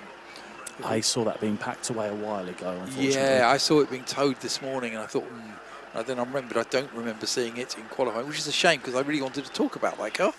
I love those cars, those Rovers. They were a fantastic race car in their time, and of course, you know, we tend to overlook that they were actually a front-running car in things like the European Touring Car Championship. So yeah, you can see the cars down in the collecting area, cars that we have seen before, cars that I take it they've just refueled the 91. Yes. Very, very quickly at a guess, because it isn't down in the collecting area. It's just done one 40-minute race. It's now been fueled up for another 40-minute race, because 40 minutes pushing in a V8 like that, you are going to use a lot of fuel, possibly anywhere up to around 40 or 50 kilos at a guess. So that, again, that's one of those things about those big engined cars is they get lighter and lighter, substantially more so than the smaller engine cars as the race gets on. Fantastic mix of cars in this. We've got Porsche Boxsters. We've got Chris Boone, who we've seen in a couple of races already in his mighty XK8. We've got some Lotuses. We've got some BMWs. We've got some Mazdas. And, of course, the TVR that we have just seen battling around. So, absolutely superb. Just looking around the circuit, yeah, we do have a couple of cars being towed in. So there is a low loader now currently just with one car on the back and one car on the tow rope of shame, heading up towards Druids. So we need to let that car come down, but it's a case of it just simply coming back down the hill and into the collecting area, as I said. So then we can start running with race number, this is race 15 of the entire meeting, race 10 of the day. We are, intense here, non-stop racing, but it's been some absolutely fantastic action, and a big thank you to those of you who have stayed on through a very, very hot day. Starting to thin out a little in the Paddock Hill grandstand. Still see some umbrellas over there. Did I guess? I got an umbrella twirl and an umbrella bob. Two umbrella twirls. This is it. We've got umbrella fans, if that makes sense. So thank you very much, everybody, for staying on and listening and watching and hopefully enjoying this Brands Britannia day here on this absolutely glorious bank holiday Monday. So that low loader is now, I think, actually already down the paddock entrance. I can't see it on the rundown. It's on the entrance over by our box. Good. So it has come through that way, yes. Did you come back down the back of the garages, do you? No, I come along the front, but I've just got to the top of the stairs. There you are. There you are. Have you counted the stairs yet, by the way? Not yet. I don't plan to. I feel like that would dissuade me slightly. No ambition, some people. That's what I say. So, just waiting there, get that low loader out the way, then we will get the cars out. In fact, lights are on the safety car. I'm slightly tempted to actually go for the grid because there is quite a grid to read through, and it's very, very quick. The cars have actually got the 1 minute board, so I think they will be moving very, very shortly. And it is in pole position. I'm going to start early because there's such a quick outlap for these cars that it's hard work to get through the whole grid. So on pole position is 27, it is Roger Hamilton, and alongside number 24, George Howard Chappell. On row 2, we have car 125, and that is Jamie McHugh and Tom McHugh. We will try and work out who is in the car. We don't have that info at the moment. And sharing row 2 is 223, Tom Butler. On row 3, again, there should be the number 7. Now, that's a car that we have seen before today because that is the Luke Veach and Mr. Lentil car. I can't remember Mr. Lentil's name at the moment. I will look that up. And alongside 21, Nick Rinlow in his Porsche on row 3. Row 4 is 41, Glyn Davis, and 91. 91, again, another addition to this one. That is the William Bryan. Of course, yes, and the TVR, isn't it? Yeah. And row 5, it is the Adams family. I know we'll be doing that one. Martin Adams and Rob Adams in their Ginetta, and alongside them it is Suzanne Williams in car 76. Row 6 is 54, Neil Blakes, and 139, Chris Boone, who we've seen in action a lot today. Row 7, 121, Christopher Goldsmith, and 1716, Clayton. Row 8 is 58, and that is the car of Michael Atkinson. I do believe he might be sharing that with Mr. Ringham or Mrs. Ringham, because I've got 2 names down there for that. And also we got then the 95 alongside Mark Dean, who is also going to be sharing that car. Row 9 is 83, Simon Frowen, and 39, Rob Hardy. Row 10, 30, Steve Walden, and 68, Steve Robinson. Row 11, 96, Sam Moody, and 281 is going to be that was going to be Josh Smith, but I've got that crossed out, and Simon Spooner, so I think that's Simon Spooner in that car. And we have car number 13 there, which is Christopher Simitan and Pierre Simitan. So 23 cars out there. As I say, this is going to be a 40-minute race. We're back to our standard pit stop rules, so no fast as you can stops or anything. So they got slightly knocked on the head, really, by when the safety car happened. Everyone still went as fast as they could. Yeah. Don't get me wrong, it was just a lot less trackable. Lights out on the safety car. The front 2 staying fairly close. What a wonderful contrast. We've got that little Ginetta sports car and the absolutely gorgeous Lotus of George Howard Chapel. And that is quite a little combination. There's two classic British marks, if you like. Ginetta, of course, who've morphed into a sort of motor racing superpower. Doing what they can, but for right now we're going to see how George Howard Campbell and Roger Hamilton, as they get underway, leading this one from the front in the Advantage Motorsport Future Classics and Super Pro Modern Classics. Down towards Paddock Hill, it is Roger Hamilton holding on to the lead. Into second place goes the bright green Tom Butler. That was a cracking start from Tom Butler to get himself in front of there, but someone's diving right down the inside very ambitiously. And that's our Jaguar XJS, isn't it? That is the Jag. That is the Tom Veach car that we saw out with the Jaguars. That will be a really good amount of progress then, because that is them up into second. The Porsche Boxster, the 125, that is the McHugh pairing, have got themselves up into third. So a significant amount of change happening on this first lap. The only constant so far is that we've got Roger Hamilton leading the way. It is very, very much so. I'm scribbling through my notes to get all the way back to the Jaguar race that we had earlier in the day, just so that we can actually come up with a name for the Jaguar pairing. And I think I'd actually sort of slightly put those notes to one side. It is Tom Lenthal and Luke Veach in that car. So remembered it was Luke, but it's actually Tom Vental. So yeah, cracking start from that Jaguar to get right up there. Really good work to get themselves up through the field so early on, and now making a lot of good progress to reel in that Ginetta of Hamilton. Another one making, decent progress as well. The McHughes in that Boxster. A lot of them moving forward. It is, yeah. That's again, it's a David the Goliath, isn't it? The 2-litre Ginetta, the 4-litre Jaguar, but the Ginetta's lighter, it's smaller, it's making a smaller hole in the air, etc., etc. And I think is that one of the Boxsters now up to third place. That's the McHugh ones, yes, the 125. Okay. Yep, so that's going to be their 3.2-litre Boxster S. Chris Boone gained 4 places on the last lap, by the way. He went off in the 139. That's the wily Chris Boone. It's the wily Chris Boone. It's a shame that we've trapped up here. I'd love to go and say hello to Chris, because he was not trapped. You can go down and say hi. He was in the. Yeah, I know, but it's a job to do, isn't there? Oh, big bit of fire coming out the back of the Lotus Esprit as they came down towards the first Paddock Hill. Chris Boone also fending off that 911 SC, the absolutely gorgeous car of Nick Rinaldo. He was making a pass. Chris Boone was going past him. Yes. Chris Boone's up to 6th place now. He is. Boone has started the race with a boom, hasn't he? Very much so. In fact, he's right behind the front row. I could say all day, just trust me. Right behind that front row of George Howard Chapel.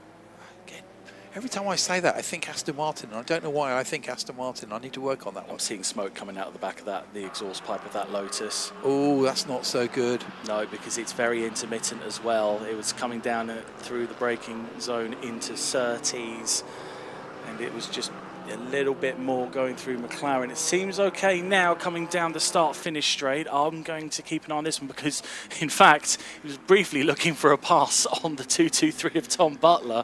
So the car it might not be performing too badly. New personal best lap of the race for Howard Campbell. New fastest lap of the race out in front for Roger Hamilton. We're down to a 54.373 in that Ginetta. The little Ginetta that could. George Howard Chapel was team principal of Aston Martin Racing in the 2000s. That's where I know him from. Well, there you go. Because I was with a team running an Aston Martin DPR9. And I remember him coming into our garage now. So, every time I say the name, I just think Aston Martin, and I was trying to work out why. I see what you mean about the puff of smoke It's from... only happening there. Ah, now that's interesting. Just one spot on the circuit. One spot on the circuit. It cannot be similar to the earlier one we had, where going through the left corners this seemed to happen, and going through the right-hand corners it didn't. But George Howard Campbell still making a good bit of progress, trying to get around that BMW of Tom Butler. He's down on the inside. He's braking very early into Paddock Hill Bend. I think he's just acting with caution. But further back, some phenomenal battling happening, coming across the start-finish line and down in towards Paddock Hill. That's being led by one of the other boxers. That must be... there are a couple of others. It's either the 39 or the 54. I'm going to assume the 54 of Neil Blakes. It is the 54 who's got the Ginetta now down the inside. He's got the Lotus right behind him. That is a great little battle going on down there for its 9th, 10th and 11th. So even to... Oh, no, and we've got the TVR off. The TVR is off the circuit. It's down on Brabham Straight. It is. Now, that you don't normally go off there. I'm very confused. It was falling down the order earlier, and it was running in last place. But unfortunately, it doesn't appear to have made contact anywhere, and it's the driver's getting out of the car. So the driver's fine. And he's parted with a bit of left lock on, which seems a bit weird, because it has dropped a car wheel into the gravel. If someone does go wide there, you can't. It's just a strange place to... There's no evidence of the car going off the circuit. No, I think that is just a mechanical, and it's just immediately broken. Yeah. So we are going safety car. I don't think, again, with a car there, we have any choice. It's always think, never safety cars lightly, to be quite honest, because race control do want everyone to go and have the day of racing that they've probably been planning for weeks and weeks. But when there is a car parked in a dangerous spot, and certainly some of the cars in this race. Now here we go again. We're 4.5 minutes until the pit window opens. So I'm not going to lie, very happy I'm in the booth for this one. So we could be again having the pit window open with a field behind the safety car. I do promise you this will be the last time this happens today, because this is our last pit stop race. It is indeed. We've gone through quite a few already. This is our 4th of the day. I don't think we got a safety car in the first race. I don't know. That seems a lifetime ago now. It does. 10:15 a.m. Plus, it was the wrong side of lunch, and I still have not found my twirl. There's a banana there. It's not. I know it's not the same. Look, if we had a vote with the audience between a banana and a twirl, what would you say? They are not going to go for the banana, are they? No. I bought it this morning, and now I can't find it. I'm happy to be one of the 8% that would go for the banana. Okay, surreal commentary of the day as we are waiting. The safety car's out, we're just waiting for the car to be recovered. Yeah, pick it up behind their safety car then. But that does mean that sitting there out front currently, it is the 27 car, isn't it? The Hamilton car. That beautiful little red Ginetta. That's a lovely little car with Roger Hamilton on board. Having powered through the order, very, very nice. So it's a good double check on where that car actually started, the XJS. To see if I can work out how many places it actually gained. Just rapidly hunting for the grid for race 5th. It was 5th actually. Yeah, it was 5th on the grid. But even so, some fantastic driving in the early laps there for Tom Lentil and Luke Vich to get that car up there. Of course, in 3rd place, it is the 125, so that gorgeous Porsche Boxster from the Track Day Academy, Jamie McHugh and Tom McHugh sharing that car. Next up, we have the Tom Butler BMW 325i, and it is, now we thought it was possibly a little bit ailing, didn't we, which is that gorgeous Lotus Esprit there of Howard Campbell. George Howard Chappell, yes. Chappell, sorry. I always get confused with names that got 2 first names. But I do love the green of that BMW. It's outrageous. It's very, very good. Yeah, it does. It looks brilliant on just look. It just works. It's the right shade of green as well, because it doesn't blend in with the grass. Yeah, no, it does look very, very good. Safety car coming along that. Now, how are we doing? We've not actually got a recovery vehicle. Now we've got a circuit vehicle here. So it only needs towing out because it's only got, I think, one wheel there is in the gravel. So I don't believe it will need too much more, unless there is a problem where the wheels are locked. I would hope that there's not. It's not a transmission issue or anything, so hopefully that you'd have felt that the driver would have passed that information to the marshals anyway. We do also have a flatbed arriving, so the first vehicle to arrive is parked up behind to offer some protection, and now the flatbed is there. They are on the outside of the circuit because the safety car train is about to arrive. Flatbed is now pausing because it has to let that whole train of cars come past. It's a big shame for the 91 team, but at least they got the podium in the previous race. It is. That car's had a busy day though, hasn't it? Very. And it's not in any of the remaining races either. So that is, it would have been its days done at the end of this race. It's worked very, very hard today. Speaking of working very, very hard, I thank you once again to our marshals who are continuing to, they've dealt with this heat incredibly well. As we alluded to earlier, it was still around about 30 degrees Celsius right now. And if you are still here at the circuit, please do continue to get some liquids in you, get some water, just hydrate and get a bit of sunscreen on there as well. And most importantly, wave your umbrella at us because we like that. It makes us very, very happy. Not a flicker from the grandstand. Dear. What a disappointment. The magic is gone, isn't it? Oh dear. You've lost your touch, Paul, I'm afraid. This is sad but true. The hard life of a motorsport commentator. Worth saying though, if you are enjoying today, obviously there is still plenty going on here at Brands Hatch across the year. And of course, next weekend we've got another big historic race meeting when we have the Masters Historic Festival. Highlight of those is obviously 2 sessions each day for the Masters Racing Legends, those classic Formula One cars from 1966 to 85, which is the period, of course, of the 3-litre engines, in particularly the Cosworth-powered cars, and there will be a whole range of cars in race action here next week from early on the Saturday all the way through to the end of Sunday, as well as a full other supporting bill. And we've got a fantastic range of single-seaters. We've also got the historic Grand Prix Association's cars here with us. So that is actually the Formula One cars, essentially right the way up to the end of the 1500cc era. So 1500cc cars, but all the way back through the 50s and even into the 40s in some cases. Now those cars being brought the field's being brought down the pit lane just to give a little room to the car that's being worked on and being recovered. Well, the pit window's open, so this will grant an opportunity for the drivers to come in and do their stops. No, this is the safety car making it stop. So the car. No, this is interesting actually. 'Cause are we going to see people peel out of the line and make a stop? Yes, all of them. All of them. All of them. Why wouldn't you, basically? When you've already been brought in, when in Rome, it's time to make a pit stop. It is, it is. Don't ask why you're making a pit stop in Rome, just go with the analogy. Yeah, that's what we've been doing all day, frankly. So, some fantastic performances going on there down in the pit suddenly as people are realising that the drivers made the right call. In fact, now the safety car is now having to wait at the end. Is the safety car going to wait at the pit lane for the first car to come back out?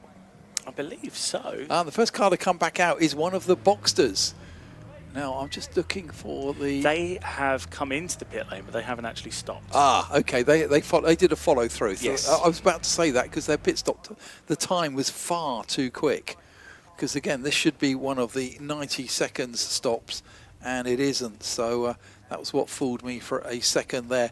But, it's a case of, we're in. We've already seen sometimes that stopping early and stopping under the safety car can have a huge benefit. And you'd effectively actually pretty much come out in the place that you started, wouldn't you? Absolutely. We're just having a look to see if there are any stoppers that have attempted to stop properly. I'm not sure what's happened with the 27. Roger Hamilton has come in and out. I have that as less than 90 seconds personally. Ooh. 1 minute 17. So that's 77 seconds. That's way less. And now here come the others that have all, by the looks of things, ensured that they've gone over the 90-second mark. Howard Chappell with a 1:37 pit stop, so that's plenty of time. Rinlow, Boone, Williams, Davies. It's handy because we'd see them come out in the order of which. You'd expect so. If everyone's doing it at about the same time of pit stop, you would expect them to actually come back out in about the order that they went in on. For the cars, Okay, that's interesting. I'm not sure if they were being held at the end of the pit lane, because the two at the front have now got a lap on the rest of the field, and Roger Hamilton in the Ginetta, I don't think he's done a full pit stop. He's found himself a lap ahead of most of the cars. I think we're going to have to let everything here just settle down that little bit, aren't we? Just and then we can take it from there, basically. Yeah, I see what you mean. It's slightly confusing, isn't it? Just a little bit, but we'll see what happens. We'll see how this pans out.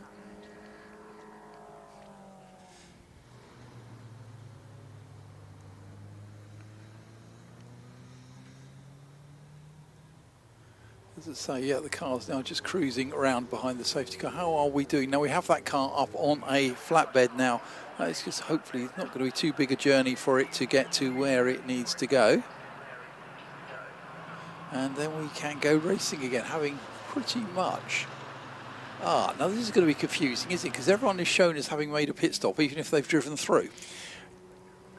Yes, it's we've got a bit of work to figure out, but by and large, we would hopefully see a few more to come in, because we do have the last pit stop times on the screen, and we can see that those that are, a minute short, quite obviously having just gone through through the pit lane as they were guided to by the safety car on that first lap of the safety car. It is, yeah. Our car has been recovered and is now being reversed down. Getting very, very close to one of the other recovery vehicles. Stop! Oh, finally judged. Okay. Trackside recovery experts in their field. It is, yeah. Reversing very within inches of our ambulance vehicle. That are sort of moved forward, because of course that might need access to the circuit at any time.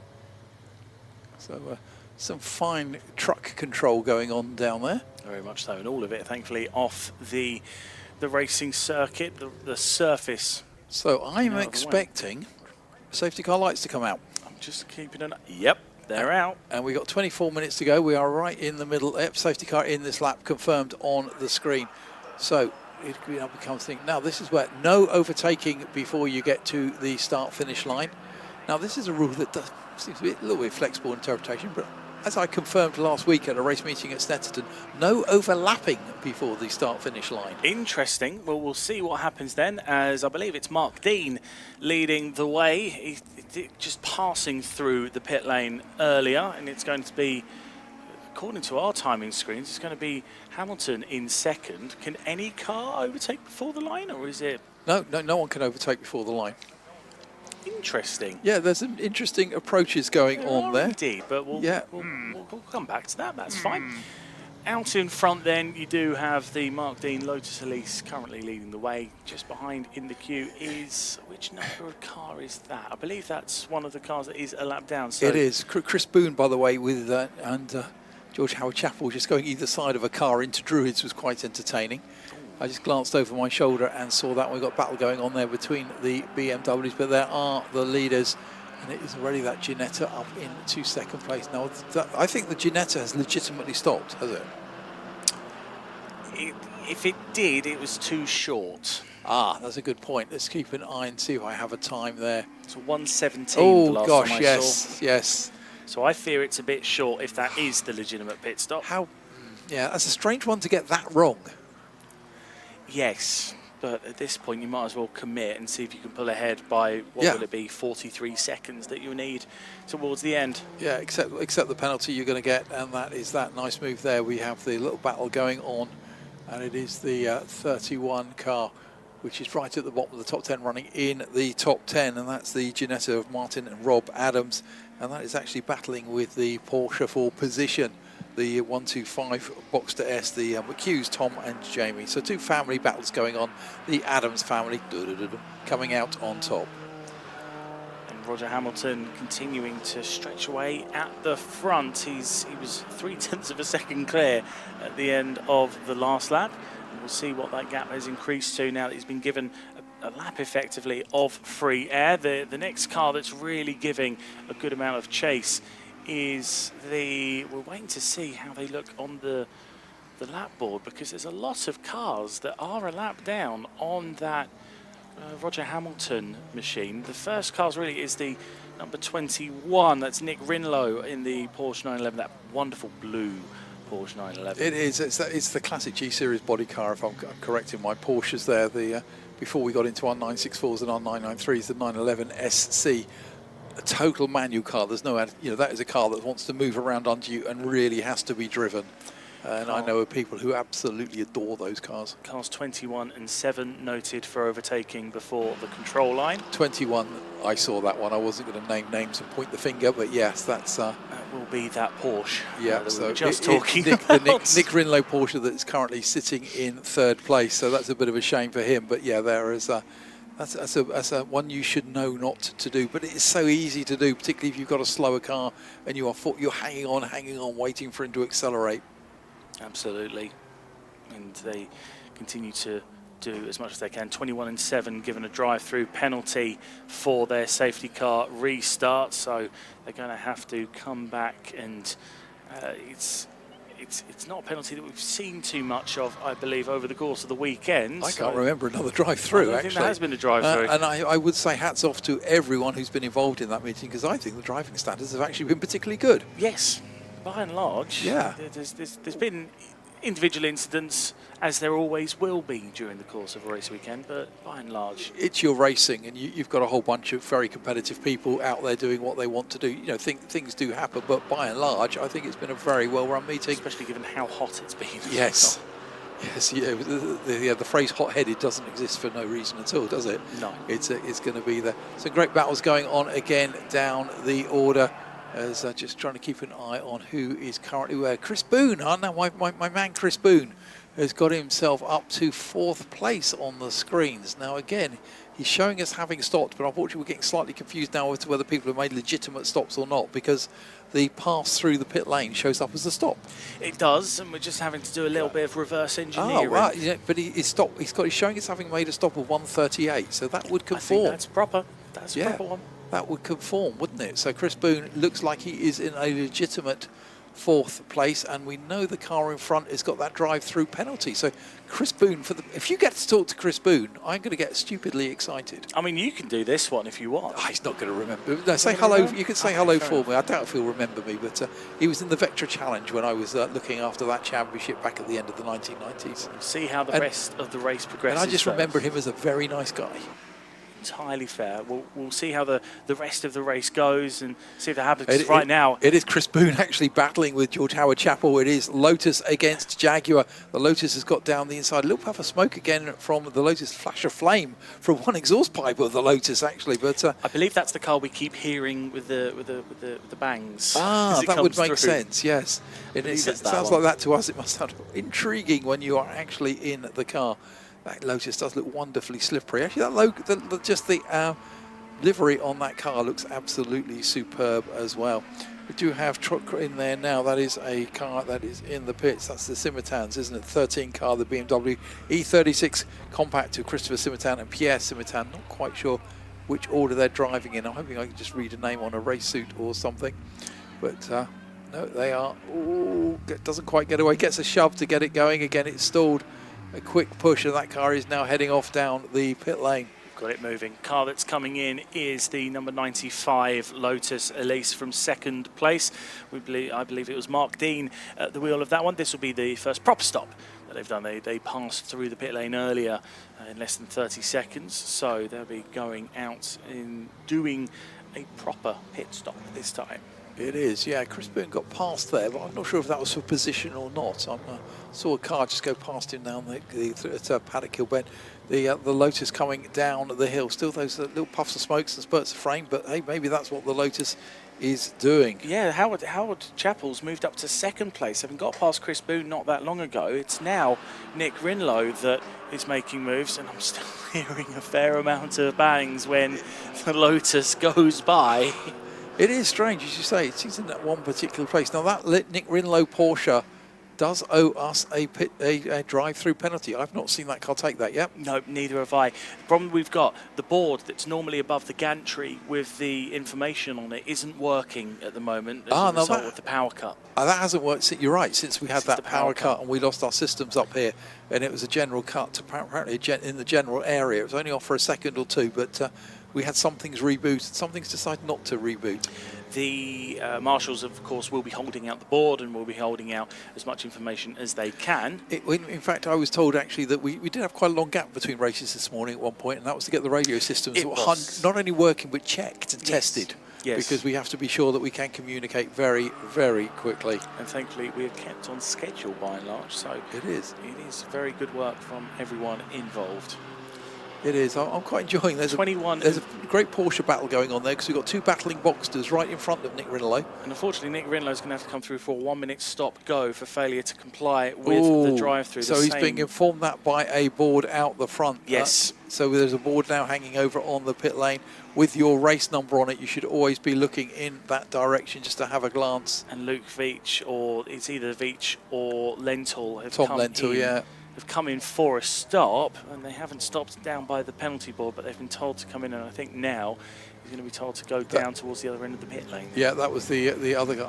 No, so they've both got now the 1 minute stop go to comply with the drive-through. So the stop go has to be performed in a set position in the. I'll just keep an eye on this one. Yep, go down and have a little look on that one. Chris Boone there, still in the depth of the action, so fourth, but possibly that is going to become fifth. And he is actually, again, not that far behind Nick Rinaldo. He's gathered himself back up and has got some pace again. Chris Boone last time across the line. But unfortunately now he has to fight his way past the battling Porsche Boxsters.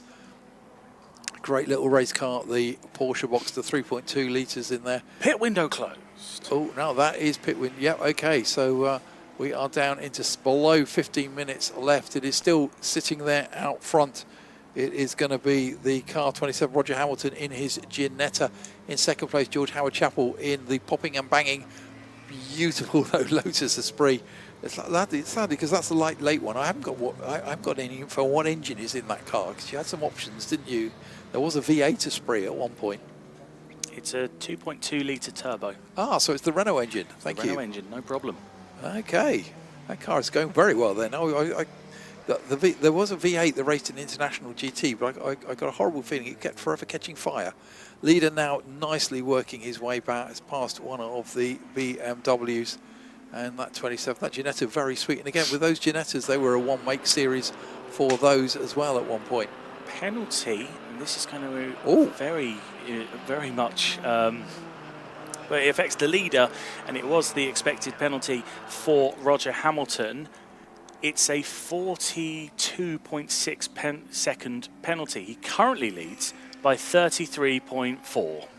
Right. And he is lapping significantly quicker each lap than George Howard Chapel behind. It's interesting, isn't it? Now, also, we don't have so far, not having complied with his second penalty, having ignored his first, is Nick Rinaldo, who is running in third. So those penalties are just going to ramp up for him, aren't they? I fear we're going to see a black flag shortly. Yes, yeah, that is my fear. They're, I have to say, I usually find the clerk of the courses are lovely guys, but in certain areas they have very short patience for a very good reason. Do not frustrate them. Exactly. Is the general. So we got our leader carrying a penalty. Yes, the leader is carrying that 42.6 second penalty. He's got a 37 second advantage over the second place car, George Howard Chapel, who does not have a penalty. Our third place car is the 21, the bright blue Porsche of Nick Rinaldo that has to come in and do a 1 minute stop go. So that is going to completely tumble him down the order because that is going to cost more than a lap. So it's all coming up for Chris Boone. It is Boone, yes, it's Boone time for Boone. We like Chris Boone. Lots of cars coming in close sequence into Druids. And they are all in front of the race leader, of course. Oh, so Roger Hamilton is going to have to make his way through this group of cars. We'll see how he's able to pick them off. If he is able to do it effectively, they come down towards 30s. He's got one. Clint Davis in the Lotus Elise. He's just popped past there. And that, in fact, that's the advantage of them. The Lotus Elise just lost the wheels there for a second. It completely had lost traction through the McLaren part, and mercifully, no contact between anyone. It is, yeah. The leader actually is going on. And our sailed off has been one of our Boxsters, and that is the Rob Hardy Boxster S, the Veron Building Limited, straight on. Now, we saw a car stopped in exactly that spot yesterday, and we went safety car. We did indeed. Rob Hardy. It's where you stop if you lock up, isn't it, effectively? You just carry on in a straight line. So we'll wait to see what the call is for that one, because it is in it's an identical location. This is where things are going to get interesting as well, actually, because our leader wasn't that far from lapping Chris Boone. He wasn't that far, but Chris Boone needs to get to the Chris line. Boone's at Druids.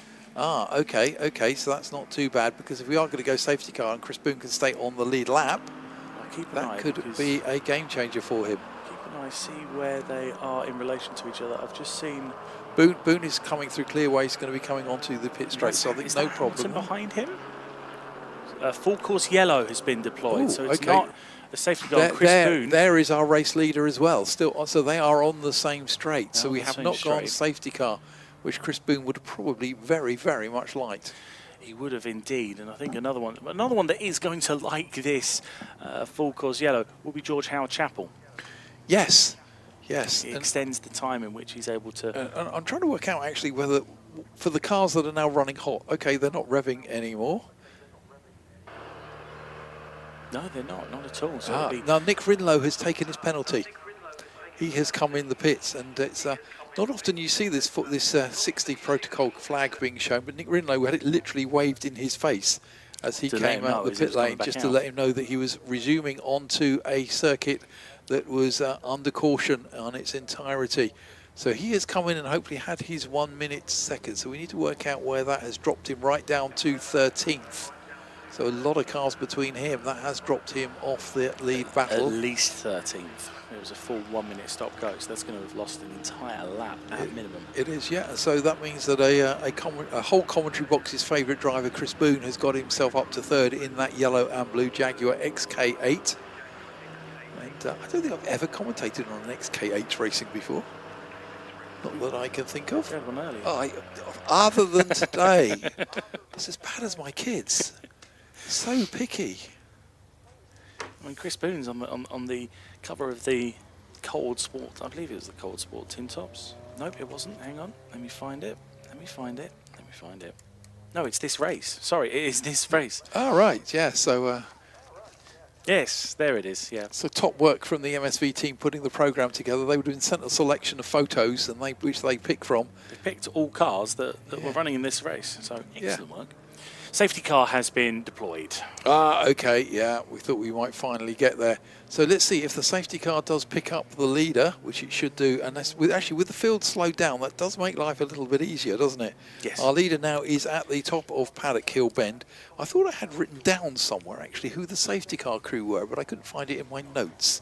And I always do like to say hello to safety car crews ever since I discovered they listen to the commentary on the radio. So the safety car drivers for today, we've got Phil Woods and Tim Cairns. And hi guys, yeah, sorry that we have used you so much. It's been a lot of... Thankfully, there is a very good air conditioning system in the Hyundai Ioniq 5N. So... Yes. How is the charge holding up on the car, to be quite honest? It's been used quite a bit. Well, it's still out there. Yeah. It's still out there. As I say, I had a passenger ride in one at Stetson last year, and what a fantastic vehicle that is. That was a lot of fun. Yeah, I did similarly another event, and it was a lot of fun. Very significant acceleration, I believe. When you use the magic red button that's on the steering wheel. When you've got the gear shifts happening as well. Yeah, no, it is a nice piece of kit, to be quite honest, and I think very actually well suited for what it's used for here under the MSVR race meetings. It really does work very, very well in this environment.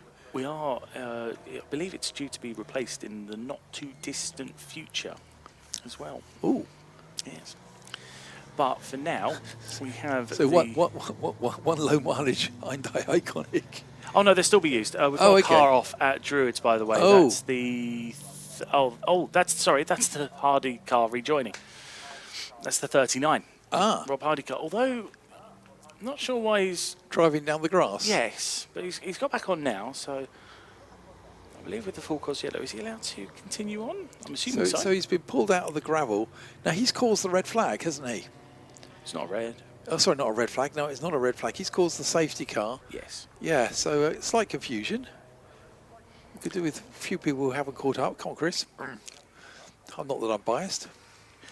To be fair, I think that's them going through now, or at least this is the group of cars, of which to Chris Boone's credit, he's not exactly flooring it. He's coming through clearways now in towards Clark Curve. It is, yeah. So not on the safety car train, but say clock is ticking, 6.5 minutes left. It is Roger Hamilton, but as we say, he is carrying now. Was it 42 seconds? We said. It is 42.6, and that gap that he had has been completely wiped. Yes, so it is. So that means that safety car in this lap, by the way. The lights are still on, so I'll just wait to see if they are going out. But the message on the board was safety car in this lap. The lights staying on past when I think they have gone. Oh, now they've gone out. It's a late one, but it doesn't matter too much, to be quite honest. So yeah, there is our lead car heading the safety car train behind the safety car, and our second place Lotus is in the same chain of cars, isn't it? Yes. So that really is going to be George Howard Chapel, and let's hope it is the Aston Martin George Howard Chapel. Well, by the way that the results currently are, you might hear his voice fairly soon. I'm going to make my way down towards the pit lane. I'm going to be listening intently because I expect this order to change around a fair bit. Yeah, I think we are going to see shuffling as we see a little thing times applied to the screen and penalties, which is usually what happens right at the end of the race. Then these time penalties are applied. But it's a good restart from our race leader, the 27 car there. He's got himself away as Roger Hamilton in that 2-litre Ginetta G20, lovely looking little car. And it is, of course, George Howard Chapel in second place in the Lotus Esprit. I've got to stop saying lovely looking car because you could apply it to an awful lot of this field, to be quite honest. Fantastic cars out there. Chris Boone in the Jaguar XK is running third, 22 seconds back. So that's actually going to put him inside that window of the time that Hamilton is going to hit with his penalty at the moment. So potentially Chris Boone could be up to second. I'm just trying to see who else crosses the line. Now, Hamilton has crossed the line before the fourth placed car, which means that, in fact, we only have 3 cars on the lead lap. So I don't think he can drop down any more than third place. Clock ticking down, 4.5 minutes left of the racing. 10 seconds is the advantage over second place George Howard Chapel for our race leader Roger Hamilton. Let's say Chris Boone, we're still waiting for Chris Boone to come through in the Jaguar. In fact, there he is crossing the line now. No one around him. Had the really gave the opportunity actually for the first time because we're going to hear the snarling engine of that Jaguar. So it is George Howard Chapel, who we suspect will be inheriting the win in that case if that penalty is applied on our screens right at the end to Roger Hamilton. He is going to catch up with a whole collection of cars that are battling in front of him. He's got a BMW starting to put him under a little bit of pressure from behind, and that is the number 30 BMW. Just looking for who that is. That is the Walden car. That goes through the still, every now and then there is still a puff of smoke from that Lotus Esprit. We have seen that so much. It's to say the Esprit. I was wondering if it would be the V8. We know it's not the V8. It's a little comment then online from Chris Ayres that Tiffany Dale bought a Lotus Esprit V8 and blew up the gearbox 2 times in a month. Yeah, I'm not sure what that says about the Lotus or what Tiff was doing with it, the king of the drifting at the time. But yeah, a fantastic car, still a great looking car. Today is the Lotus Esprit. I also do like they're actually going on through now. This is one of the cars again where we have a little bit of an issue because the numbers are peeling off, but that is the 223 of Tom Butler in that bright green BMW. The Lotus has gone round the outside of one of its little siblings because that is an Elise that he has actually gone past there. Now cars coming onto the pit straight under 3 minutes, 2 minutes 40, well under 3 minutes are left in this race. It is George Howard Chapel who is now going to be our race leader, just sitting quite happily in a group of cars. Now, I'm not sure the information he'd have got about that penalty to Roger Hamilton. It is being shown as a warning penalty that there will be a penalty applied to him. And so we did have various cars with various penalties. We caught a glimpse then of the blue Nick Rinaldo Porsche 911 SC, the Sports Carrera car that is now dropped down to 11th and 2 laps down due to having to do a drive-through penalty. battling BMWs there. The number 30 car going on through. We see that car right in the action, the Warden car again. So a battle going on there. They are actually down in, it's actually the battle around outside the top 10, 13th and 14th. I think that is where they are battling for. But we'll see that car's coming down now. 141. So when the leaders cross the line, I suspect we are going to get this lap, maybe one more. It's going to be interesting. I didn't quite collect what was on the clock when our leader crossed the line to go onto that lap. But it's been, again, as we've had, I think every pit stop race that we have had today has had an element of drama. There is our race leader. Not sure how aware he is that he is going to get hit with a 42-second penalty as he crosses the line and will tumble down our screens, but I don't think can tumble down any more than third because only the top 3 cars are on the lead lap. He crosses the line with 1:01 and he's lapping in 54, so there will be this lap and then one more racing lap after this before the checkered flag waves. And it's been a great race. I've actually thoroughly enjoyed this race, to be quite honest. A great range of cars out there. Great range of cars and performances, but also some very good driving. And it's also, as ever, when we get these safety cars, some cars with races with pit windows and safety car races, you sort of get that mix-up of tactics, etc., etc. 2-litre Ginetta there, looking very, very sweet as the second place car, but we think the car that is going to inherit the lead is, again, he ducks inside one of the Elises, still trying to gain places and control that. Suzanne Williams, Lotus Elise in number 76. Puff of smoke again from that Lotus. But it doesn't seem to be slowing it down. Leader is now already back with us. He crosses the line just with about 8 seconds to go. I didn't see a checkered flag, so we are going to go racing for one more lap. Second place car, it's actually George Howard Chapel. The next car up the road is the 911 SC of Nick Rinaldo. Absolutely gorgeous, classic era of Porsches on those cars from the late 70s into the 80s. Still going quickly is that XKS. Shade of Tom Lentil and Luke Veach. That car is now running in 10th. That's another car that had to take a pit lane penalty. I think, again, if I remember correctly, it was a restart violation. So that car had to come in. So the Lotus has got past the Porsche. So this is the final lap. The flag will be waving. Just looking now at a lot of dust. Obviously, someone's just dropped a wheel wide going through Paddock Hill Bend. Sorry, through Clearway, so a lot of dust down that part of the circuit. But I know, is he going to lap Chris Boone? No, he's not going to lap Chris Boone, which is good for Chris Boone. So now that means that Chris Boone is possibly more than 42 seconds behind. Now we need to keep an eye on that. That might mean that Roger Hamilton only drops to second. We need these other cars to come through as quickly as possible and just get an idea. But our leader has taken the flag. We need the other cars to take the flag, and then we will see where our leader ends up, because I suspect, though, it is more smoke puffing from that car. Yep, George Howard Chapel was immediately jumped to the top of our race screen, so that is a win for the Lotus Esprit of George Howard Chapel. Great drive, just very consistent. In lots of ways, kept his head when everyone around there was having issues or doing things or catching penalties.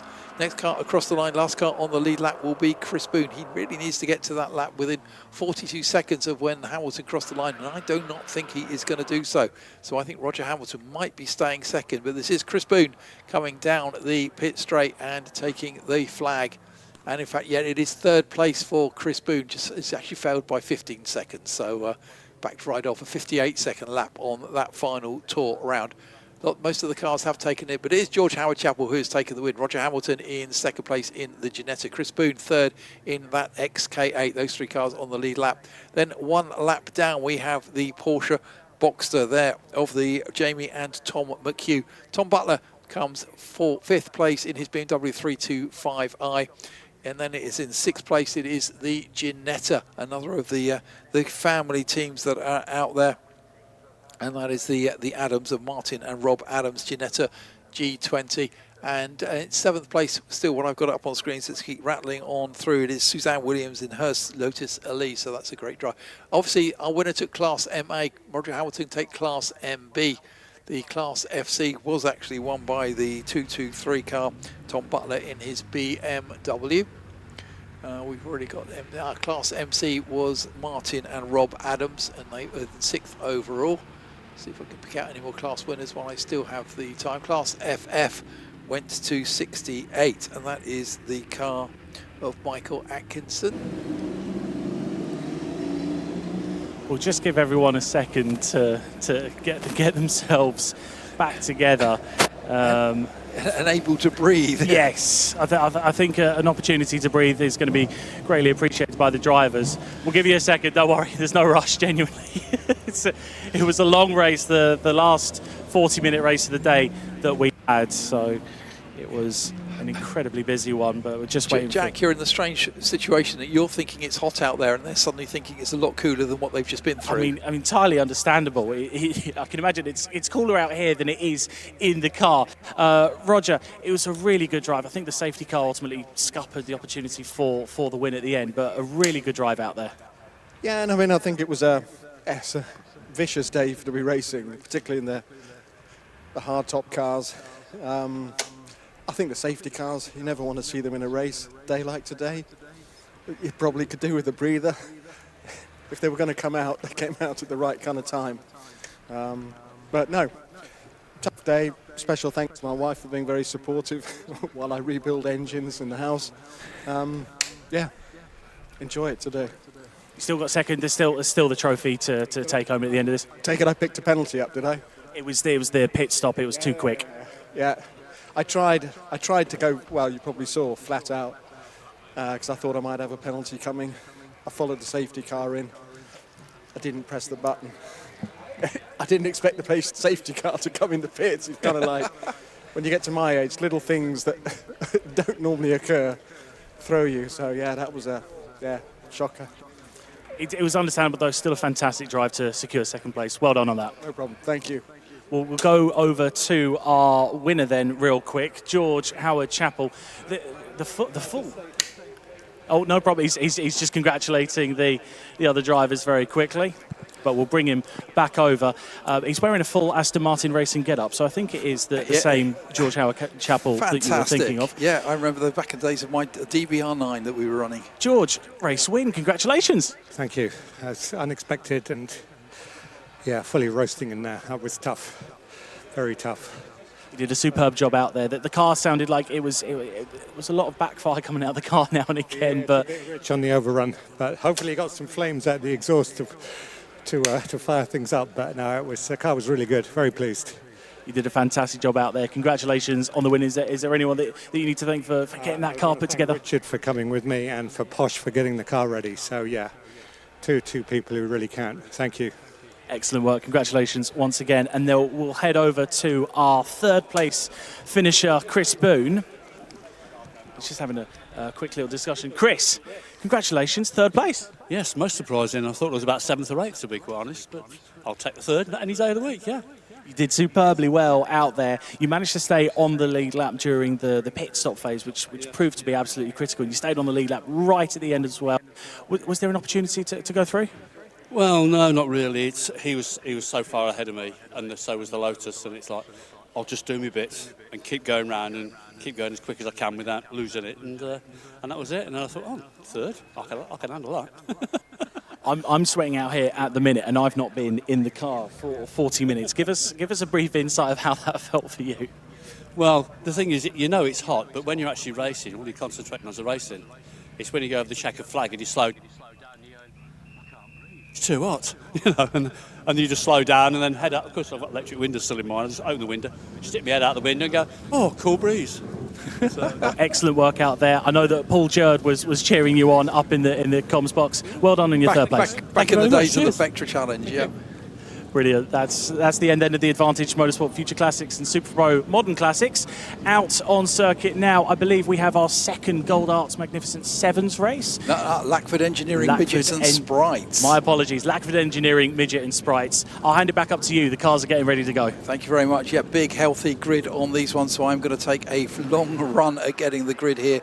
Right, second race of the day. We saw an absolutely cracking race earlier on for these cars. And it was a fantastic one, and I'm fairly sure that the grid here is actually at the finishing order So let's just go through the grid. In fact, it isn't the finishing order. That's interesting. So it is on pole position. Just make sure I have got the right race. Yep, race 16. So it is David Weston in car number 4 on pole position alongside number 2, James Hughes. Row 2, number 9, Michael Chalk, who came home first in that previous race with 115, William Potter. Row 3, it's that man again, Connor Kay in car 173 and 601, Barney Collinson, sorry. Row 4, 66, Richard Perry and 1, Hugh Simpson. Row 5 is number 3, Nigel Lackford, and 130, Archie Potter. Row 6, number 40, Mike Kenny, and the car 11. Now that's Ian Burgeon, and we don't have a first name, unfortunately, for his partner. I'm hoping we can find that one out, but it is Foe, who I suspect is possibly in the car this time around. Row 7, it is 131, Chris Pidcock, 53, William Humphreys. Row 8 is 50, Simon Stowe, and 70, Richard Byron. Row 9, 201, Mark Cloutman, and 179, Sam Ashby. Row 10, 47, Bruce Burrows, and 45, Justin Potter. Row 11, Amelia Storer in car number 10, and Mark Turner in 108.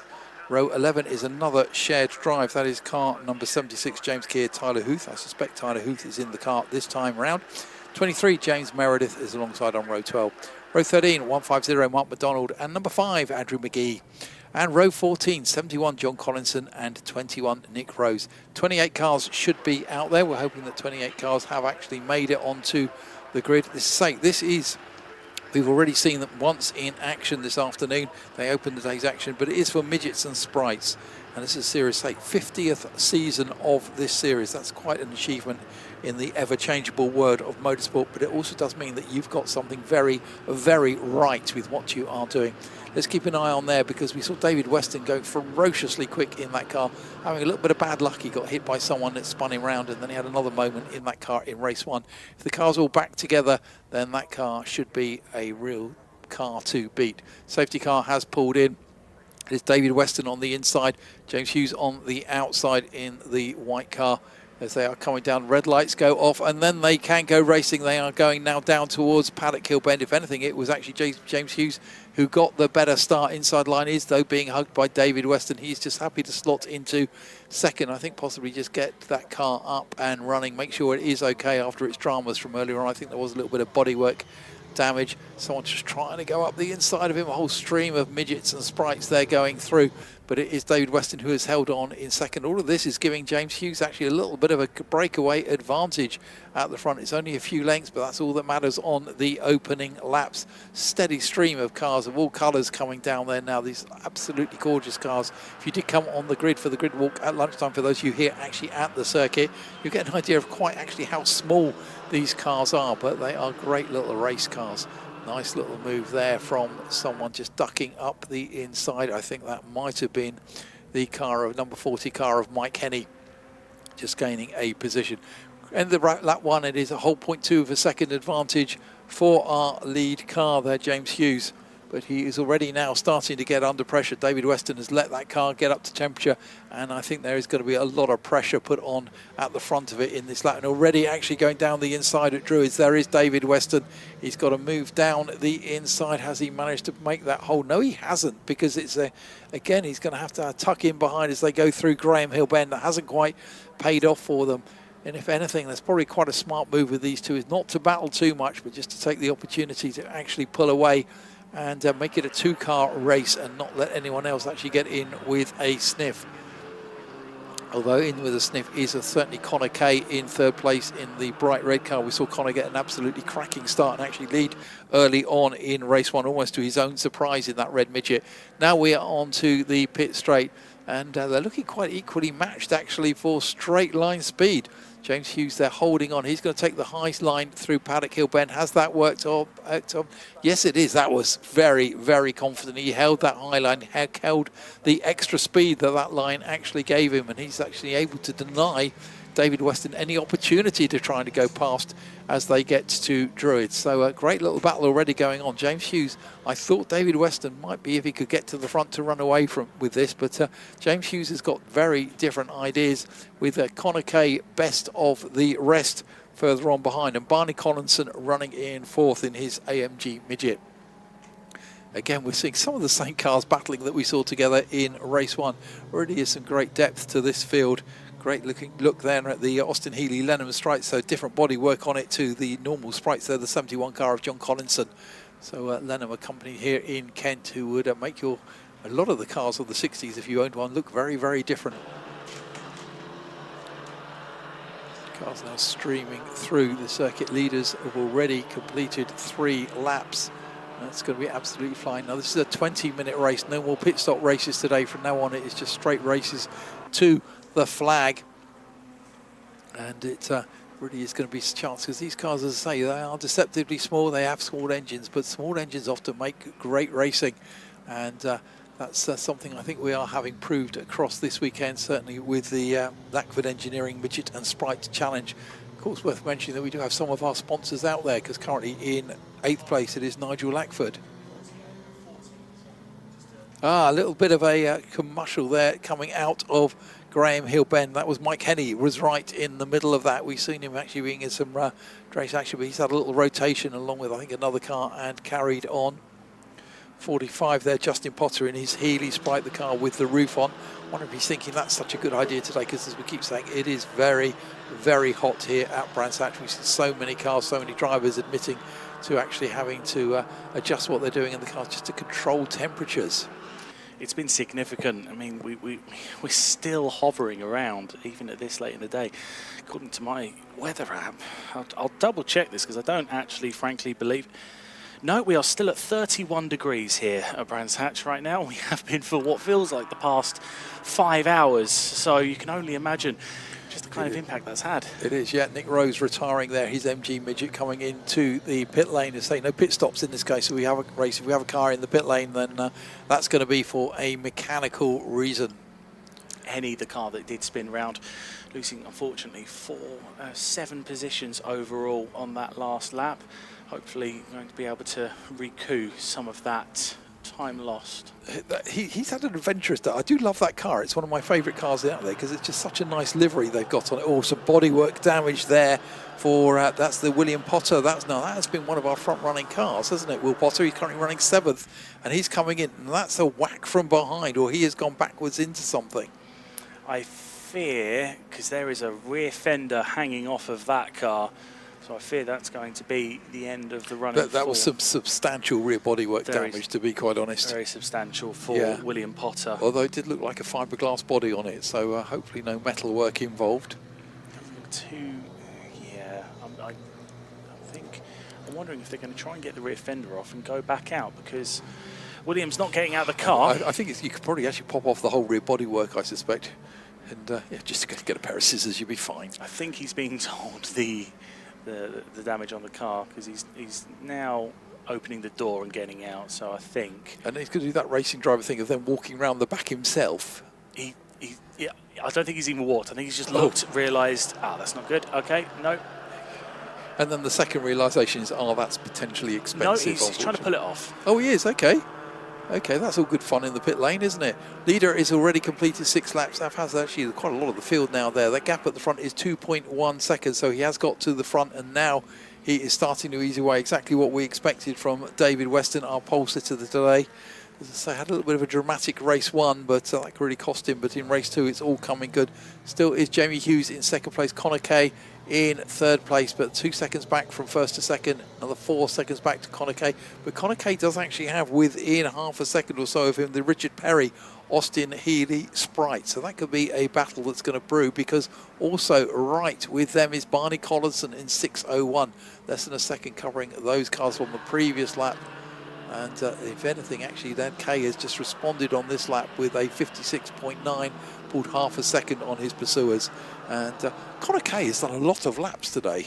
He's done a lot of laps. You could probably tell from earlier on, he is getting a bit more tired. So I hope he's taken enough time to recover in between the races. Clearly, the pace is still there. He's still putting in very good times in the 56s. And I've just clocked, by the way, that David Weston's in this race, whereas I'm fairly confident.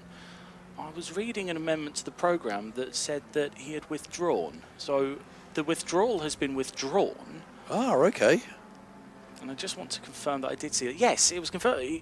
We got an amendment to the programme that he'd withdrawn. So he's withdrawn the withdrawal. Okay, no problem. And he's winning. Perhaps he was overdrawn, I don't know. But Yeah, so he's out there. Yeah, so he was sitting on pole position, lost out to the start there to James Hughes, but has recovered and he is pulling away. And this really already looks like his gap is raced to lose. Although last time round, oh no, he was actually quicker than Hughes. Oh, car spun right. It's Weston. Oh, that is Weston. Now that's exactly where he has problems in the previous races. He's gone off there. He got tapped into a spin there and he spun on his own there, I think. And that's exactly where the car ended up earlier in the afternoon. First race of the afternoon, in fact. The temperatures are so high, it's just very difficult to keep on top of it, clearly, because he was fairly comfortable out in front. Now the question is, how many places has he lost before he got himself going? On the bright side, he's getting very good at getting going again from Druids, because he's had some practice. Well, Hughes has just gone across the start-finish line. So that is the new leader. There's going to be a lot of time lost then, unfortunately. And the number 66, by the way, of Perry has gotten ahead of Connor Kay. So Richard Perry making very good progress, getting himself up into second now. Yeah, so our race leader, our car number 2, is the car now up at Druids. Perry, last time round again. Both those cars and Connor Kay into the 58 seconds. Barely any gap actually from second, third and fourth. Barney Collinson also in that mix. That is a great little battle now that is brewing up. And that's the 3 cars now coming down into Graham Hill Bend, the 2 red cars. And they are literally nose to tail. Not a great corner there for Connor Kay, because he actually briefly, I think accidentally, just lost a little bit of momentum, and that has caught Barney Robinson. I think Connor Kay is fighting temperatures. I think he has that to back right off, and fighting temperatures in that car. Entirely understandable. David Weston into the pit lane. Oh, there it is, just in front of us now. Yeah, into the pit lane, that car with some cute little aerodynamics on it, a little bit of rear downforce. And it's hoping that doesn't promote understeer, and there's something similar to the front of the car. So that actually means that we have away and clear at the front. It is James Hughes, 9.8 seconds down. We're coming down in the next few seconds to the halfway point of this 10-lapper. And battles all the way down the field as we catch an eye. Justin Potter in his bright green Austin Healey Sprite is already trying to battle and hold off Amelia Storer, and that is a battle for position for 15th. Car off on the infield of Graham Hill Bend. I believe it's the 21 car. That will be of Rose, who was in the pit lane earlier. It was Nick Rose, yeah. So he did pit and then has stopped. Again, done a great job in getting that car as far away from the circuit as you possibly can. So I don't think that's going to cause any issues. Nice spot there, Jack. And looking on the bright side, of course, you only have 2 more trips up and down the pit lane. It's going to be the last one that I feel is the most difficult. You're holding up very well. I'm doing my best. So here we go. We're still continuing on 9 minutes and I'll say 15 seconds to go as it clicks across. Still, it is James Hughes out in the lead. Connor Kay's in the pits. Connor Kay's in the pits. We thought there was something going on with that car. And this is a case when I would quite happily bet money that it's going to be temperature related, as these cars, as I say, it's just a ridiculously hot day to go racing. As I think it was I loved Chris Boone, the fact that he's left the electric windows in the car and he had them down and had his head stuck out. I wish I'd spotted that on the slowing down lap. Because there was a photo opportunity. Connor might have pulled over to not do another interview, but I think the more likely option is that he's got a problem. Lackford as well has come into the pit lane. That is Nigel Lackford of Lackford Engineering. Again, he's had a good day so far. He's been right up in the thick of the action in the top 10. Still only half a second or so between second and third. It is Barney Collinson who is starting to, I think, really just have a little bit of a look at Richard Perry. And we'll try and pick that battle up there now. So that is the cars actually there.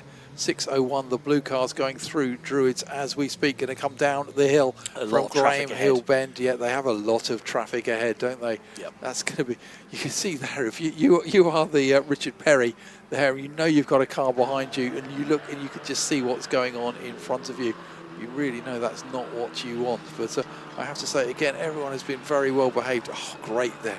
Barney Collinson really pushing in the 6:01. A little bit of a slide there as he gets the car to change direction through 30s. I think that's a totally underrated corner as you turn right and immediately then have to get the loaded car to want to turn in the exact opposite direction. They are down the pit straight. There are cars around them, cars behind them, cars in front of them. They are powering on through. Stay in that order, but that really is the battle for second place, and I think that's the battle for the race at the moment. It's an outstanding, getting through the traffic incredibly well, and looking around the outside. Collinson was late on the brakes, hasn't been able to complete the move, but he's going to reposition himself to the outside of Graham Hill Bend. They come down into the braking zone. He's as wide as you can possibly go. The order remains the same. I don't think it's actually possible, to be quite honest, to make an Austin Healey Sprite very wide. Oh, they're coming across some traffic, and a little bit of smoke was coming out the back of Collinson's car there ever so briefly. But this seems to have happened a lot today in general. They're going into Surtees, and that's where the smoke has been beckoned almost. But we watch the cars as they come down along the Brabham Straight. They're trying to get around. I believe that is the... It's Mike Kenny. Mike Kenny, number 40. Kenny, yeah, it is indeed Mike Kenny in the number 40. But they've both negotiated around the car now. That was the car that spun earlier. Collinson's got a good exit through Paddock Hill, right on the rear bumper of Perry just ahead. Was looking around the outside again. Perry was wise to it on this occasion and gets himself in a better position as they come down the hill. But there's more traffic up ahead to deal with. Perry's going to look on the inside. It is. This is the battle that keeps giving, isn't it? Can Barry get inside that midget there? And he does just about. It doesn't do him any benefit, though. The gap has stayed the same. Car stops the gravel at Paddock Hill. Oh, there's 2 cars over there. It's 3 cars. There's three cars off in there, including the 47 of Bruce Burrows and 2 other cars. That is going to be something that race control will react to. Drivers are getting out of the car. Yeah. Red flag, yeah, we have stopped that. Yeah, that is understandable. Yeah, I'll be honest. And it's also the 71 of John Collinson. So those cars, John Collinson, of course, it's Barney Collinson who is running third for a moment. I saw Collinson that cars, they were a little bit down the order, but of course having their own battle, and that has seen that race come to a sudden halt. Now 5 minutes left. I have seen races started for less. I don't know if we've got... Well, we started well ahead of time on this one, so I'm going to stay up here for now. We might have a little bit of a sprint out of this. We just need to see if that is the race going to get called. If it's a red flag, they'll all be down in the paddock anyway, so... Yeah, it's going to take a little bit of time as well, actually, just to get those cars out of the clear. Potentially impact, so... we just need to... let the recovery team do their stuff. But if it is a red flag, if that is that, then basically we have got a win there for James Hughes in the number 2 car. He got a great start, actually. He's been in the mix all day long from the front row there. Austin Healey Sprite 4golf.co.uk backing on that car. And in second place, it is going to be the 66 car of Richard Perry, his Med Race Engines Austin Healey Sprite.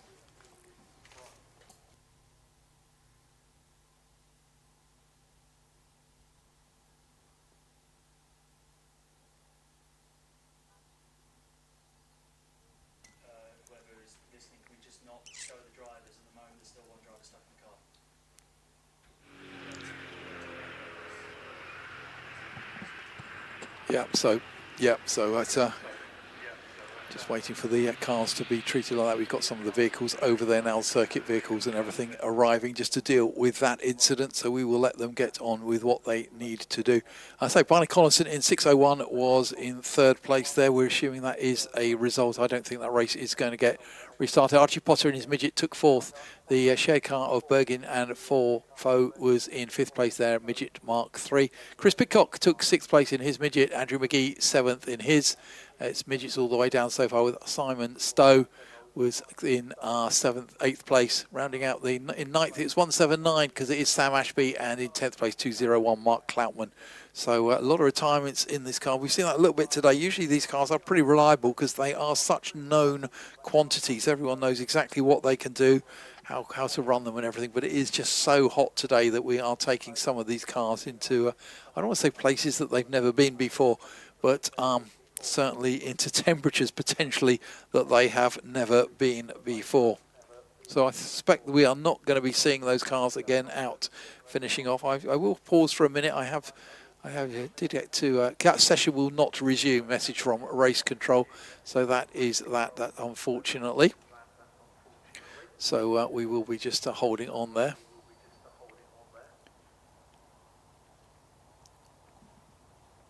but we do still have some racing to come because we saw them earlier in the afternoon, and we are going to see again the Gold Arts Magnificent Sevens, and they are going to be out racing. That is going to be our last race of the 17. They are already in the collecting area, and it's been a great day actually here at Brands Hatch. If you have enjoyed what you are seeing with the Classic Sports Car Club, they have plenty more meetings this year to actually come up with. So after this, they are here at Brands. They're actually also at Alton Park today. They are running races up there supporting British GT. They are in action 21st of June at Donington Park on the National Circuit, including two 2-hour endurance races. Good venue for endurance racing, Donington Park, the National. It just always seems to really work there. June the 27th, 28th, they're at the hugely scenic, if you've never been there before, do try and get there at some stage, Cadwell Park Circuit in Lincolnshire. Fantastic circuit. I love a circuit with elevation changes, and that certainly has them and then some.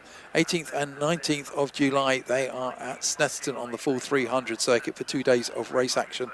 And then in August the 8th, they are at Alton Park, again on the full Alton Park circuit. August the 29th to the 31st, they are running some races. It's going to be the Special Saloons and Mod Sports. So the cars that we saw earlier racing on the R-Works Special Saloons and Mod Sports, we will see those cars in action again at Alton Park. And that is part of the Alton Park Gold Cup meeting, Alton Park's showpiece historic race meeting, and always exciting. And again, I'm quite looking forward to that because I am part of the commentary team for that meeting. September the 6th, they are at Silverstone. Now, here's a contrast. September the 6th, Silverstone, full Grand Prix circuit. And yet you're on that one? Yep, I'll be covering that one. I'm not sure which box I'm in yet. I haven't figured that one out because this is one of those ones where we get 3 commentators for that event. So I'm in the second box.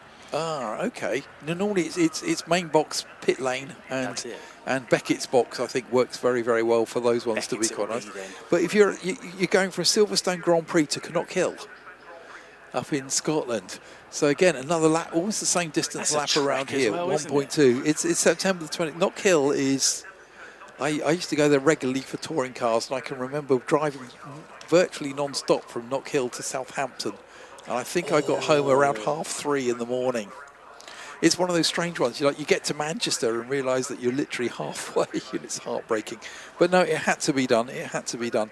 And of course, their season closes on October the 7th at Castle Combe. Castle Combe's final meeting of the season, but also at CSCC, and I'm covering that one. So yeah, we both get to see some more CSCC action across the year. So busy time out there for the CSCC, and a big thank you to them for their organisation today at this, particularly on this Brands Britannia Day, when it has been absolutely superb. We have got a lot of the cars now from the various car displays have headed off home, but it's been fantastic to look out the commentary box and see so many cars. Also, just look out the commentary box and so many people just hanging on towards the end of the meeting. There's a hospitality units right across in front of us who've stayed busy all day, so a big hello to everyone. Dan, I love it. See somebody waved. It's just manners, isn't it? It makes, we've got such frail egos that does make me very, very happy when someone waves back. So thank you very much for that. So yeah, hope you have enjoyed the day, and it does look a little hazy out there. So I'm wondering if the sun is losing a little of its potency. A little bit. Let's have a look at I'm hoping so, because I've got a black car and I've left it parked in full sunshine. Still 31. Still 31. I'm not believing that. No, it's not going to be 31 degrees, is it? I hope not. I've got 100 miles home. Now, interestingly, obviously we still have just a little bit of work going on that incident, but we are dressing an oil slick down the pit straight. So you suspect that those two... A could potentially have led to B, and that is what is going to go on there. So we've got nothing to say for the moment because we are just waiting for the circuit to be put back, that incident to be cleared up over there at Clearways. Second we have cars moving, we will rejoin you for the final race of the day.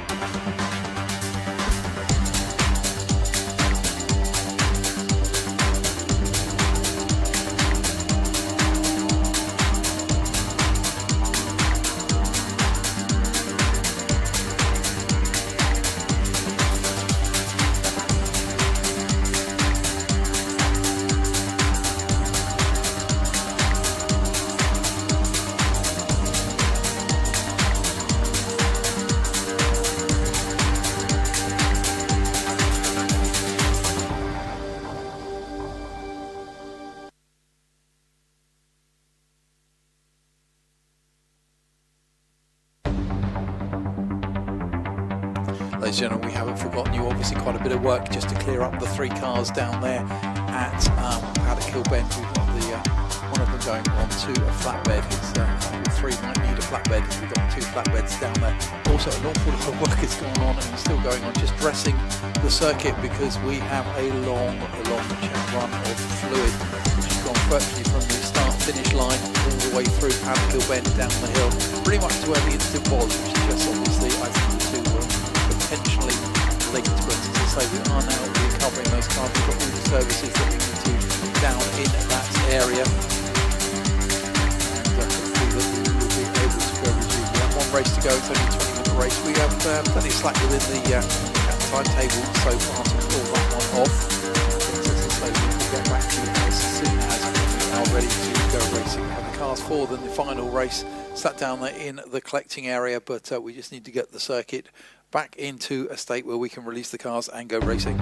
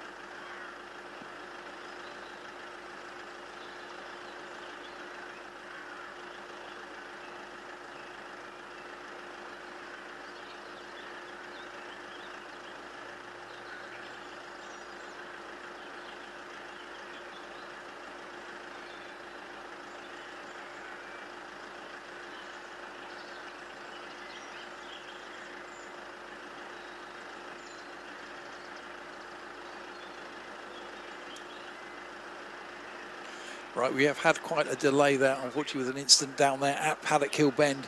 Finding just a little bit of brushing, some of the excess absorbent substance that gets put down to absorb oil. Also, a lot of oil has obviously gone down on that part of the circuit, and I say that part of the circuit, in fact the oil train is right the way back to the start-finish line, so a lot of oil has gone down. I suspect that probably did contribute to the 3-car incident that we saw down there. Fantastic work by everyone involved, just taking all the care necessary to sort out that incident. We don't hurry in this sort of situation. Marshall's now walking back to post, which suggests that we can hopefully very, very soon move on. And we do have one more race. Race 17 of the weekend, race 12 of the day. And we saw them earlier in the day, and it is going to be the Gold Arts Magnificent Sevens. And they were pretty punchy back in their race earlier on, actually. I thought that was quite an entertaining race. So we are going to see them in action again. Once they do come onto track, of course, as we have seen consistently across the day, it is just one lap behind the safety car, and then we go racing, rolling starts all the way down the line. We say earlier on, it was barely it wasn't even 3 hours ago, I don't think, was the last time we saw these cars out on circuit. So it'll be fascinating to see how quickly they've been able to get the turnaround. I'm not expecting car number 92 of Colin Watson, because it said that he wasn't really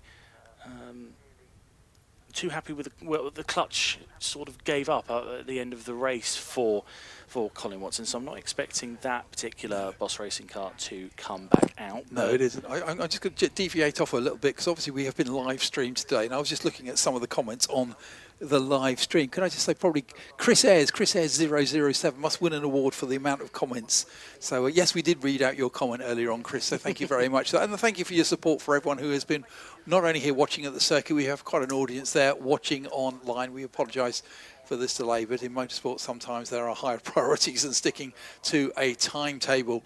So we hopefully will be moving fairly soon. As I say, there is all the marshals have been cleared who are doing the brushing on the circuit. There is an awful lot of dressing that has gone down on the circuit. So obviously we had a major fluid leak from a vehicle that, as I said, is probably linked to that car. Course car has now come back in, having done a little bit of a recce of that part of the circuit. So I'm hoping that very soon that means we will see the lights come on the safety car that is waiting to lead the field out, and then we can actually have this final race of the day. And I'm getting it, yeah, definitely with you. Now, you commented earlier on that it's been so hot today, but the breeze has picked up. The breeze, from what I've been able to feel, and this is incredibly odd, over on the, as I understand it, the north side of the circuit, as you look at it, the compass, is it the north side? I think it is the north side of the circuit. There is a bit of a breeze. You can see the trees flowing to the right-hand side from our vantage point of the MSV Centre. On the left, it's completely still. It genuinely is very, very odd. But there's a bit of a breeze over on one side of the circuit, but nothing at all on the other. Never felt anything like it. No, it's been an absolutely gorgeous bank holiday weekend. It's usually the cliche is that it rains on British bank holiday weekends, but the weather has been absolutely glorious. Not this one. Not this one at all. And we've had some fantastic weather. I'm really hoping, again, I am back here in just 6 days for the Masters Historic Festival, Saturday, Sunday, the very next weekend here at Brands Hatch, which will 5 days. Is it 5 days? I don't say that. I've got to do all my prep yet. 5 days. 5 days. Oh gosh, yes. I'm not used to racing on a Monday. It doesn't happen. I can't remember when I last raced on a Monday, to be quite honest. But yeah, really looking forward to that. That will be absolutely spectacular. We still have those cars just sat there, a few of them under umbrellas. A lot less umbrellas actually being used to shield. We're running out of umbrellas in the Paddock Hill Grandstand, actually. We had quite a few earlier on. We're down to, I think it's our solitary purple one up there at the top. The sun's dropping, so we are getting to a point now where a lot of the umbrellas that we would have had up earlier, the shade is shifting. Earlier on during the day, I've been walking along the front side of the pit lane where the shade has been. I have since migrated to the rear part of the pit lane where the shade has since moved. I see, yes, so very cunning. So now lights are on the safety car, so I suspect that we are going to see these cars moving very soon. Yeah, lots of activity down in the collecting area. And this is going to go straight in. So it is still showing on the screen as 20 minutes. So we will get the full duration of this race. We saw these cars race earlier in the afternoon. As a little reminder, that then was a actual win for Tim Davis in car 94. And with the second place we actually had, it was the shared drive, wasn't it? It was Stephen James in the number 40 car that we're being shown right now, but we believe it will be over to Mark James for this particular race. Another car coming into focus. I think he mentioned that in his interview with you, didn't he? I believe so. Yes, yes, and it was Colin Watson who took third from Robert Jones, and Martin Ledbetter fifth, and rounding out the top six was Wayne Armston. So those cars are actually rolling at the moment. Again, we know these are quite quick, and these are we do these rather quick laps, so I need to rattle through the grid. So it is Mark James on pole position in number 40. 92, Colin Watson is alongside. Row 2 is number 9, Robert Jones, and 16, Martin Ledbetter. Row 3 is 83, Wayne Armston, and 79. Now that's another shared drive, unfortunately, with the 79, and it's I'm not quite sure which of the Bells is going to be in the car this time round. I believe it was Nathan Bell in the first race. Ah, well, I haven't got a second name. I've got an initial. Yeah, L Bell. L Bell. L Bell. Okay, we're not going to go there. 45 is Paul Hawker on row 4, inside of row 4 with Ryan Tilley alongside. Row 5 is number 12, Neil Hinson, and 91. Now that car again is showing on my notes as a double. Hugh Coulter is down to drive it, but it says Coulter Arif, so I suspect that could be Will Arif this time round. We're fingers crossed it possibly is, because he's always entertaining and always very, very quick. Row 6, 94, Tim Davis, and 114, Alex Harbour. Row 7, 21, Malcolm Ash, and 41, David Stephen. Row 8 is another shared drive. That is going to be car 32, and that is going to be Thomas Hodge in the car this time round. Tim Bird is alongside him in 22. Row 9, 199, Nigel Little, and 73, Chris McQueen. Row 7, on row 10, we have 75, Stephen Spicer, James Randall. Not sure who's going to be in the car, unfortunately. And alongside 98, John Cutmore. Now, that's one of our quicker cars, isn't it, that struck problems in the race earlier on in the afternoon. Row 11 is number 10, Tim Bishop, and number 17, Josh and Nathaniel Gollin, again sharing that car.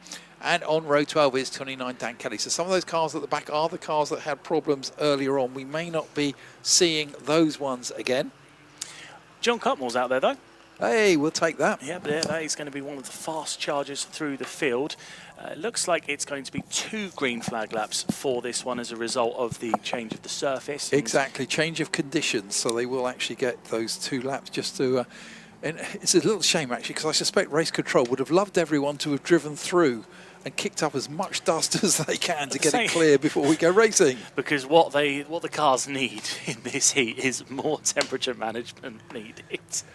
Yeah, in fact, everyone's diligently where they can going either side of that. But that is going to be, actually, if you are on the outside of Paddock Hill Bend, that marshal's post is going to disappear in a haze of dust. The slippery surface flag is actually being shown down there by the marshals at the top of Paddock Hill Bend, just in reference to how slippery it is. Yeah, we need to keep an eye on the 98 John Cutmore starting 20th on the grid, because that could be a car that is absolutely charging through. It'll be very entertaining to see how he's able to make it through the field, and if the gremlins that happened in the earlier race, it was our, if I have a look very quickly, it was our 8th race of the day. We're now, well, this is it, this is the final race of the day, race 12.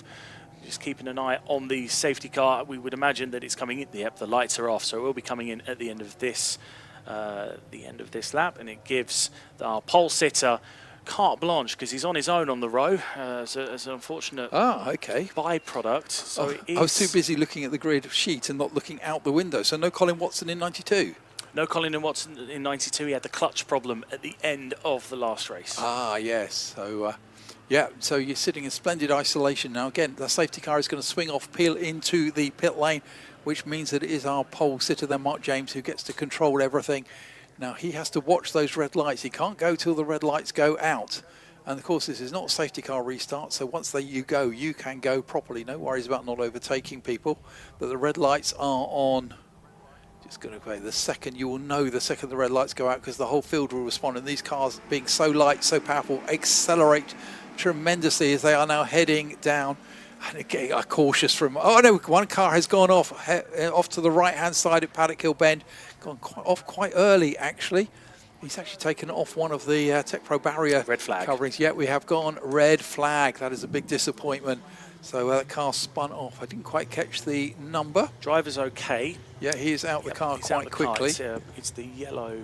It's the 32. It is the 32. So that is actually, yeah, that is Thomas Hodge, who's doing race 2 in that car. That car was raced in race 1 by Oliver Smith, one of the Caterham 7 Academy cars, 1600cc engine in that one. He's fine.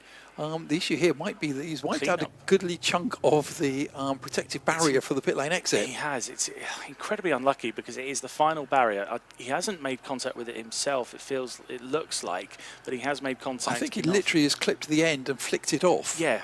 And it's a strange one. It's in pieces, is the best way of describing the barrier. I have seen some strange things happen in there. I actually was here last year and I can't remember who it was, but we had a car who spun in the pit lane exit and did that exact thing that happens in one of the Austin Powers movies, where he'd ended up at 90 degrees across the...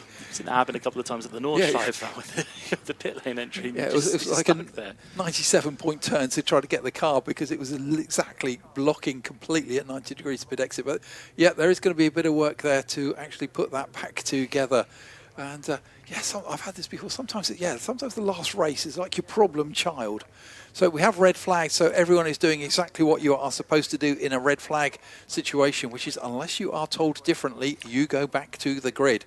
So we would expect the cars to form up in their original layout.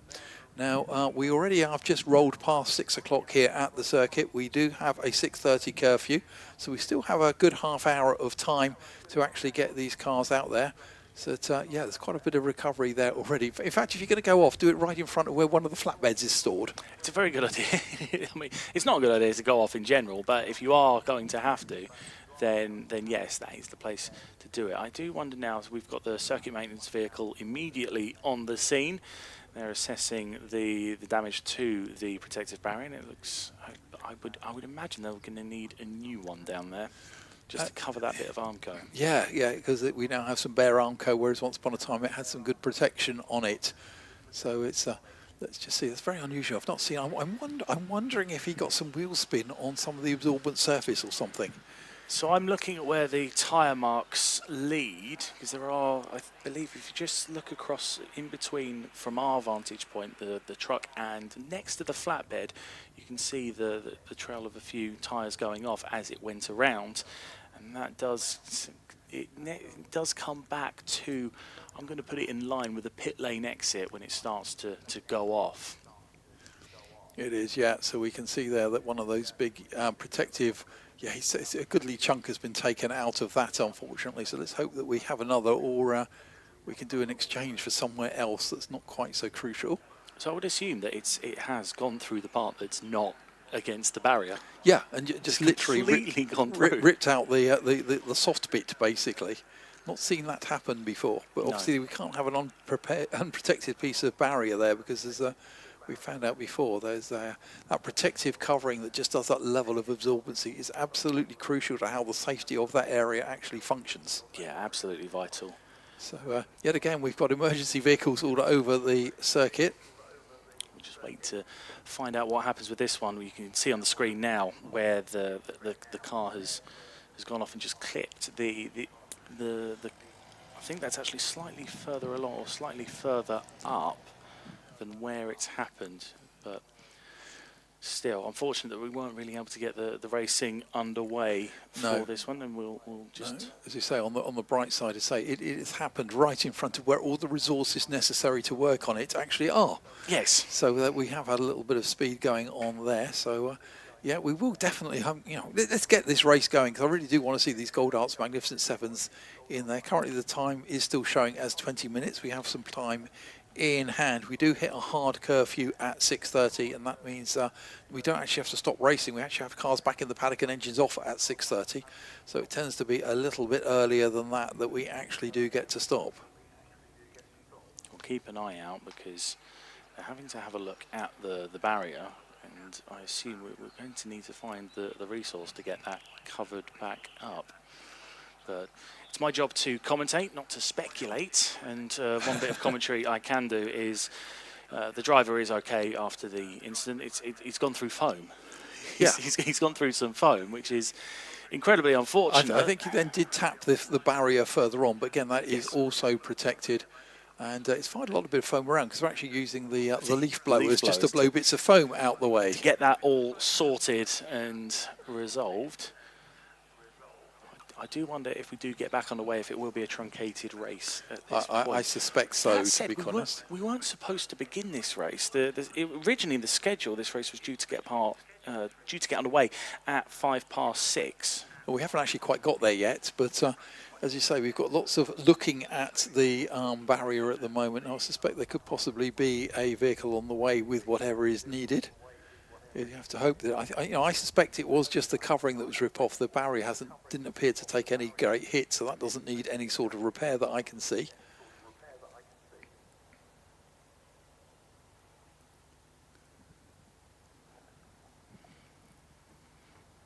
Wonderful little shot of the podium there that we've got for the centenary, the century of power celebrations. Well, that's right, yes. It is a century of essentially being a sporting venue here at Brands Hatch in this wonderful natural bowl where so much has happened over the years, to be quite honest. It really is been a great place. And it's also, I think, of sporting venues in the country, it's one of those ones when if you say Brands Hatch, everyone knows where and what you mean.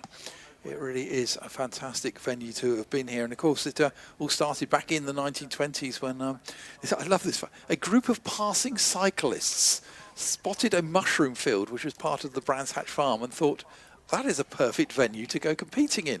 So in the early days, it was not necessarily a motorsport venue because it started off with cycling and cross-country running.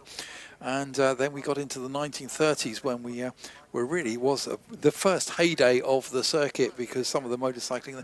I always find these fascinating, these 1930s race meetings, when you get to quote the numbers of people who've turned up for them. 30,000 spectators here. Remembering this is pre-motorway, pre-dual carriageway. You know, if you went on a drive and you got yourself somewhere, it was an absolute mission. I'm going to show you something very quickly on the Brands Hatch website that was put together. There's a group of programs here in the background. Those are all in the office. That's fantastic, isn't it? They've been kept since 1937. When the original grass track meetings took place on motorcycles. I'm very lucky in that I came across a collection of 20 posters from the 1960s, the original posters, and I know they're original for Brands Hatch race meetings because some of them actually have an address label on the back and a stamp because they were sent to a baker's shop in Sussex to display as an advert. And on those posters are instructions on how to get here by bus and what train station to get off at as well. Is it the same one as it is today? I can't a second. Okay. No, I do have. I've got some photos of some of my posters. This is really informative for everybody out there, but I'll see if it is actually the same. But yeah, there are instructions on how to get here by public transport. And that's only 60 years ago. We have that on a website these days. Very hidden away for the train station bit, because normally it's the larger events where you can get I have to say that internet usage in the 1960s was rather minimal, yes. It's, yeah, so, sorry, there's no instructions there on the Yuletide one, because of course, you know, we had Brands Hatch, we typically were racing on Boxing Day, weren't we? Yes. Yes, I forget what it was called. I know what it's called at other circuits. This was just called the Yuletide meeting. These don't have a year on them, amusingly, because obviously it didn't matter at the time, and so I have to do some detective work. I know the latest appears to be around 1965 that I possess. Advanced booking, grandstands 20 shillings. 20 shillings I think was £1 actually.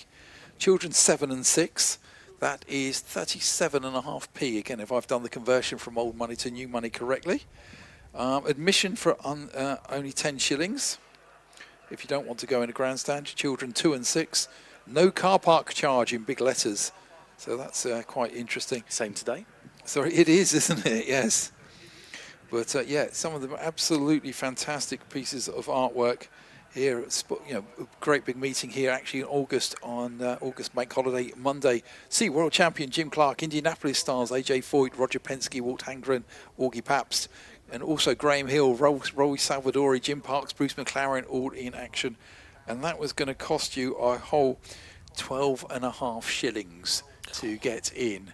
So that is, I think, just around 60 odd p, 65p. I'm not going to do the maths on that one too correctly, but yeah, that's how much it was to get in, basically. So absolutely fantastic, and it's very, very fortunate in coming across these. And I probably ought to offer them to Brands Hatch as a first pick, actually, before I do anything more with them. But yeah, so unfortunately, ones I'm looking at now on my phone, I took photos of, don't have the instructions, but certainly some of them do have instructions on how to get here. Yeah, oh, here we go. Oh, Brands Hatch, A20 route, north near Farmingham in Kent. 478 and 21 buses, 705 Green Line if you go on the Green Line bus thing, or by Southern Railway, Swanley Station, then bus to Circuit. It's still Swanley and bus to Circuit on our larger meetings next week when 2 weeks from now when we've got Speedfest here happening at the Circuit. You can take the shuttle service from Swanley. That's fantastic, and that was for a motor racing event on Sunday the 27th of August. Again, I don't know the year because they didn't put the year on the poster, because why would they, frankly? At the time, it doesn't make sense, does it? No, you don't need to, yeah. Oh, this one, 5 shillings, 25p to park your car. Oh, no. You can do it for free these days. Unless you're on the South Bank, of course, in which case there is a nominal fee to park on there, but then what a view you get of the circuit from an incredible now this is an interesting one, actually, because it's 5 shillings to park your car. It says solos 2.5 shillings. I don't know what a solo technically is. Admission free, though. Now, interestingly, I was at Zandvoort about 3 years ago, and that was exactly the same. Admission was free, but you had to pay to park.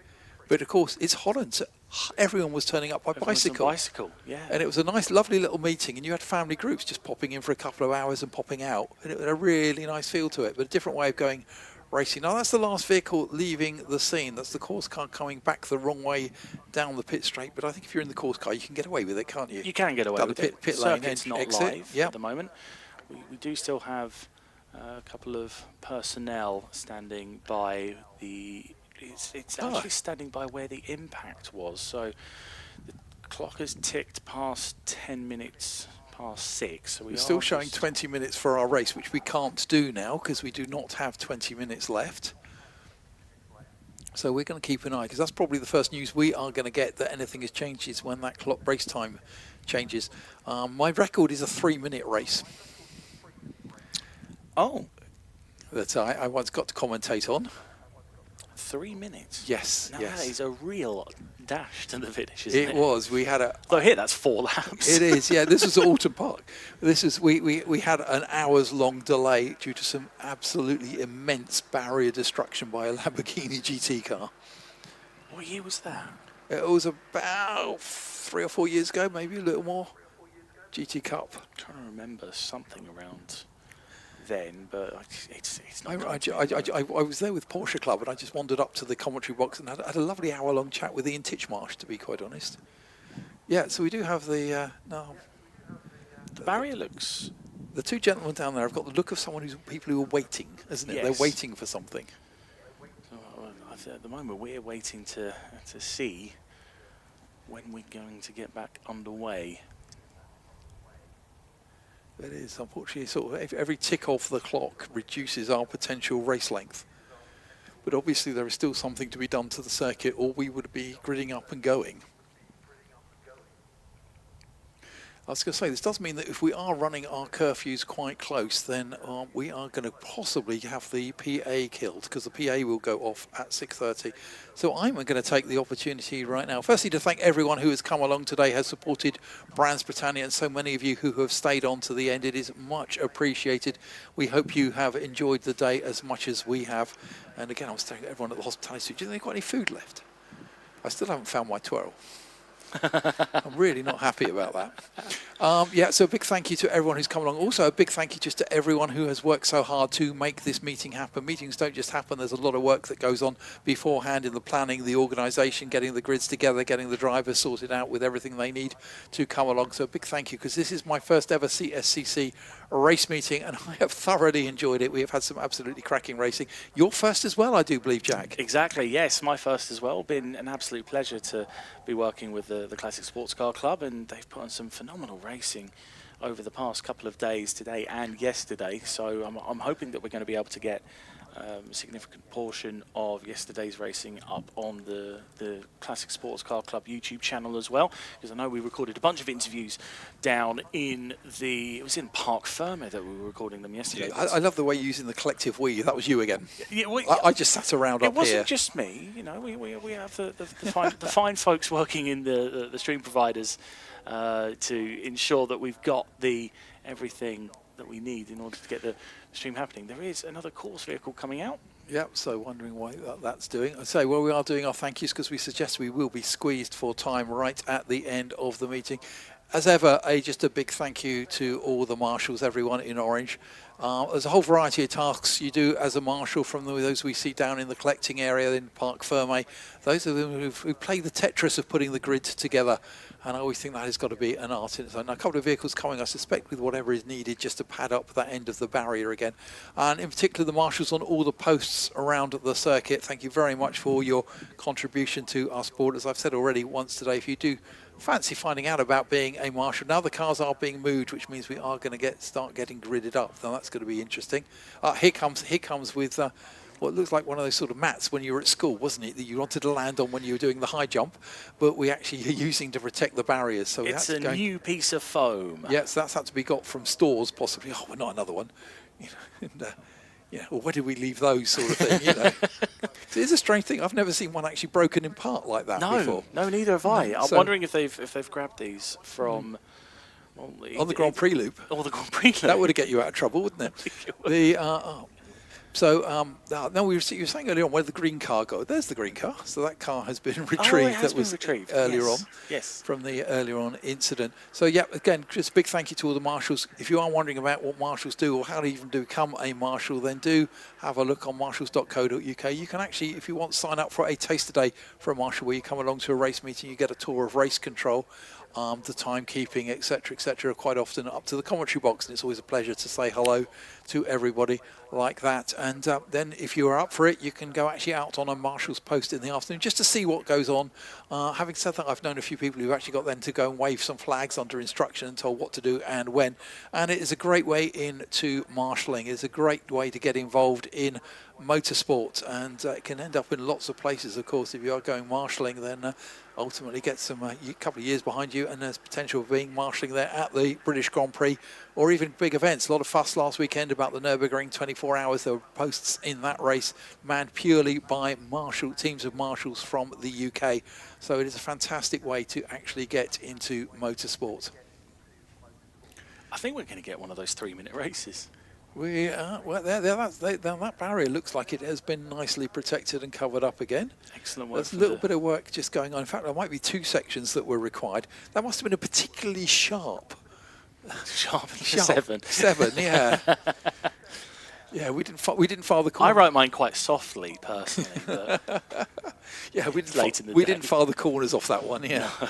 But, yeah, they're getting the second piece of foam ready for that second part, but the fact that cars have been, they were moved briefly. And now they're not, yes.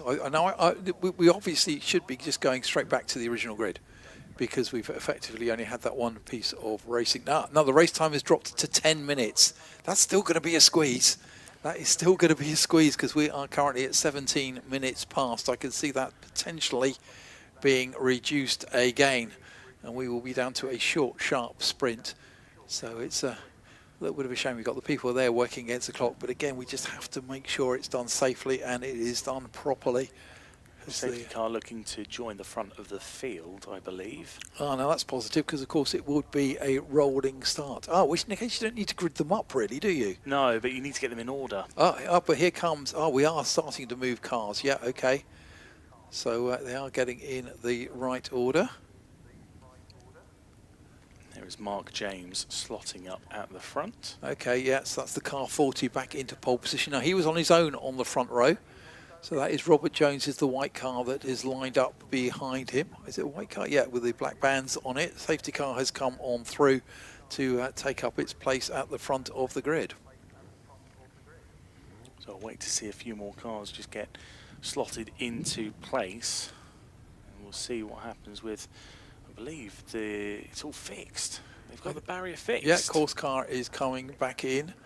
So I think we will get everyone out the way very, very shortly, and we will actually be able to go racing again for our final race. They've made us wait for this one, so I'm hoping it's going to be an absolute cracker. No pressure to anyone on the grid. But I don't think I'm going to have enough time to get down at the end of this one for interviews, are we? With everything's cut off. It's certainly not going to be able to go out on the. You might be able to, it might be able to go out actually on the live stream, of course, but won't be able to go out on the PA. Right. Well, we'll figure that one out when we get to it. It's a. Yeah, because if the time reduces much more, and of course we were talking about you tending to disappear with 5 minutes of the race left, this might only be a race that's not much longer than that. But as I say, cars now being lined up very close to each other. They're trying to get them in single file, I believe, behind the safety car. Okay, potentially in, maybe we are just going to do it in grid order, but in that way, as a safer way of getting us going and actually making sure that we go racing. It's down to 7 minutes now on the clock. It's just been ticked down from 10 to 7. As I say, even that is assuming that we start about now, to be quite honest.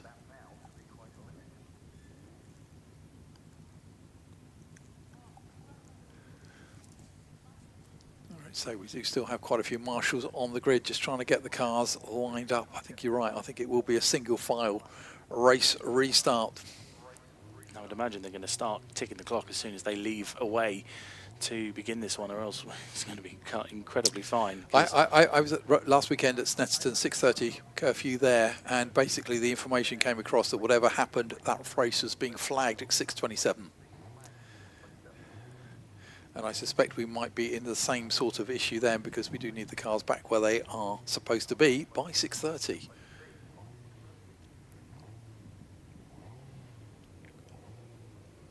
Still a few cars actually. When we look around in the car displays, there's a very lone, lovely old Rover up there. I want to call it a P5, but I can't remember if that is a Rover P5 that is just sat solitary straight in front of us over there. What a beautiful old car that is. Lovely car indeed. I haven't got a clue what that is, unfortunately. Different generations. Different generations, I ask you, indeed. Eh? I can only say sorry. Right, so the cars are all lined up. Safety car lights are on. It's always a good time. Last couple of marshals now heading off circuit, we hope. So secondly, they have come through and the barrier is shut. Then I would expect our safety car to be in a position to start rolling. So it is 18:21 and 40 odd seconds, 7 minutes on the clock. This is going to get quite close. It is on a short circuit, so we can push closer to that limit and still get the cars round and back out off circuit in time. And 30-second board is out. It's going to be the shortest 30 seconds that we'll ever see. Yeah, motor racing seconds. Yeah. Safety car, yellow flag. We are back underway. 7 minutes left then to go. The timer has already started. So we're going to treat the start as a safety car restart? Yes. Okay, that makes a lot of sense. That's a great way of doing it and potentially reduces the opportunities for anything else to happen in the window. Again, safety car rules then will apply. No overtaking before the start-finish line. Technically, no overlapping. Yep, no overlapping. We've already had a couple of cars earlier on pinged for that, so hopefully it doesn't happen again here. No, them's the rules, which everyone should know. And in fact, I think you signed to say that you know the rules, don't you, at every race meeting as a driver, I do believe? Yes, 100%. Which is the implication of when you're signing on. So, yeah, everyone should know how to behave on this one. But it does mean we will get to go racing, and it is going to be Mark James who is there in that Caterham that is right at the front. And that is the car that Stephen James drove earlier, the 2.5 litre Caterham S3 Team Leos / hybrid tune, which suggests something like it. He's already got a handy gap, actually. So who's that in second? Oh, the second place car has got a problem. Oh, no one else wants to go past him. And they're going to have to. So that was Martin Ledbetter, who was stuck a bit further back. So we've got a car stuck stationary on the outside at Surtees. Double yellow. That does not bode well, does it? The safety car has pulled in, but I think they're about to be told, no, you're going to have to go straight back out again, unfortunately. So Yeah. Very wisely, I believe that's Mark James out in front, has just elected not to speed on, and the safety car. Now, I'm not sure how he's got that message, but if that is the case, now he's gone quite late. Green flag, but safety car board's still showing.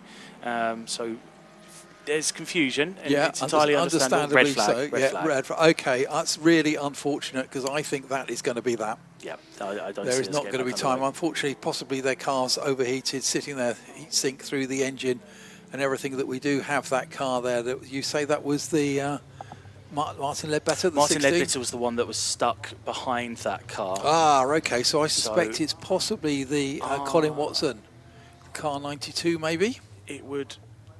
I'm not sure if it's either the 9 or the 32. Ah, okay. 9 would work. Robert Jones, yeah, he would have been in that part of the grid, and he has not come round.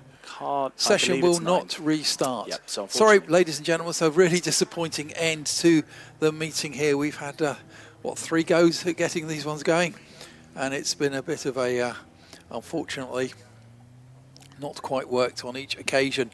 But that will be the end of it, so no result there for those races. Quite often you try and slot an extra race in towards the end of the day, end of the season or whatever for these guys, so that they do get their full amount of races across the season.